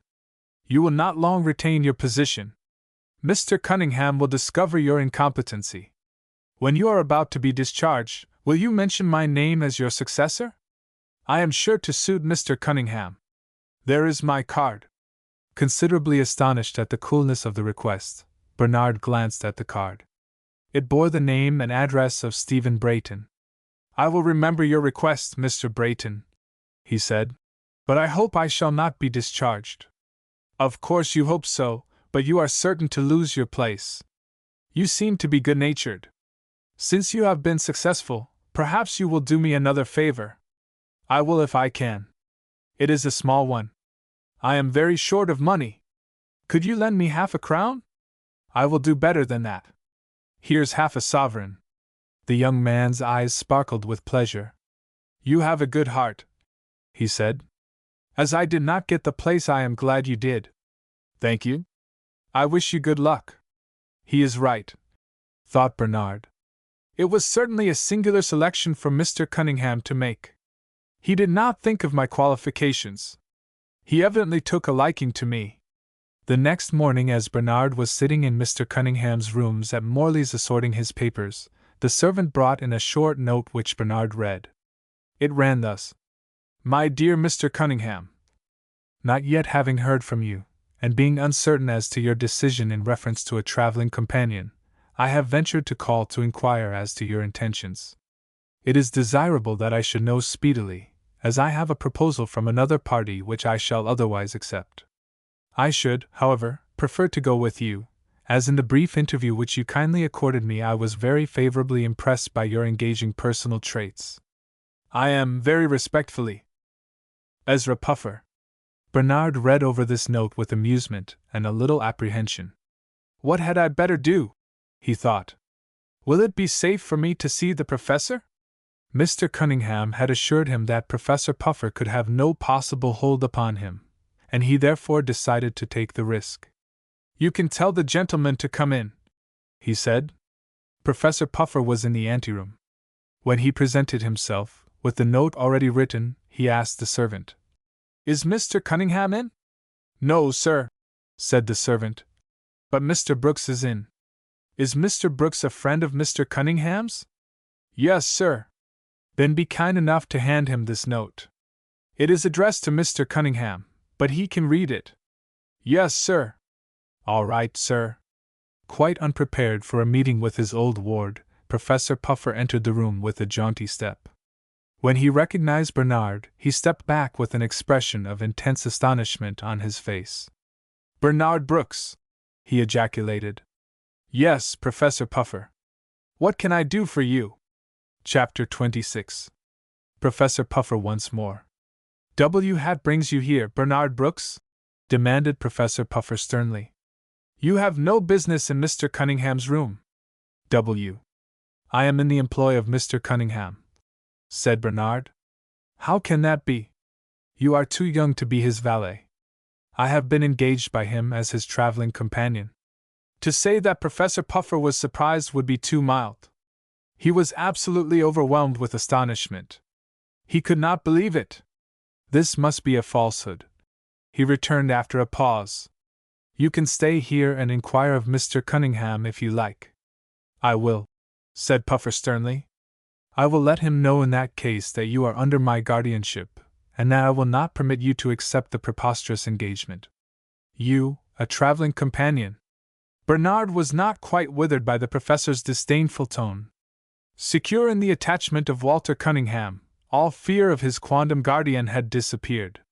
"You forget, Professor Puffer, that I was your companion," he said with a smile. "If I was fit to be your companion, I am certainly fit to be his. You were not my companion. You were my ward. You are my ward still, and when I leave this place you must go too. Would you take away Mr. Cunningham's traveling companion? He will have no trouble in obtaining a better one. But I don't believe you have been engaged. He would have no use for a child. Say kid at once, Professor." "I do not use slang," returned Professor Puffer severely. "I shall wait and see Mr. Cunningham. You will excuse my going on with my work." "What are you doing?" "Sorting Mr. Cunningham's papers." "Does he trust you to do that?" "He requests me to do so." "Do you actually mean to say that you have been engaged as his traveling companion?" "It is quite true." "Where did you fall in with him?" "I saw his advertisement, and applied for the place." "Where were you staying at the time?" "At the Arundel Hotel, near the Strand." "Ha! And I was only in the next street. How did it happen that I did not meet you?" "I don't know. If your story is true, which I can hardly believe, what pay has Mr. Cunningham promised to give you?" "Excuse me, Professor Puffer, but I would rather not tell. As your guardian, I demand an answer." "You are not my guardian. Nothing would induce me to place myself again under your charge. You know very well what reasons I have for fearing and distrusting you. I suppose you allude to that little affair on board the Vesta. That little affair, as you call it, was an attempt to murder me." "Nonsense!" said the professor, but he did not appear quite at his ease. "You had better not make such a ridiculous charge. No one will believe it. You may be mistaken in that, Professor Puffer. When does Mr. Cunningham propose to travel? You had better apply to him. I do not feel at liberty to spread his plans." Professor Puffer felt exceedingly mortified and annoyed. Here was a situation which he had applied for and been refused, actually given to a mere boy against whom he felt a grudge, his own ward, as he chose to consider him. "I won't let him keep the place," said Puffer, shutting his lips firmly. "I will tear him away from this fool of a Cunningham, and when I get him once more into my grasp, I will revenge myself upon him. He won't find it so easy to get away from me again." Half an hour passed. The professor maintained his place, looking grim and angry. Bernard handed him the morning issue of the London Times, but he seemed busy with his own reflections, and scarcely glanced at it. Finally a light step was heard at the door, and Mr. Cunningham entered the room. He looked from the professor to Bernard, and a smile formed upon his face. He guessed what had occurred. "Professor Puffer, I believe?" he said. "Yes, sir," answered the professor. "May I ask you if you have considered my application?" "Yes. I should have communicated with you. I have engaged Mr. Brooks to be my traveling companion." "Mr. Brooks," said the professor scornfully. "Are you aware that this boy is under my guardianship?" "No, I am not." "It is true, and he has no right to make any engagement without my permission." "Excuse me, But is this the boy of 16 to whom you referred in your conversation with me the other day? He is. You said that you had been engaged as his traveling companion. You said nothing about being his guardian. I didn't go into particulars, replied the professor, who began to see that there would be something to explain. You said, however, that he had left you, and had left England with some friends of the family.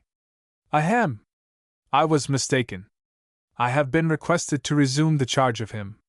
Have you a letter to that effect? Not with me. Your story appears inconsistent. I am convinced that you have no claim upon Bernard. I have engaged him as my companion, and intend to take him with me on my proposed journey. Of what possible use can a boy be to you? That is my affair, said Walter Cunningham shortly. I will not permit him to go with you. What do you propose to do about it? I will appeal to the law. I think, Professor Puffer, the less you have to do with the law the better. Bernard has informed me of a scene on board the Vesta which might expose you to arrest. I don't understand what he refers to. I refer to your attempt to throw him overboard. Does he say that? Asked the professor in pretended amazement. Yes. Then he has told an outrageous falsehood. No such thing ever took place. He is the worst boy I ever met. When you were here before, you spoke very differently of him. You said he was a very attractive boy, and you referred to his attachment to you. You said he shed tears at parting from you. Bernard burst into a fit of laughter, which only aggravated his old guardian the more. He didn't deserve it.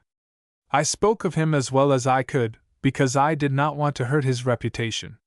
Professor Puffer, said Walter Cunningham, in a tone of disgust, I am busy this morning, and I will not detain you any longer. I will go, responded the professor. But not alone. Bernard Brooks, come with me. I decline, said Bernard. Then I will have recourse to the law. So will I, retorted Bernard. No one will believe your preposterous charge, if that is what you refer to. You have no proof. There you are mistaken. I have the affidavit of Jack Staples, seaman on the Vesta, who saved me from your murderous attack. Puffer turned pale. What Bernard said surprised him very much, and he saw at once that such a document would mean danger to him. If you want to invoke the law, Professor Puffer, you can do so, said Mr. Cunningham. Puffer was discreetly silent. He seized his hat and left the room without bidding farewell to Bernard or Walter Cunningham. Your friend has gone, Bernard, said Cunningham. I venture to say that he won't come back.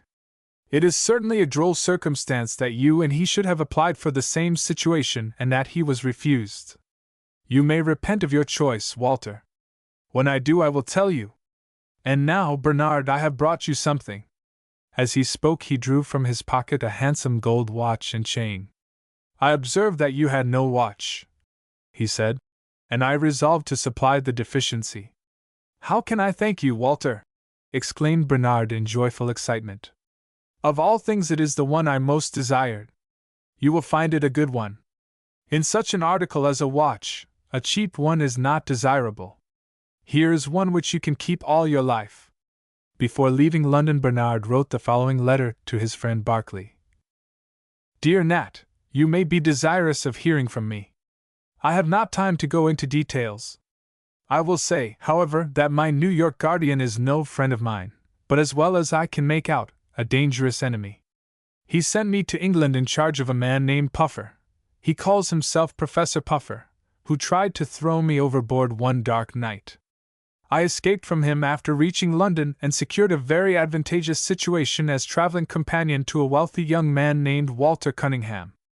We start next week for Italy, and I am very busy making preparations. I will write you from Italy. Do you ever see my dear friend Septimus, and is he as sweet and amiable as ever? I didn't like his father, but I prefer him to Professor Puffer. Your sincere friend, Bernard Brooks. Chapter 27. A Citizen of Nebraska. 3 months later, Bernard and Mr. Cunningham were domiciled in the Hotel Constance in Rome. They had taken a leisurely course from London, staying 3 weeks in Paris, visiting the interior of France, and spending some weeks in Switzerland and northern Italy. They had now been 2 weeks in Rome, and used the time to good advantage in visiting the art galleries and the ruins of the ancient city. Bernard had enjoyed everything, and had managed to pick up some conversational Italian. To some extent he had acted as courier for Mr. Cunningham, who had always been accustomed to have things done for him. He found Bernard especially useful, as he had dismissed his servant at Milan. The latter was a stiff-necked Englishman, and was continually getting into trouble from his inability to adapt himself to foreigners and foreign ways. "Are you ready to leave Rome, Bernard?" asked Walter Cunningham. "Whenever you are," answered Bernard promptly. "Of course we have not seen all or even a small part of the things worth seeing, but I am tired of sightseeing. I have thought that an independent excursion in our own carriage, not following any prescribed course, but halting where the fancy seizes us, would be enjoyable." "I should like nothing better," said Bernard enthusiastically. "In what direction do you propose to go?" "In the general direction of Naples. I am told by an American, who is a guest at this hotel, that there are several routes." "That is true. I have decided to go by way of Frosinone, San Germano, and Capua. The route is said to be very interesting. I wish you would look up a vetturino and arrange to hire him by the day. Then we shall be able to pursue an independent course." "I will do so, Walter. Have you any instructions as to the price?" "No, you know from the short excursions we have made what is fair and moderate. You may as well select a vettura that is roomy and large enough to accommodate 4 persons. We don't want to be cramped, for that will interfere with our enjoyment." "And when do you wish to start?" "Tomorrow morning, say at 11 o'clock. "Very well.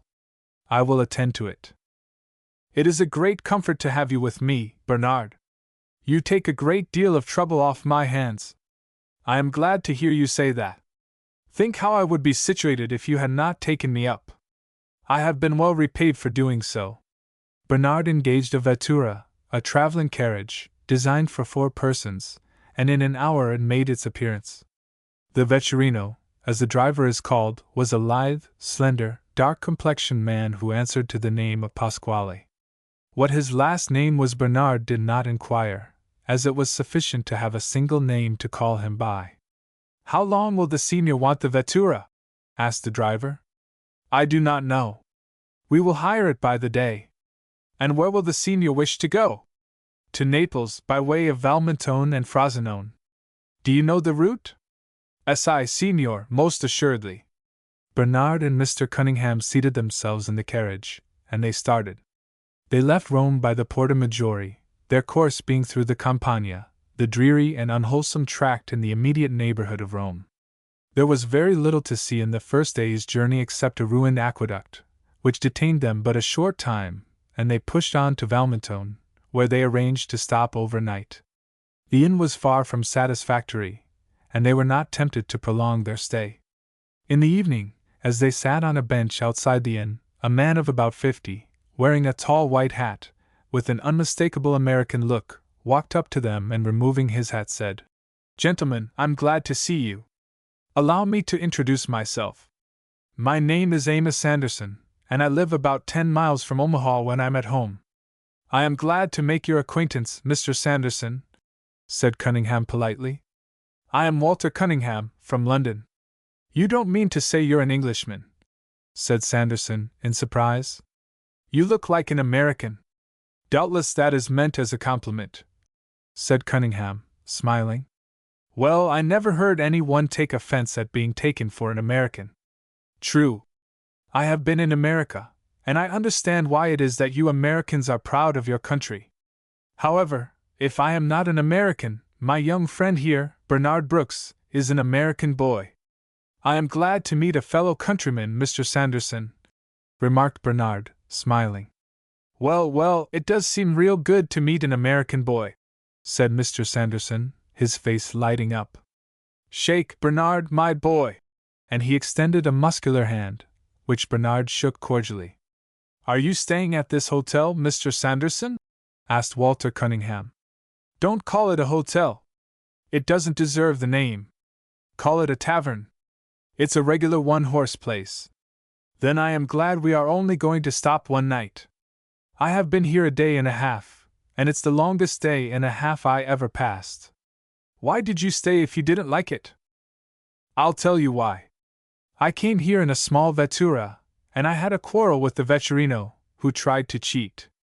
So I sent him off, and was glad to get rid of him, for a man with a more villainous countenance I never saw. I haven't been able to get another carriage, so here I am.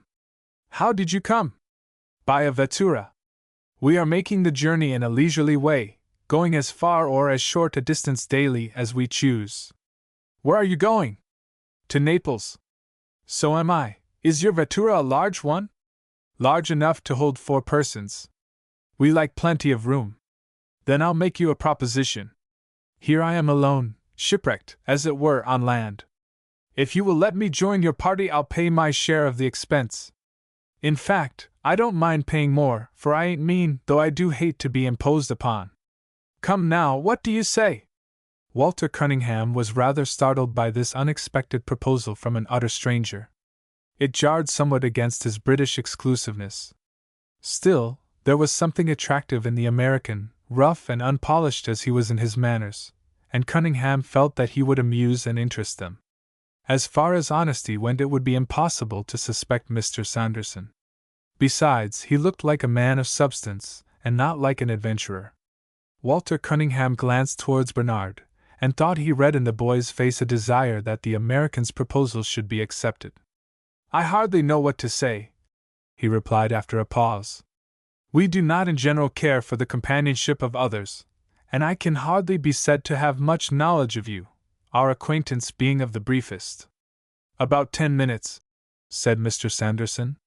That's true, and I'm afraid it's cheeky in me to ask you to take me, but I feel sort of drawn to you both, particularly to my young countryman, Bernard.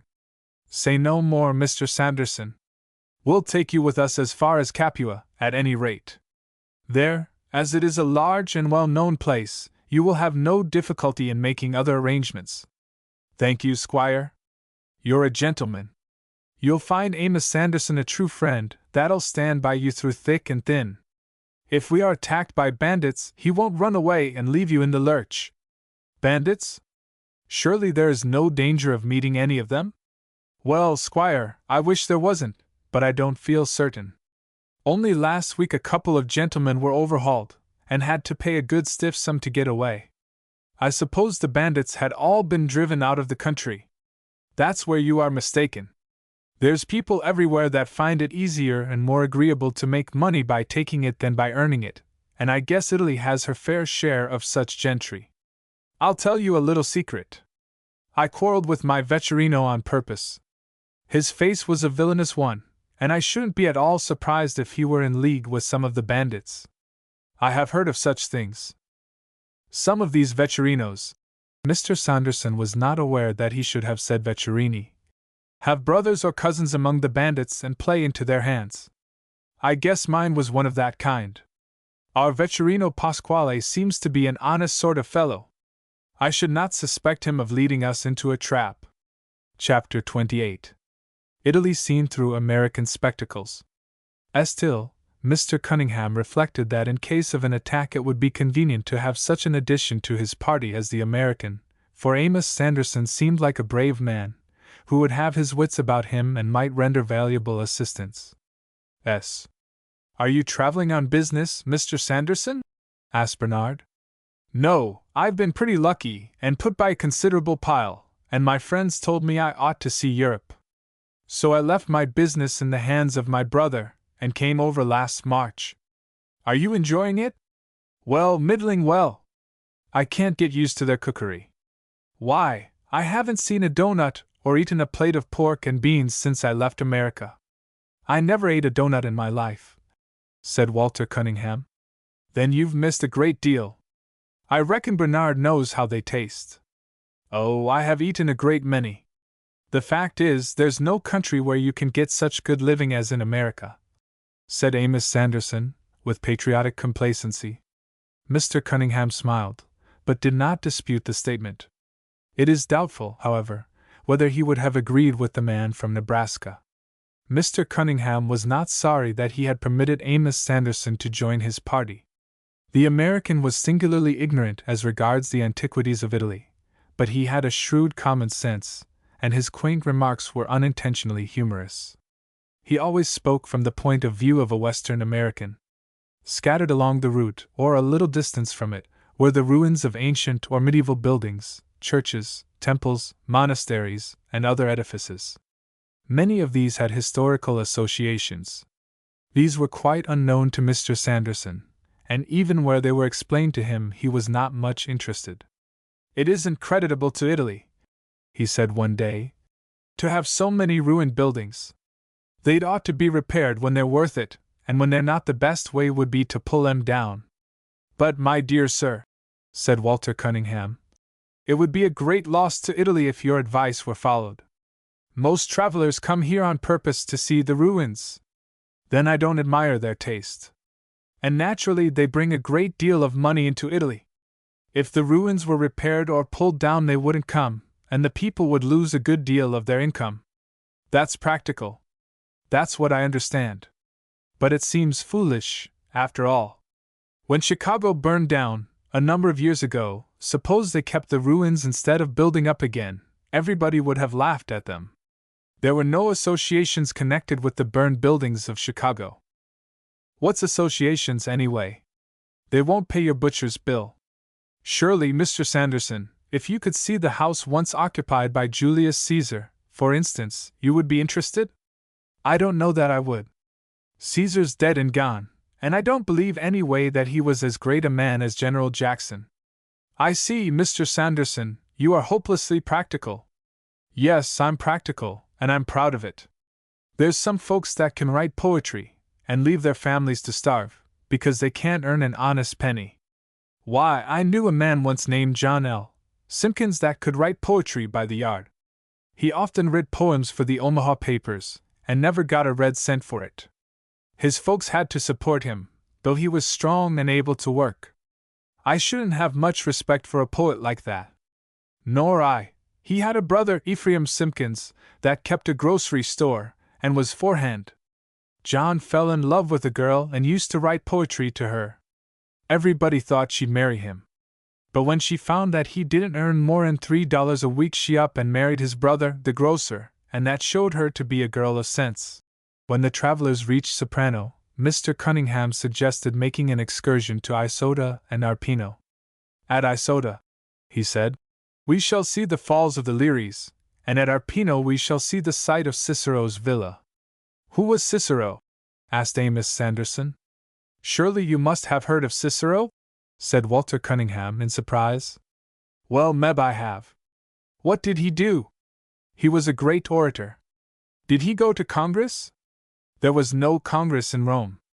However, he was a consul, that is, one of the two rulers or presidents of Rome. I'll bet he couldn't talk as well as Joseph L. Higgins of Omaha. Why, that man can get up in a meeting and talk you deaf, dumb, and blind. The words will flow like a cataract." "I don't think Cicero could talk like that," said Bernard, smiling.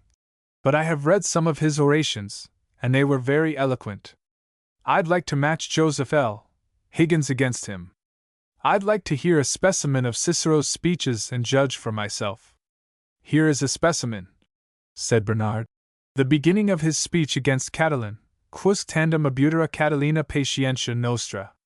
"Why, that's nothing but gibberish," said Amos, in great disgust. "If Joseph L. Higgins should talk like that, the people would fire bad eggs at him. I hope you don't object to visiting Cicero's villa, Mr. Sanderson?" "Oh, no, I'm ready to go wherever you and Bernard do. I suppose I must do the same as other people. Your minister at home will be very much interested when you tell him you have visited the house where Cicero lived. Do you think he ever heard of Cicero?" "Oh, yes, all educated men have heard of him." "Then I'll take particular notice of it, and describe it to him." When they reached Cicero's villa, however, Mr. Sanderson was not favorably impressed by it. "For a president of Rome," he said, "Cicero didn't live very well. Why, for $25 a month he could get a house in Omaha with all the modern conveniences that would beat this by a long shot."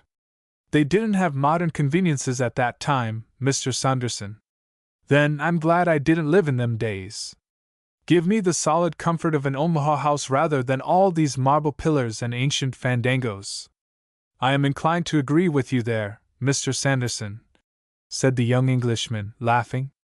I enjoy seeing the remains of ancient edifices, but I think myself I should rather live in a nice English or American house. From all I can see, continued the American, I'd rather be an alderman in Omaha than the biggest man in old Rome. Did they speak English? No, English was not known. How did they talk then? You haven't forgotten the few words Bernard recited from one of Cicero's orations? No. That was Latin, the language that was spoken at that time. It's the most foolish kind of gibberish I ever heard. There ain't no language like English. I prefer it myself to any other. I should say so. I heard two Frenchmen jabbering the other day, shrugging their shoulders and waving their arms like windmills. It seemed awfully foolish. They think their language much finer than English. Then they must be fools, said Amos Sanderson scornfully. Why, it made me think of monkeys, by hokey, it did.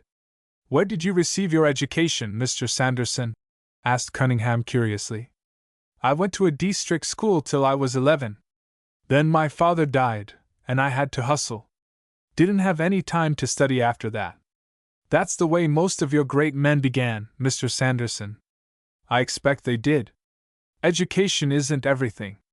Why, the boy that stood at the head of my class is a clerk at $15 a week, while I have an income of $15,000. He's got a lot of book knowledge, but it hasn't done him much good.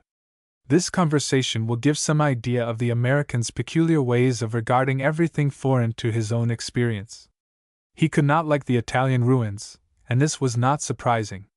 The inns on the route which they had selected were uncommonly poor, and the cookery was such as might have been expected from the comfortless surroundings.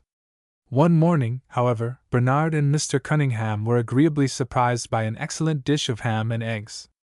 Really, said Cunningham, this seems something like what we get in England. Or in America, suggested Amos. Yes, or in America. They must have an unusually good cook in this inn. Thank you, Squire, said Sanderson, who seemed very much amused at something. You do me proud. What do you mean? I mean that I cooked the breakfast. You! Exclaimed Cunningham and Bernard, in concert. Yes, I went out into the kitchen and scraped acquaintance with one of the understrappers who knows a little English, and I offered a piastre for the privilege of cooking the ham and eggs. They accepted the offer, and gave me what I needed.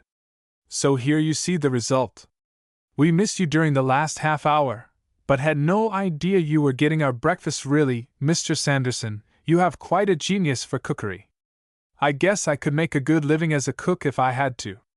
Anyway, if I couldn't cook better than them foreigners, I'd be ashamed of myself. I hope this isn't the last time we are indebted to your skill. Well, I don't think I'd be willing to do it regular. It would be too much like work. Apart from the poor hotels, the travelers enjoyed their leisurely journey. Sometimes they proceeded only 15 miles a day.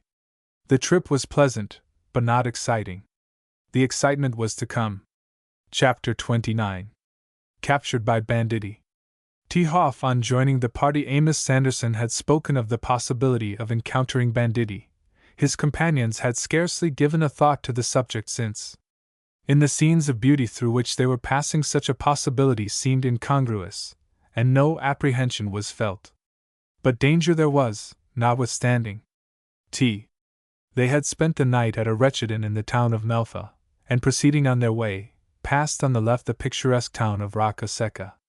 About a mile beyond, they were startled by the sudden appearance of three dark and swarthy Italians, who, darting from a clump of bushes at the wayside, seized one of the horses by the bridle, and pointing pistols at the party, called out in English in a menacing tone.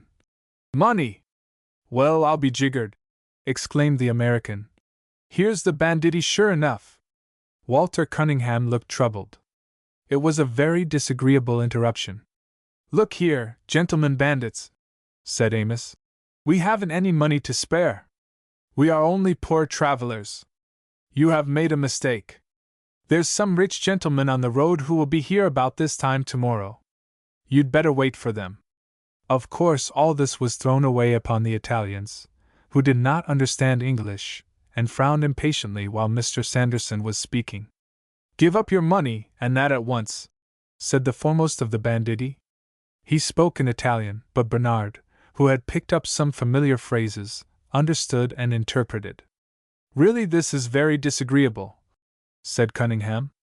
"I wish they understood English. I'd argue a little with them," added the American. "I am afraid it wouldn't do much good, Mr. Sanderson," said Bernard. "They would probably shoot you for an answer." The party looked undecided. By way of hastening a decision, one of the bandits came up to the door of the carriage, and holding his pistol in one hand, held out his hat in the other. "I suppose we must surrender at discretion," said the young Englishman. "They won't make much of a haul in my case." "Nor in mine," added Sanderson. "I have about enough money to last me as far as Naples, where I intend to call on my banker. We had better give up what we have. It won't ruin us." The American, who was pugnacious and liked to argue, yielded unwillingly. He and his companions emptied their pockets, and passed the contents over to the black-bearded fellow who acted as collector. He looked at the sum and frowned fiercely as he turned to his companions and spoke a few words to them. "What does he say?" asked Amos Sanderson. "I don't understand," said Bernard. "He talks too fast for me." Here Pasquale broke into the conversation. "He says it isn't enough," he explained. "But it is all we have. Tell him so." Pasquale put the message into Italian, and communicated it to his countrymen. "Well, what does he say?" asked Walter Cunningham. "He says it is not enough, and that you can get more." "Where can we get it?" "He says you can get it at your banker's." "Bring the bankers along, and we will ask them. The senior will only anger them, and that will be bad." "How much in the name of wonder do they want?" Pasquale repeated the question. "They want 5,000 scudi more," he reported. "How much is a scudi?" asked the American, turning to Cunningham. $1. "And the rascals want $5,000? Jumping Jehoshaphat, haven't they got cheek? Why do they ask so much of 3 poor travelers?" Pasquale repeated the question, and received an answer. "They say you are not poor, that one of you is a great English milord, and that you are a rich American." "I'd like to know how they found out I am rich," said Amos, disgusted. "Have they seen my tax bill? They say all Americans are rich. That's where they make a big mistake. I know plenty of men in Omaha that wouldn't be worth $100 if their debts were paid. As to my friend here being a rich milord, I don't know, but he is. I am not a milord at all, but only a plain American citizen." "I am not a milord," said Walter Cunningham, smiling.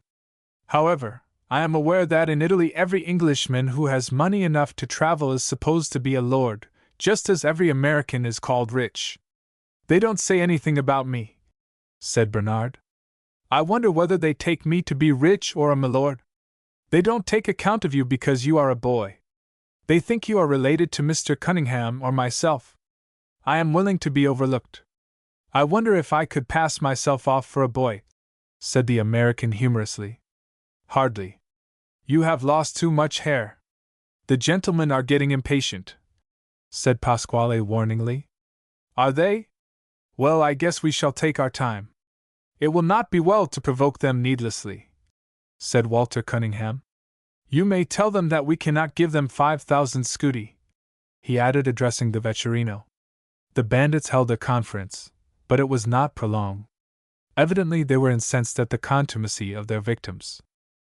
After the conference, during which the 3 travelers were very anxious, they spoke to Pasquale, who communicated their decision.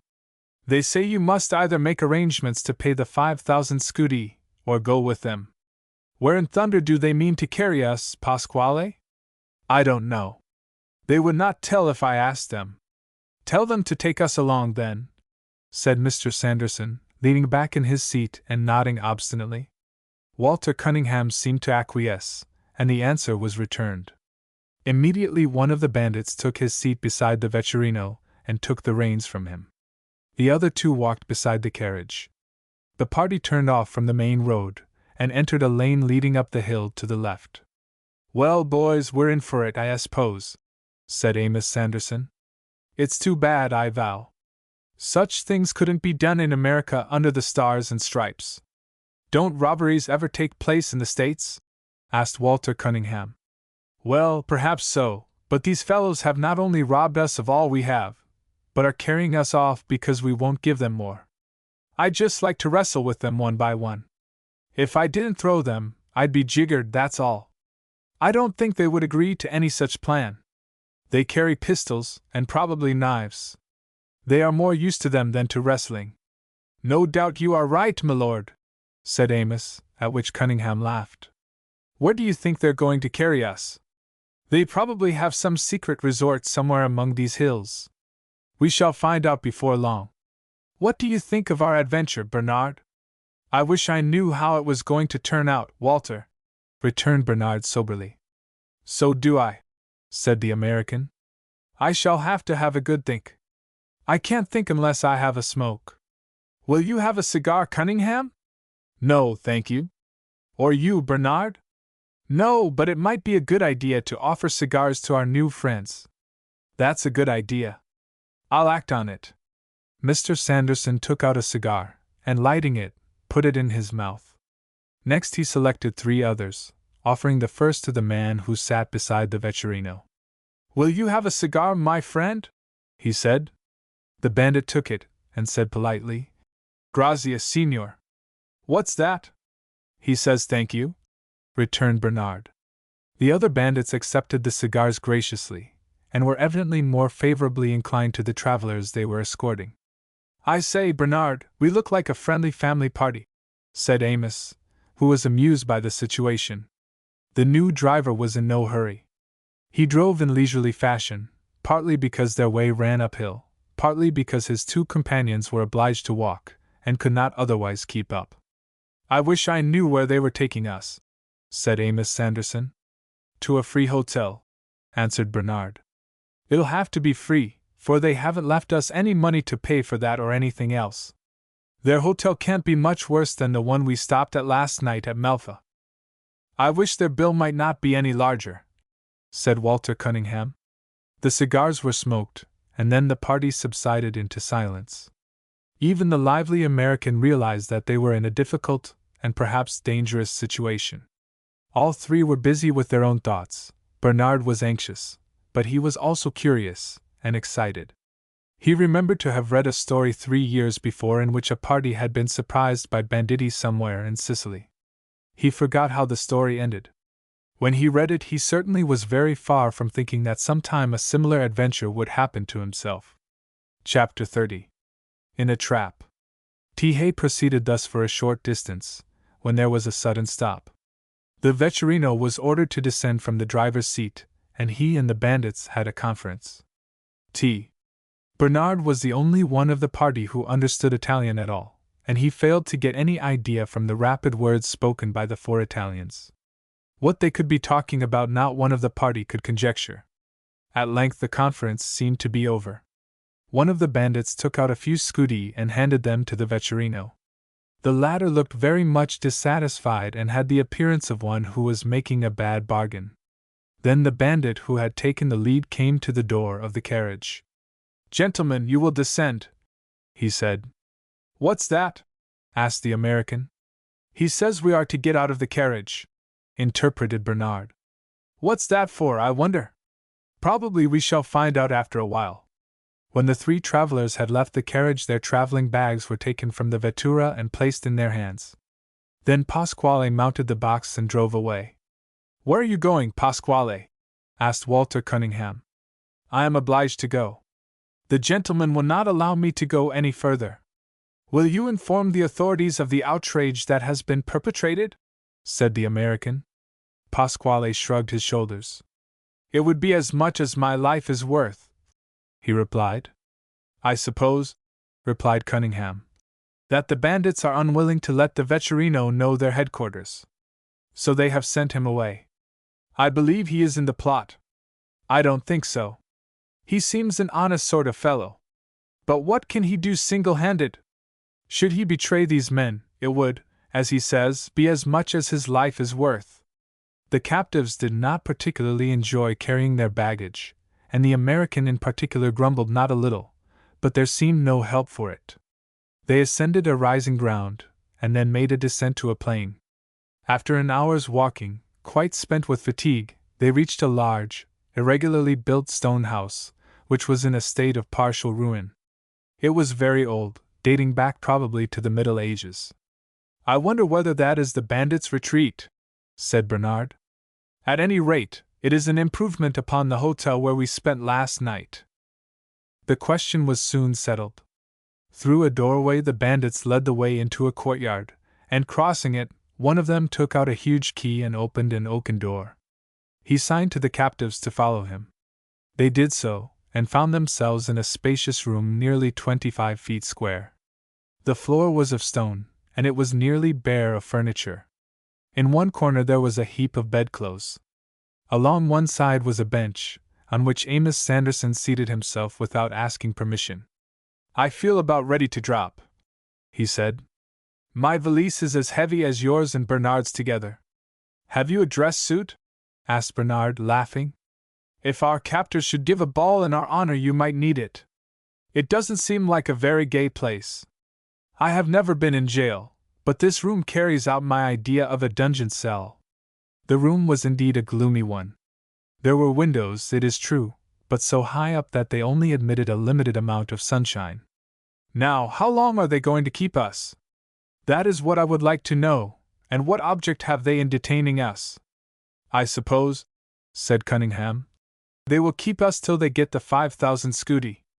Then they'll wait a long time, I reckon. The bandits left the room, taking care to fasten the door on the outside. Boys, said Amos Sanderson, I don't mind admitting that I have never been more hungry in the whole course of my life. Bernard and Walter Cunningham agreed that their feelings harmonized with his. Suppose we order dinner, said Bernard humorously. They will be sure to feed us, observed Cunningham. They won't kill the goose from which they expect golden eggs.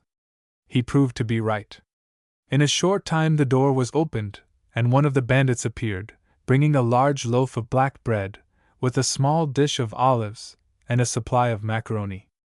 A quart bottle of sour wine completed the generous collation. It was not very tempting. It was worse than they had fared at any of the poor inns where they had lodged, yet Amos Sanderson's face brightened when he saw the food, and he did full justice to it. I am so hungry that I really believe I could eat you leather, he said. Bernard and Walter Cunningham also ate with zest. Now I suppose they will bring in the bill, said Amos Sanderson grimly. But when the meal was over they were left to themselves for a time. Now that I have eaten I feel sleepy, said the American. I suppose that heap of rags in the corner is meant for a bed. I will make one. He picked up a narrow mattress, which had been rolled up before it was laid away, and spread it out on the floor.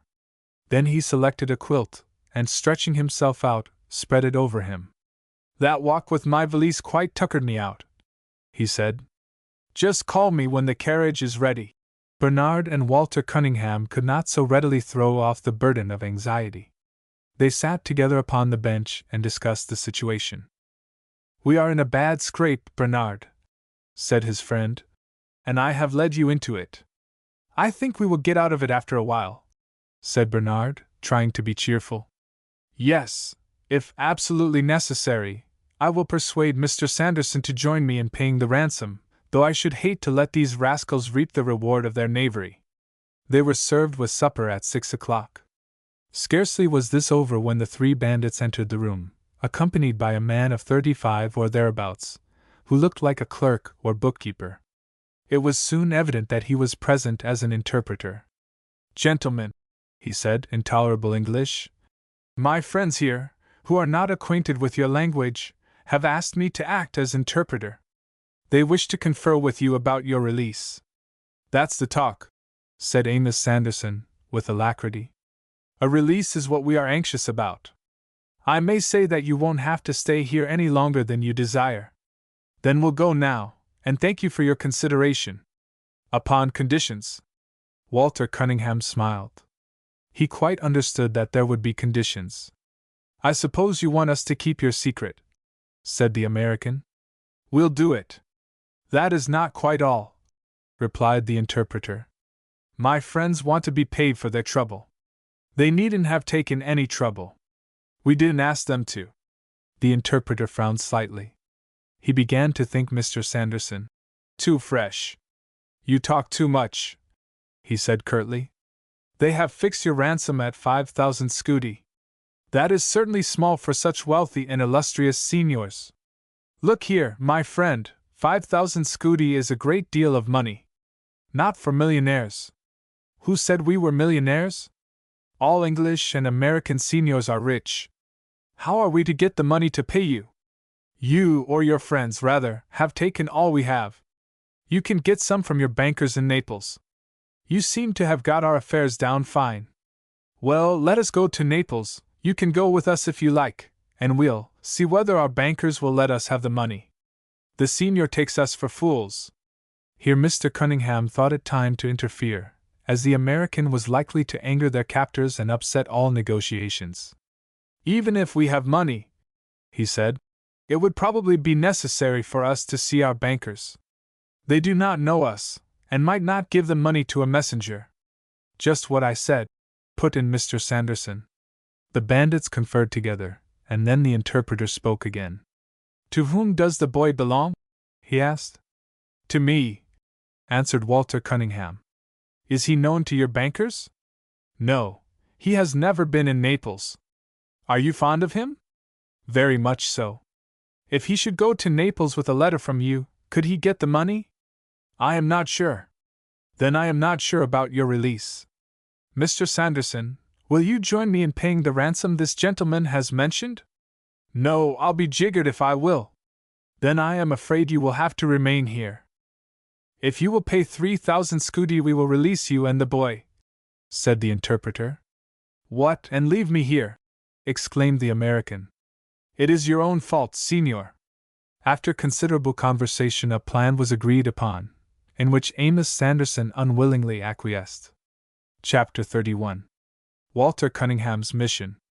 It was decided that Cunningham himself should go to Naples, carrying with him not only his own letter of credit, but Amos Sanderson's as well. He was to draw 3,000 scudi on his own account, and 2,000 on account of the American, and come back with this sum, on the receipt of which the three would be released. If you don't come back, said the interpreter, this gentleman and the boy will have to take a long journey. Where? Asked Amos Sanderson, with some curiosity. To the next world, answered the interpreter grimly. Mr. Cunningham, you will not fail us, said Sanderson nervously. You may rely on me. What do you take me for?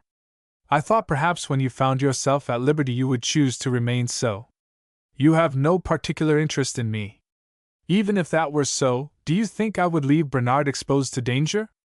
Enough said. I am sure now that you will return. But, continued the American, who was inclined to be suspicious, perhaps these gentlemen, when they get the money, will keep us and demand another ransom. This was interpreted to the bandits, who looked angry. Tell the Signor, said the chief proudly, that we are men of honor. When we give our word we keep it. I have heard that there is honor among thieves, muttered Sanderson. What does he say? Asked the chief suspiciously. What did you say, Signor? Inquired the interpreter. I said that you looked like men of honor. That is well. You will not be disappointed. In half an hour Walter Cunningham was on his way to Naples. The door was again bolted on the outside, and Bernard and Amos Sanderson were left to their reflections. This ain't exactly cheerful, Bernard, said Amos. Here we are, free-born American citizens, locked up as if we were criminals. It ain't very creditable to any country to have such things going on. I'd like to have a short interview with the King of Italy. What would you say to him? What would I say? I'd give him a piece of my mind. I'd tell him that he didn't know how to govern. Probably he can't stop this brigandage. Then he ought to resign, and let somebody fill his place that could stop it. Do you think if old General Jackson were king that he would let these rascals stop and plunder travelers? However, the time will come when there will be a different government. Do you think so, Mr. Sanderson? Yes, I do. When will that be? When Italy is under the stars and stripes. Bernard looked surprised. Surely you don't think that will ever happen? I am sure of it, said Amos Sanderson in a positive tone. It's the manifest destiny of the United States to annex the rest of the world. Within 50 years England will form a part of the great American Republic. I wonder what Mr. Cunningham would say to that. He would deny it, it's likely. These Britishers are mighty conceited. Perhaps he would think it more likely that we should belong to Great Britain. Never! England tried to conquer us twice, and she got whipped each time. I am glad of one thing, said Bernard, smiling. And what is that? That we shan't have to stay here till the stars and stripes float over Italy. I don't know as I should care to wait, myself. I don't say it will be soon. You may be an old man before it happens. But it's bound to come some day. I wonder how soon we may expect Mr. Cunningham back. Do you know how long it will take to go to Naples? No, but it isn't very far. Perhaps we shall see him back in 3 days. I don't expect him so soon. He will have to see the bankers. Look here, Bernard, said the American, after a pause. I have been thinking that we might find some way of escape. Bernard shook his head. What good would it do? He rejoined. Mr. Cunningham wouldn't know of it, and he would bring the money. When he does that, we shall be released at any rate. Amos Sanderson was impressed by this consideration, and no longer allowed his mind to dwell on plans of escape. Meals were served to the captives twice a day. This was probably as often as the bandits ate themselves, for of all nations Italians are perhaps the least fond of the pleasures of the table, and probably eat scarcely more than half as much as an average Englishman or American. They treated their captives as well as themselves, but this did not satisfy Amos Sanderson, who from his boyhood had been a hearty eater. They might as well feed us on bread and water and be done with it, he said. When I get through eating I am just as hungry as before. It's as bad as prison fare. Well, Mr. Sanderson, we are prisoners, are we not? But not convicts. They might remember that we are gentlemen. Bernard was not as much disturbed by the scanty fare as his companion. True, he would have liked more abundant meals, but he had patience and reflected that the present inconvenience would probably last only a short time. Nevertheless, he and Amos Sanderson counted the days, and every morning said to each other, "One more day is past. It won't be long before Mr. Cunningham returns, and we are released." "If he does come back," suggested Sanderson. "Do you doubt that he is honorable?" asked Bernard angrily. "Well, no, but the temptation is great. If he stays away he will be 5,000 scudi in, and be his own master besides. Would you yield to any such temptation? No. Then you doubt whether he is as honorable as yourself? Don't get riled, Bernard. I can't help thinking how much depends on your friend's return. He will return. You needn't be afraid." But when the 6th morning came, and Mr. Cunningham was still absent, even Bernard became somewhat anxious. "Well, he isn't here yet," said the American significantly. "No. Do you still have confidence in him?" "Certainly. All I can say, then, is that he isn't hurrying much. Why, it isn't far to Naples. If I had gone, I'll guarantee I would have been back within 3 days. Bernard did not answer. "I notice you don't look so chipper as you did." "No, I have just as much confidence in Mr. Cunningham, but he may have met with some accident." "Very likely," said Amos Sanderson sarcastically. "Or he may have fallen into the hands of another gang of bandits on his way here. It won't be very lucky for us if he has. That's all I've got to say." There was another cause for anxiety. The bandits, who during the first 3 or 4 days had treated their captives politely and even courteously, now wore a different expression. They looked gloomy and frowned ominously when they entered the apartment where their captives were confined. They made no conversation with them, but their looks were hostile. Finally, it was on the morning of the 7th day, they entered the room in a body, accompanied by the interpreter. They took seats, and the interpreter addressed himself to Mr. Sanderson. "Signor," he said. Your friend has not returned. I know it, and I am blamed sorry for it. This is the 7th day since he started. Correct, Squire? It seemed as much as 7 weeks to me. Naples is not far off, continued the interpreter significantly. That's so. Don't you think he has had time to go there and return? Yes, I do, blurted out Sanderson. I think he's been infernally slow. If you'd only let me go instead of him, I'd have been back long ago. I see the Signor agrees with me. He has been gone much longer than is necessary. I think so, too. Perhaps there has been some accident, suggested Bernard. My friends are not willing to wait much longer, said the interpreter. I don't see that we can do anything to hurry him back. No, but if he should delay another day, it might be very uncomfortable for you and the boy. What do you mean by that? I mean that if he is not here by tomorrow, we will think that he does not mean to come at all. And what then? The interpreter shrugged his shoulders. Probably the senior can conjecture? You will keep us in captivity then? No, we will give you a passport to another world. You will murder us? Inquired Amos Sanderson, horror-struck, for he had a natural love for the world in which his money secured him a liberal share of enjoyment. The senior has said it. Why, that would be outrageous! Exclaimed the American, big drops of perspiration forming on his forehead. Then your friend should come back with the money. But it won't be our fault if he does not. True, but it will be very disagreeable for you. Look here, what good is it going to do you to kill me? Asked Amos Sanderson, in an argumentative tone. I don't care to argue. Our friends here wish to prepare you for the worst. If your friend does not appear tomorrow at noon, you and the boy must die. Do you hear that, Bernard? Asked Sanderson. Yes, answered Bernard, in a low voice. The boy's face was pale, and a feeling of awe was in his heart as he felt that the end of his life might be near. He did not feel inclined to argue the matter like Sanderson, but he inwardly prayed for Walter Cunningham's return. Chapter 32. Suspense. And neither Bernard nor his companion slept much that night. Both realized that it might be the last night of their lives. Bernard felt solemn, but mingled with Sanderson's alarm and anxiety was a feeling of intense anger against Walter Cunningham for his desertion of them. And it is a mean, contemptible trick that Cunningham has played upon us, he said. For the sake of saving his paltry money, he has doomed us both to death. I am sure it isn't his fault. Oh, you may excuse him if you will. I won't do it. I understand him better than you do. I don't feel like disputing you, said Bernard gravely, but I know him well, and I am sure he would not leave me in the lurch. They tossed about on their beds and neither one slept. They woke and rose unrefreshed. Breakfast was brought them, but neither could eat a mouthful. I can't eat anything.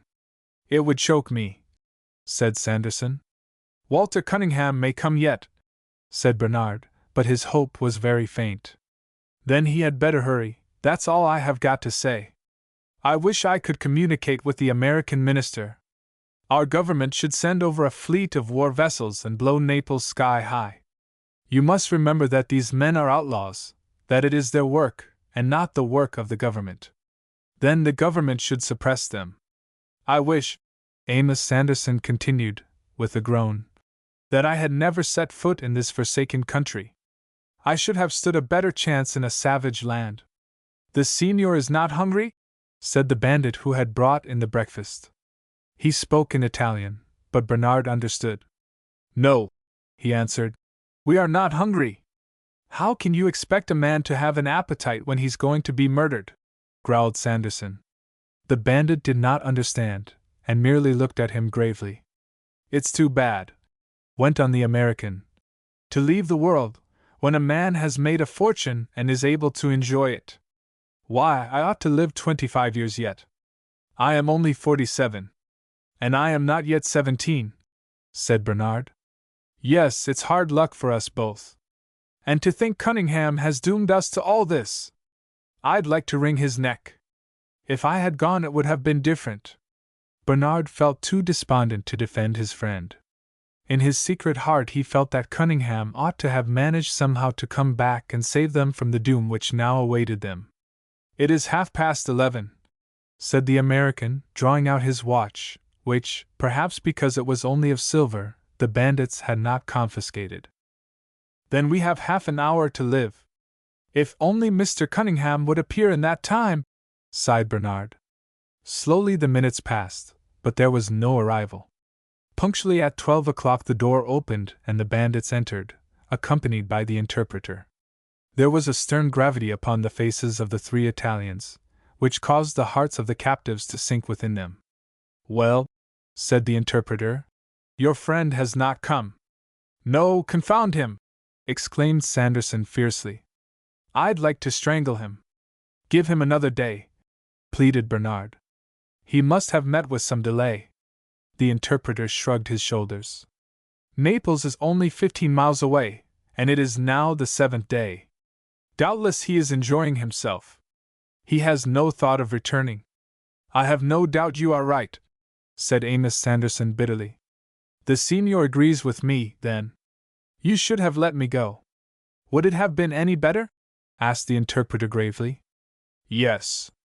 I give you my word it would." Then a sudden thought came to Mr. Sanderson. "Look here," he said. "You want money, don't you?" "That is what we want." "Then I'll tell you what I'll do. Send me to Naples, and I'll bring you 5,000 scudi. I'll hurry back as soon as I can. Does the senior take us for fools? We have lost one of our prisoners. Shall we let another go? But you will have the boy left." "Well? If I don't come back you will have him in your power." Bernard looked at Amos Sanderson. He was not especially pleased with his proposal, nor did he feel in the least certain that he would come back. Still, his life would be prolonged, and that would lead to something. Possibly it would give Walter Cunningham time to return. "I am willing to be left," he said, "if you choose to let this gentleman go."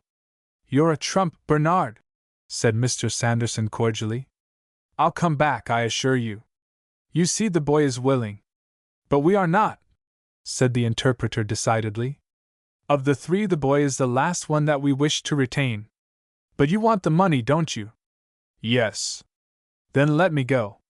"How will the senior get the money?" "From my bankers." "But you gave your letter of credit to the other senior." "So I did," said Amos Sanderson, with sudden recollection. "And without your letter of credit you could get no money." Amos Sanderson was silent. He had no answer to make. He had still harder thoughts in his heart of Walter Cunningham, whom he accused of the basest treachery. "Have you any more to say?" asked the interpreter. "No," answered Sanderson sullenly. "And you?" turning to Bernard. "I ask you to wait another day." "We cannot do it. It is clear that Senior Cunningham will not return." At a signal one of the bandits went to the door and opened it. "Follow me," said the interpreter. Bernard and Sanderson had been so long confined that they were glad to pass through the portal into the bright sunshine without. "Now what are you going to do with us?" asked the American. "You can choose in what way you will die. Shall it be by the knife or the pistol?" Just then Bernard turned his head. He uttered a joyful exclamation. "Look!" he said in delight. "There he comes! There is Walter Cunningham." A dozen rods away could be seen the figure of their missing companion. He seemed to be extremely fatigued, and his clothing was covered with dust. "I knew he would come," said Bernard triumphantly. Chapter 33. Rescued. "I am glad to see you, old man," called out Amos Sanderson joyfully. "I was afraid you wouldn't come. It came near being serious for us." "Yes, I have come," said Walter Cunningham wearily. He looked ready to drop, and there was an expression of sadness on his face. "You seem very tired," said Bernard compassionately. "Yes, I was afraid I would be too late." "Why are you all out here? What is going to happen?" "I'll tell you," said Sanderson. "These gentlemen were about to kill us. They had just offered us the choice of how to die. But now that you have come with the money—" "I have no money," said Cunningham in a low voice. "What?" exclaimed Sanderson in dismay. You have no money? Said the interpreter in amazement. What have you been doing all this time, then? Asked the American. I will tell you, but I must sit.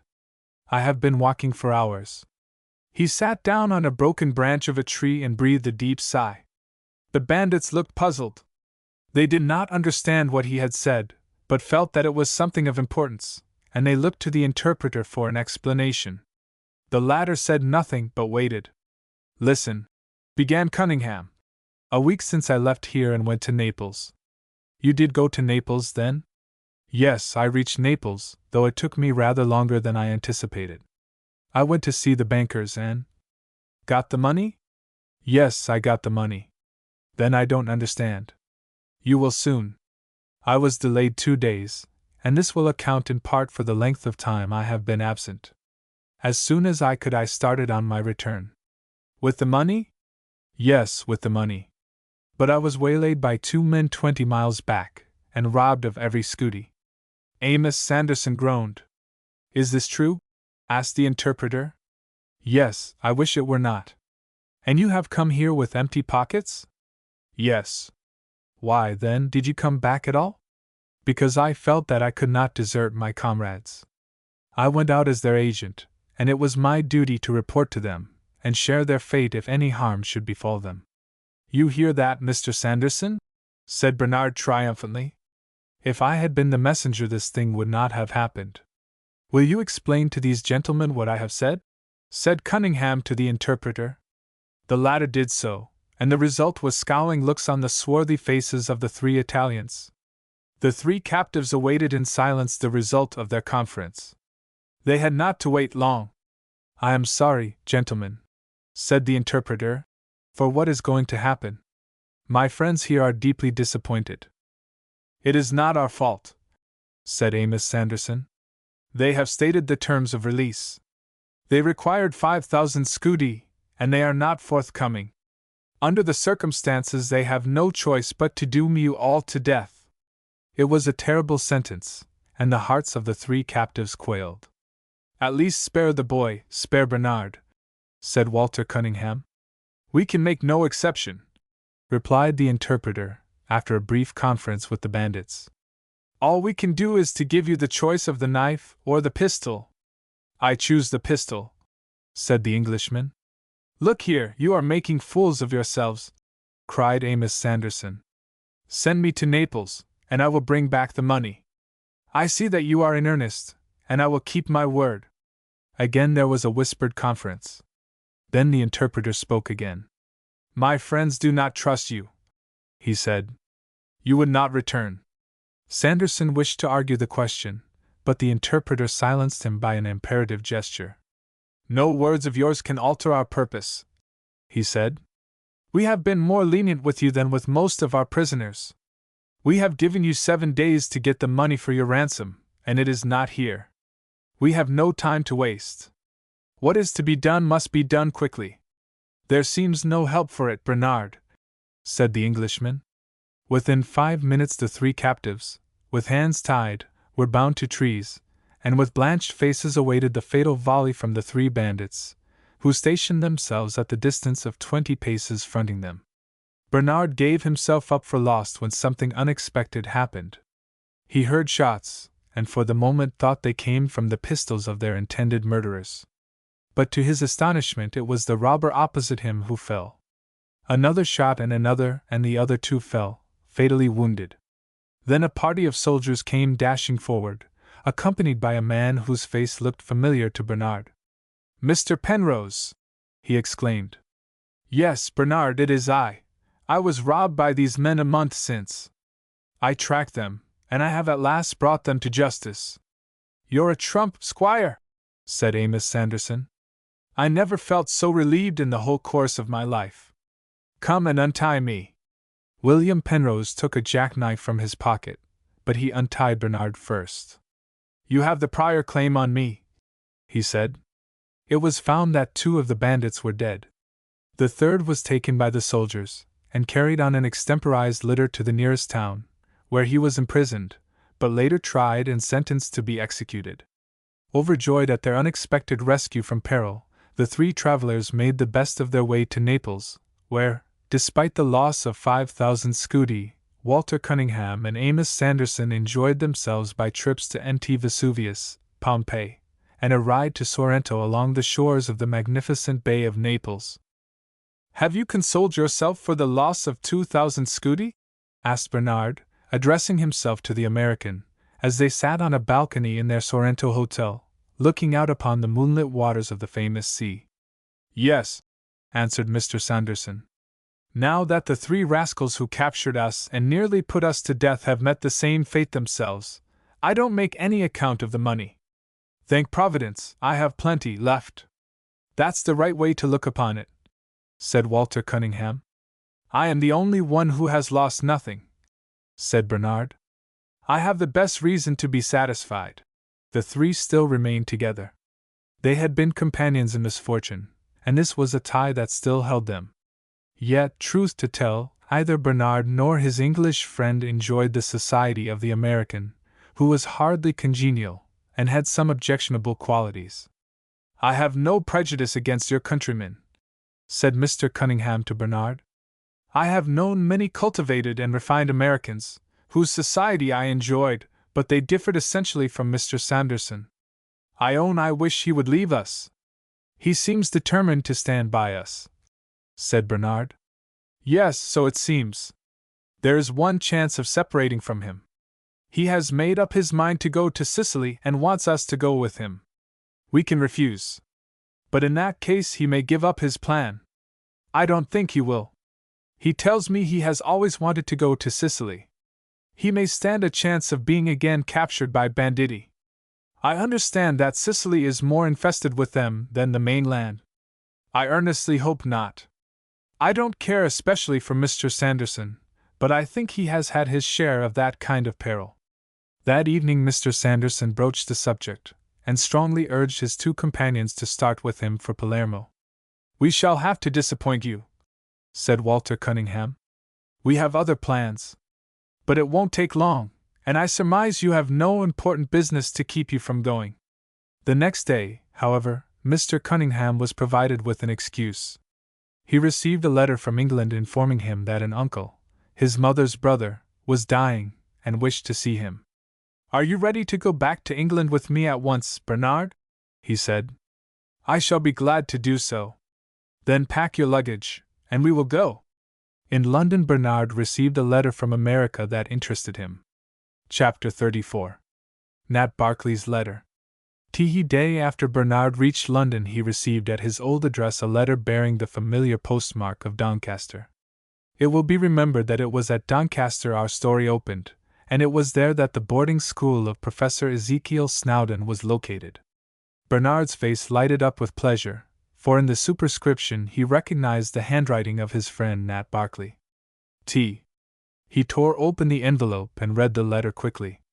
It ran thus: "Dear Bernard, I write this with great anxiety, for I don't know if you are living or dead. Yesterday I met Septimus Snowdon, who is the same disagreeable bully as ever, and he said, 'Well, I have some news for you about your friend Bernard Brooks.' I was rather surprised at this, for I didn't suppose you would be very likely to write to him. Still, I asked, 'Have you heard from him?' 'No,' he answered disdainfully. 'I wouldn't have any correspondence with a fellow like him. But he isn't likely to write any more letters.' 'Why not?' I asked. 'Because he's dead, that's why,' snapped Septimus, and I saw that he seemed pleased. 'I don't believe it,' I returned. 'Where do you get your information?' 'You'll have to believe it,' he said. 'Pa received a letter from his guardian, Mr. Cornelius McCracken, of New York, saying that his death had been reported to him by the gentleman in whose company he went to Europe. I believe he wrote that he had met with an accident in Marseilles. Now I had a good deal of doubt about the correctness of this statement, for I knew from your own letters that you parted with Professor Puffer in London, and were not likely to be in Marseilles with him. I asked Septimus some further questions, but he seemed to have no more information. 'Well,' said Septimus sneeringly, 'are you going to put on mourning for your great friend Bernard?' 'I might,' I answered, 'if I believed him to be dead, but I don't believe it.'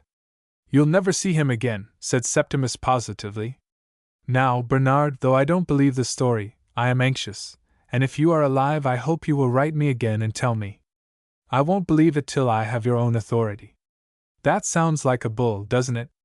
But I'll go on and write as if you were still alive. You may wish to know something about the school. To the best of my belief it is far from prosperous. There are very few scholars, and those don't look as if their parents or guardians paid much for them. Then the professor himself is looking very shabby and seedy. I don't believe he has had a new coat for over a year. Septimus looks better. There is a pupil in the school about his size, and I really believe that Septimus is wearing his clothes. I hear that old Snowdon gave the boy $1.50 for his best suit.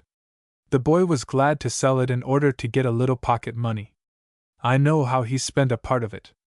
He went to the baker's in the village and bought a supply of cakes and doughnuts, of which he stood in need, for I hear that the seminary table, never very good, is now poorer than ever. When are you coming back to America? I long to see you. If you do come, you must be sure to come out to Doncaster and see your affectionate friend, Nat Barkley. Bernard showed his letter to Mr. Cunningham. Would you like to go to America, Bernard? He asked. I don't want to leave you, sir. But suppose I should go, too? Then I should be delighted to go. I cannot go while my uncle's life is in doubt, but when I am released from attendance upon him I shall have nothing to hinder me. That day week the uncle died. After the funeral Mr. Cunningham said, Well, Bernard, I have not forgotten the promise I made you. We will go to the office of the Cunard steamers, and see whether we can engage passage by the Etruria, which is the first one to sail. It was found that one of the best staterooms on the palatial steamer was still disengaged. Walter Cunningham lost no time in securing it, and the two embarked on the following Saturday. There is no occasion to dwell upon the voyage. The weather was good, and the Etruria made one of the quick passages for which she is famous. When Bernard steamed into port, and saw the familiar roofs and spires of the great American city, his heart thrilled within him, and he felt that warm glow which the sight of home is apt to enkindle. Chapter 35. Professor Puffer's Decline and Fall. Bernard, said Walter Cunningham, as they sat together in a handsome apartment at the Brevoort House, I feel that I have not done as well by you as I should. You have been a kind friend to me, Mr. Cunningham. I have lacked for nothing since I have been with you. I think you do yourself injustice. That is true, but suppose anything should happen to me, how would you fare? We won't think of that, Walter. You are a young man. You are likely to live for many years. So I hope, said the young Englishman, smiling. Life is sweet to me, and I have something to live for, especially now that I have you. But I feel that I ought to make a provision for you, to place your future beyond a contingency. Bernard did not reply. He waited for Mr. Cunningham to finish what he had to say. I shall therefore go to my bankers this morning, and turn over to you the sum of $15,000. It is not all I intend to do for you, but it will prevent your experiencing inconvenience in the event of any sudden accident to me. $15,000, repeated Bernard in astonishment. Why, that will make me rich. How can I thank you for your great kindness? I look upon you as a brother, Bernard. With the affection I feel for you, I could not allow you to run the risk of poverty and destitution. To be sure, you are young and a boy of capacity, but for a time you might be in trouble. That very morning Mr. Cunningham took Bernard to the office of his banker in Wall Street, and transferred the sum he had mentioned to Bernard's account. I advise you to keep your money for the present in the hands of my good friends here, unless you should prefer to deposit it with your old guardian, Mr. McCracken. I would not trust Mr. McCracken, said Bernard, but I should like before I leave the city to pay him a visit. Walking down Broadway in the afternoon, Bernard was treated to a surprise.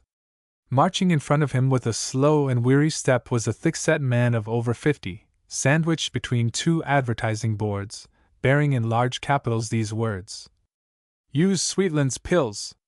Use Sweetland's Pills. There was something familiar in the figure, but from a rear view Bernard could not immediately place it. However, the man presently turned partly round, showing his side face, and Bernard was startled by a sudden recognition.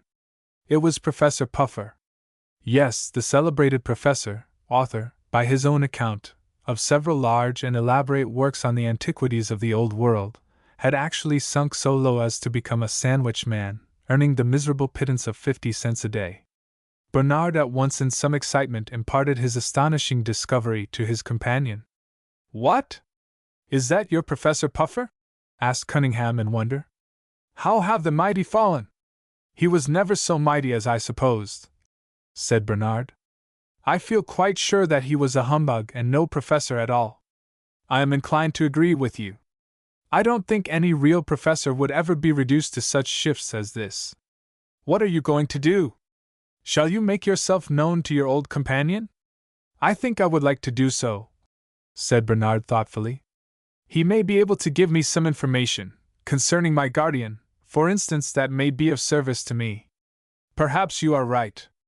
At any rate, it will do no harm, unless you are afraid that the professor will try to get you into his power again." Bernard smiled as he regarded with complacency his own well-knit figure. He was 3 inches taller than when he had been a fellow passenger of the professor on the ship Vesta. "If he should try to get me into his power, will you stand by me, Mr. Cunningham?" he said. "Yes, but I fancy that you are quite able to fight your own battles." Bernard stepped forward until he was in a line with Professor Puffer. Then in a clear, distinct voice he said, "Professor Puffer!" The sandwich man turned quickly, and regarded Bernard with surprise. The latter had not only grown, but he was much better dressed than when the professor parted with him. "Who are you?" he demanded, looking bewildered. "Don't you remember your old companion on the Vesta?" "Bernard Brooks!" ejaculated Professor Puffer in deep amazement. Chapter 36. Professor Puffer becomes an ally. Professor Puffer let his eye glide slowly over Bernard's figure. He noted not only his increase in size, but his neat dress, and bright and handsome face. "How long have you been in America?" he asked abruptly. "I arrived yesterday by the Etruria." "You seem well and prosperous," went on Puffer, with an envious sigh. "Yes, I have been fortunate. It is wonderful. You are elegantly dressed. Yet I left you destitute, or rather you left me, without a penny to fall back upon." "That is true, Professor Puffer. It was a reckless step to take." "It may have been, but you must admit that I had good reasons for taking the step," said Bernard significantly. "What are you doing? Are you employed?" asked the professor, without comment. "I am and I am not. I am nominally private secretary to my kind friend, Mr. Walter Cunningham," said Bernard, with a look at that gentleman. "The gentleman who advertised in London for a traveling companion?" "The same. I sought the position. I should have been much better qualified than you," said the professor peevishly. "You don't appear to have prospered," rejoined Bernard. "No. Is it not disgraceful that a man of my attainments should fill this ignoble position?"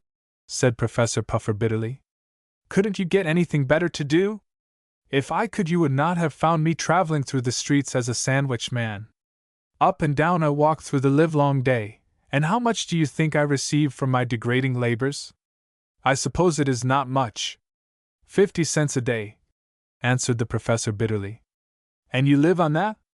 "Don't live on it, I starve." "But I don't see how you became so reduced. Was not Cornelius McCracken, my old guardian, a friend of yours?" "McCracken! The selfish beast! Don't name him to me. I can't bear to hear his name spoken." "Has he treated you badly?" asked Bernard. "Has he not? I was his confidential agent. He selected me to do his dirty work. He placed you under my care, having certain interests of his own to serve. I have always wondered what his object could have been." As Bernard spoke, he fixed his eyes eagerly upon the face of his old companion. He felt persuaded that Professor Puffer could tell him what he was very anxious to know. He meant before the interview was over to obtain from him light as to his relations with Mr. McCracken. "Have you seen him lately? Won't he do anything for you?" he continued. "Listen!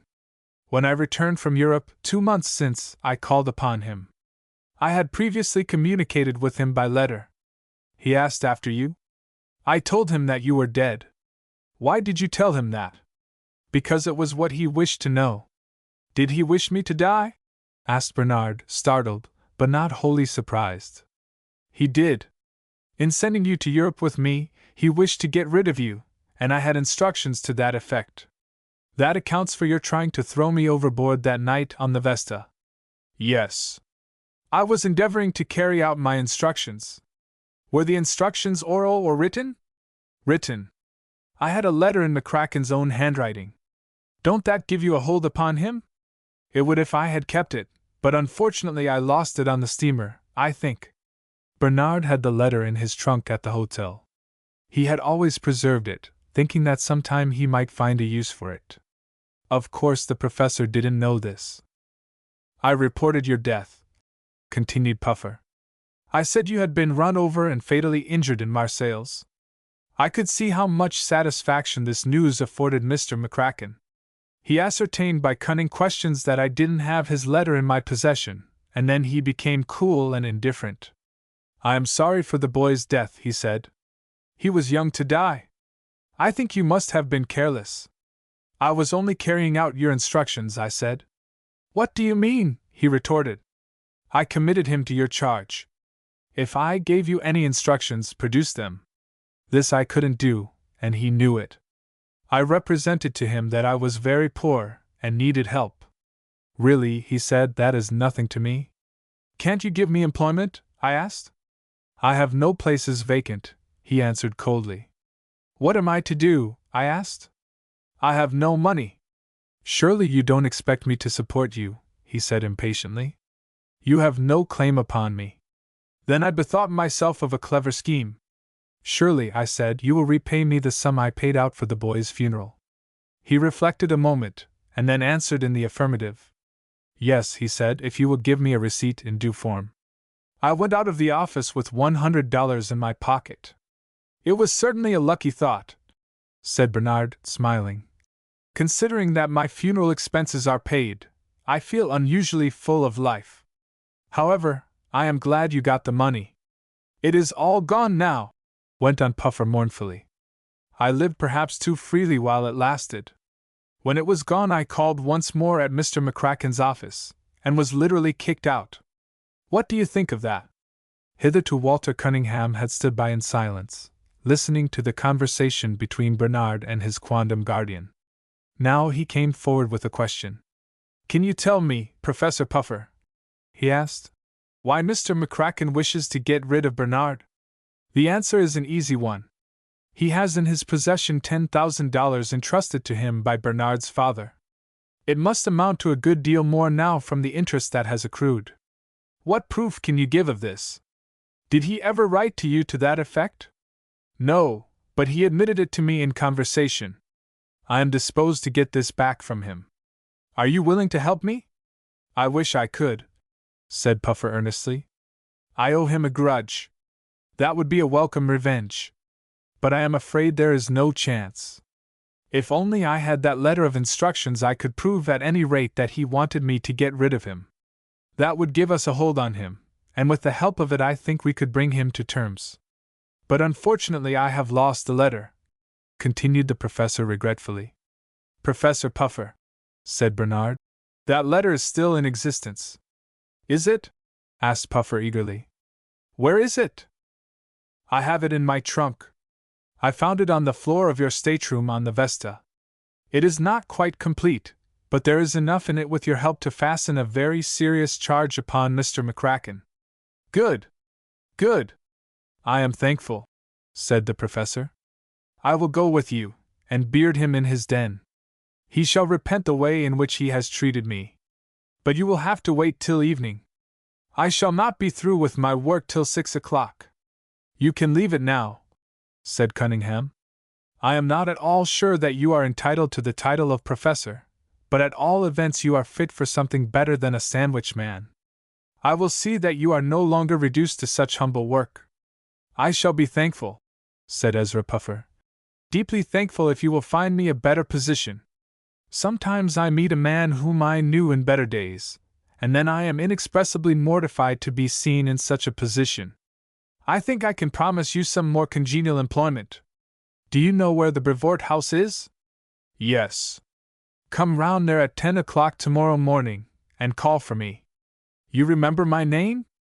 Yes, you are Mr. Cunningham. Do you think, asked Puffer, that you could spare me $50 now? I feel quite hungry, and I should like to make a good meal. Certainly. Here are $5. Now, be sure to call at the Brevoort house tomorrow morning. Most certainly I will, said the professor, eyeing the banknote he had just received with a joyful glance. I should be a fool if I didn't. Through you and Bernard, I hope to have another chance of living respectably. Now I must go and surrender this badge of my servitude. And he glanced disdainfully at the 2 placards which he had already removed from their position behind and in front. I hope, Bernard, you will never be subjected to such humiliation. I hardly think it likely, said Walter Cunningham, especially if through you he obtains possession of his father's money. I will do my best, sir. I think, Cornelius McCracken, he continued, snapping his fingers at an imaginary form, that we shall be too much for you at last. You will be sorry that you did not treat me better. Professor Puffer disappeared rapidly round the corner of Houston Street, and Bernard and Walter Cunningham walked uptown to their hotel. Things seem to be turning in your favor, Bernard, said his companion. The money left by your father will not be of so much consequence to you now, but it will be a satisfaction to wrest it from the hands of your faithless guardian. Professor Puffer will prove to be a good friend to you after all. Chapter 37. A bad day for Mr. McCracken. Sir Cornelius McCracken sat in his office in a complacent mood. He had just closed a successful speculation in Wall Street, by which he had cleared a few $100s. He was not a rich man for the city, and this was of some consequence to him. Then his mind could not help reverting to Bernard and the accident which had removed him from his path and averted all danger of restitution of the boy's fortune. Truly all seemed favorable. He heard a slight noise at the door, and lifting his eyes recognized with a scowl his old ally and confederate, Professor Puffer. What do you want here? He demanded roughly. I have no time for such as you. Professor Puffer entered the room, nevertheless, and sank into a chair. Mr. McCracken, he said, I am very unfortunate. I am reduced to the position of a sandwich man. I who have occupied the position of a gentleman. What is that to me? It is an honest way of earning your living. You are lucky to find work at all. I have given it up. I can't stand it. Besides, I met yesterday afternoon a person whom I had known in happier and more prosperous days. I felt as if I should sink through the sidewalk. I see, you are poor and proud, sneered McCracken. It is out of place in a man like you. Mr. McCracken, can't you help me? I have served you faithfully in a matter you know of. And you have been paid. But think how you have benefited. By the boy's death you have fallen heir to his fortune, and who told you he had a fortune? You admitted it yourself in a conversation. Well, it was very small, a few $100s. On that point I will not speak. Even admitting it to be only that, can't you spare me a few dollars? No, I can't. Get out of my office! Mr. McCracken, said Puffer, changing his tone. You have thrown me over because you think you don't need me any more. Suppose now, only suppose, that a mistake had been made, that Bernard was not dead after all. What do you mean? Demanded the merchant nervously. You told me he was dead. Suppose I was mistaken. Then you deceived me basely. But you are only trying to play a trick on me. You have mistaken your man. Again I order you to leave my office. I will do so, but I shall return. If you do, you will be kicked out. Professor Puffer did not seem alarmed. He went out, closing the door behind him, and immediately afterwards Bernard opened it and went in. Didn't I tell you not to come back? Exclaimed McCracken angrily. No, answered a young, fresh voice. Mr. McCracken turned quickly, and there stood Bernard Brooks. He had grown considerably. He was much improved in dress, but Mr. McCracken recognized him. I see you know me, said Bernard. No, I don't. I think you do. I am Bernard Brooks. I thought you were dead. It was a mistake. I am not prepared to admit your identity. You don't look like Bernard Brooks. I shall have no difficulty in proving myself to be your former ward. Well, what do you want? Do you wish to put yourself under my charge? In that case, I will send you to Professor Snowdon. No, thank you.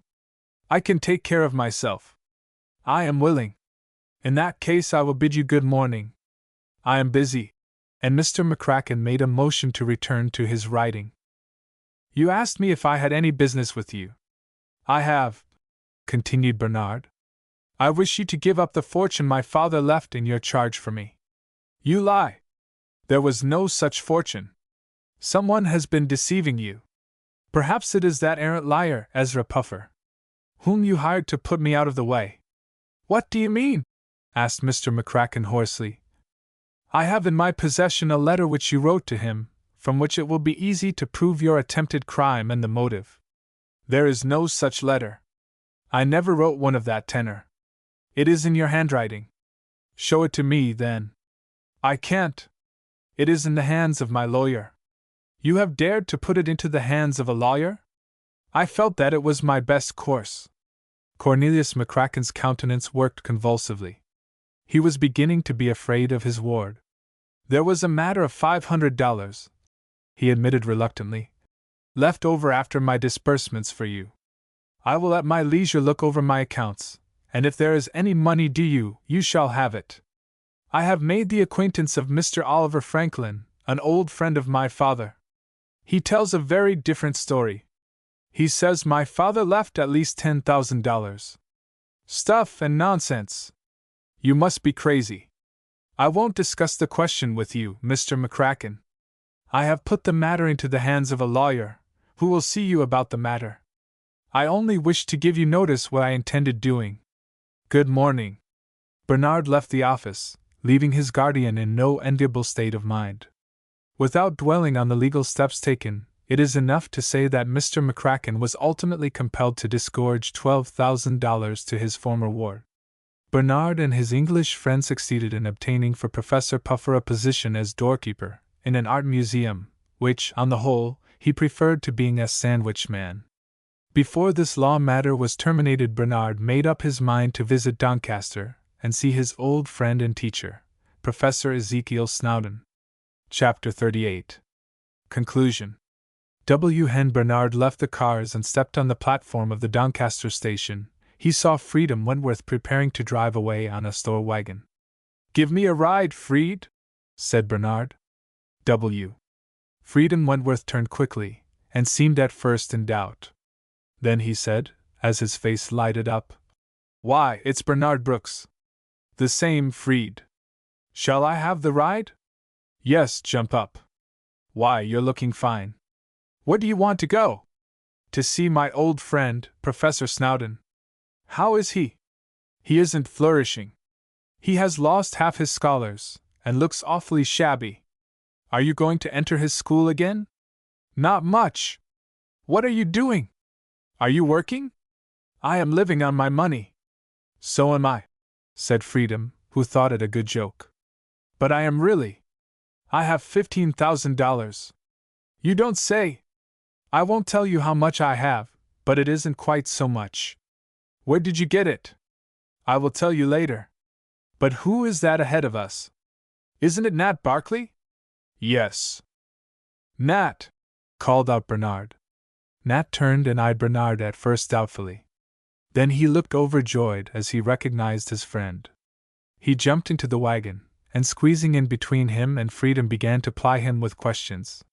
When they reached the Snowdon Institute, Bernard jumped down. I'll see you later, Nat, he said. Come round to dinner, Bernard. I will. Bernard plied the knocker at Professor Snowdon's front door. Clad in a ragged dressing gown, the professor came to answer it. Being short-sighted, he didn't at once recognize Bernard. Have you business with me, young gentleman?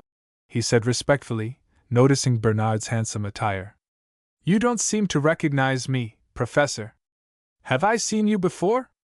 I am Bernard Brooks. Is it possible? You seem to be prosperous. Yes, Professor Snowdon, the world has used me fairly well of late. I am so glad to hear it. said the tutor gushingly. I always thought that you'd get along in business. You are in business, aren't you? To a certain extent, yes, replied Bernard. I have fallen heir to some $15,000.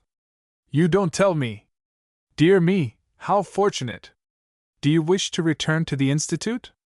No, I think not. I shall live in New York for the present. I will take you cheap, very cheap. I always liked you, Bernard Brooks. And the professor squeezed Bernard's hand between his bony fingers. I am glad to hear it, but I thought you didn't. You used to call me a bad lot. A little harmless joke. I didn't mean it. Here, Septimus. Septimus came from the street, eyeing Bernard with curiosity. Septimus, said his father. This is our old and favorite pupil, Bernard Brooks. How do you do, Bernard? Said Septimus, looking surprised. Very well, thank you. Why, you're rigged out in tip-top style, went on Septimus, enviously. Septimus, said his father, you will be glad to hear that our dear young friend has come into a fortune. Is that straight? Asked Septimus.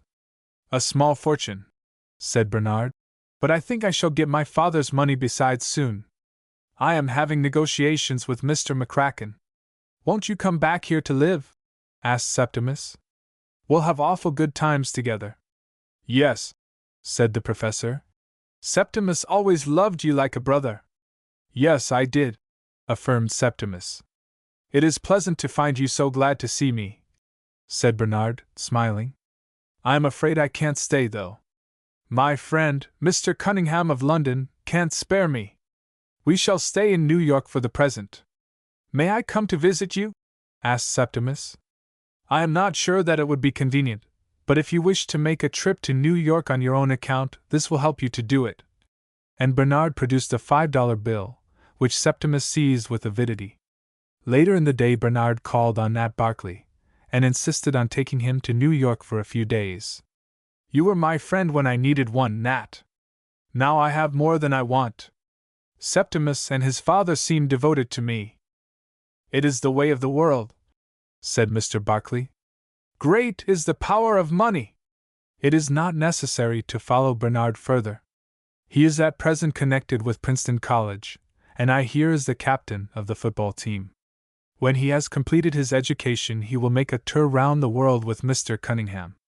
Even Professor Snowdon does not now call him a bad lot, but speaks of him with pride as my distinguished and favorite pupil.